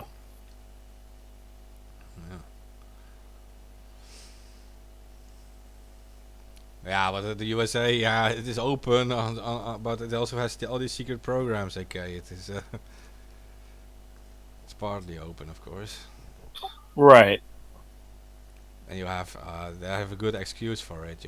You also already mentioned like skunkworks, right? Like skunkworks, patented secret projects, like half government, half corporate, and they're putting these expensive patents on it, make it super. Yeah, but they're usually not. They're usually machines that they work in automotive type of stuff.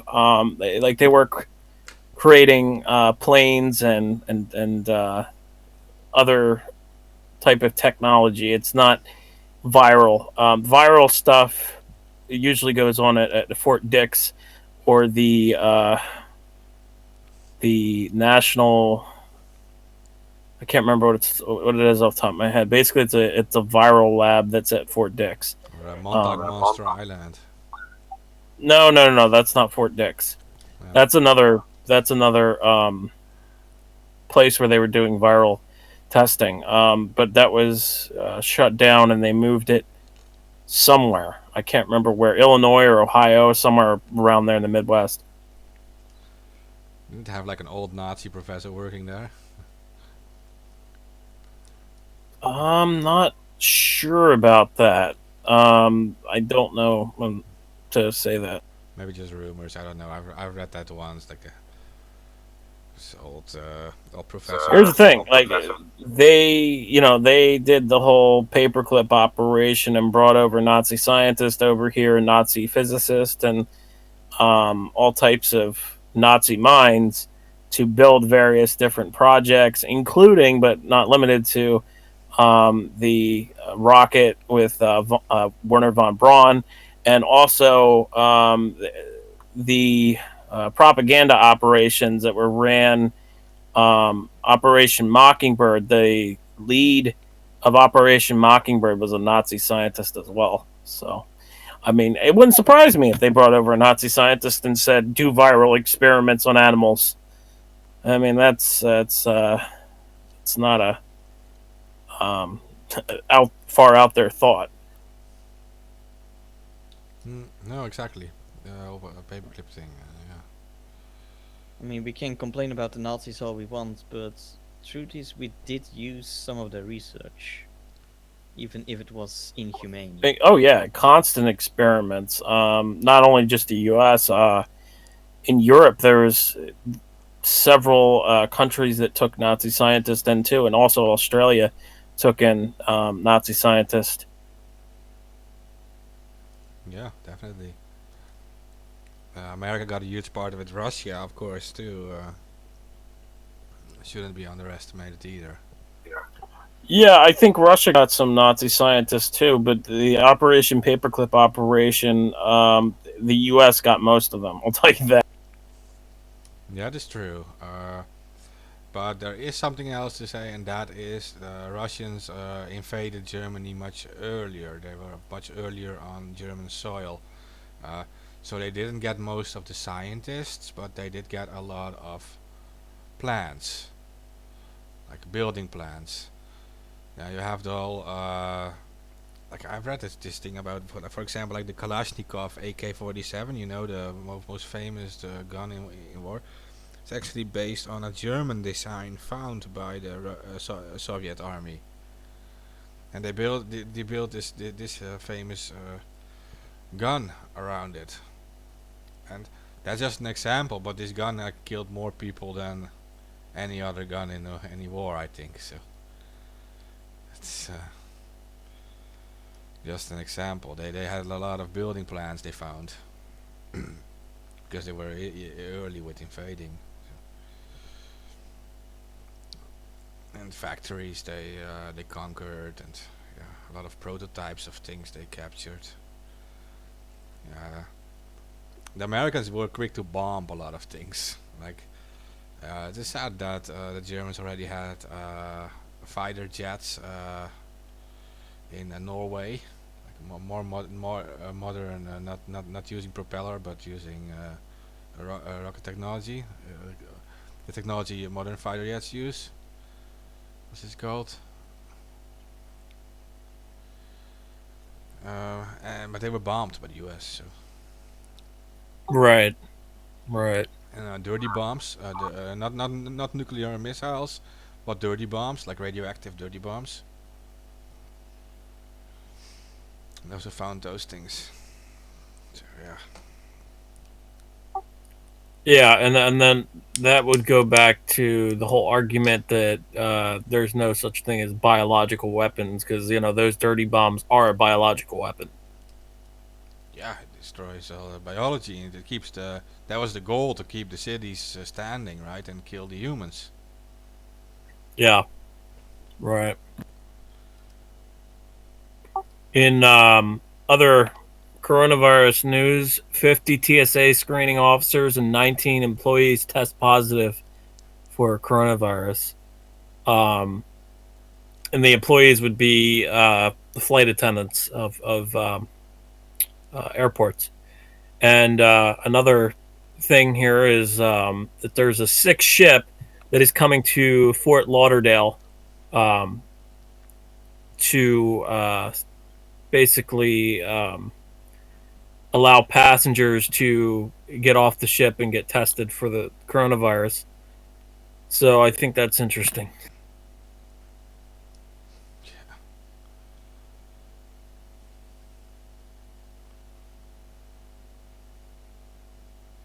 It's funny, like I've this paper.ly posts automatically these articles, right?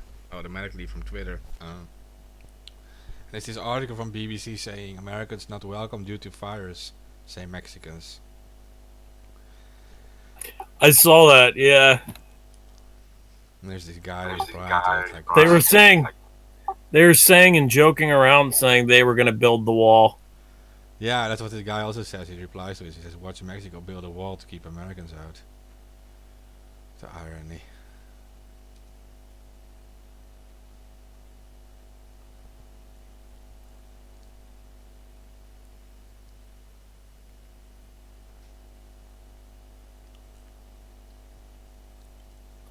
Oh, this is crazy. At least 40,000 quarantined in India after one single priest spread the coronavirus. That's a real super spreader. Holy shit.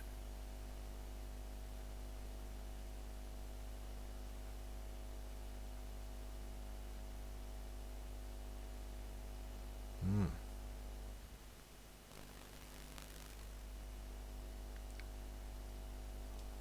Here's a funny headline for you. Thailand king self-isolates in Alpine hotel with harem of 20 women. So, Pretty sure he's not practicing social distance. No, I think he thinks he's going to repopulate the world.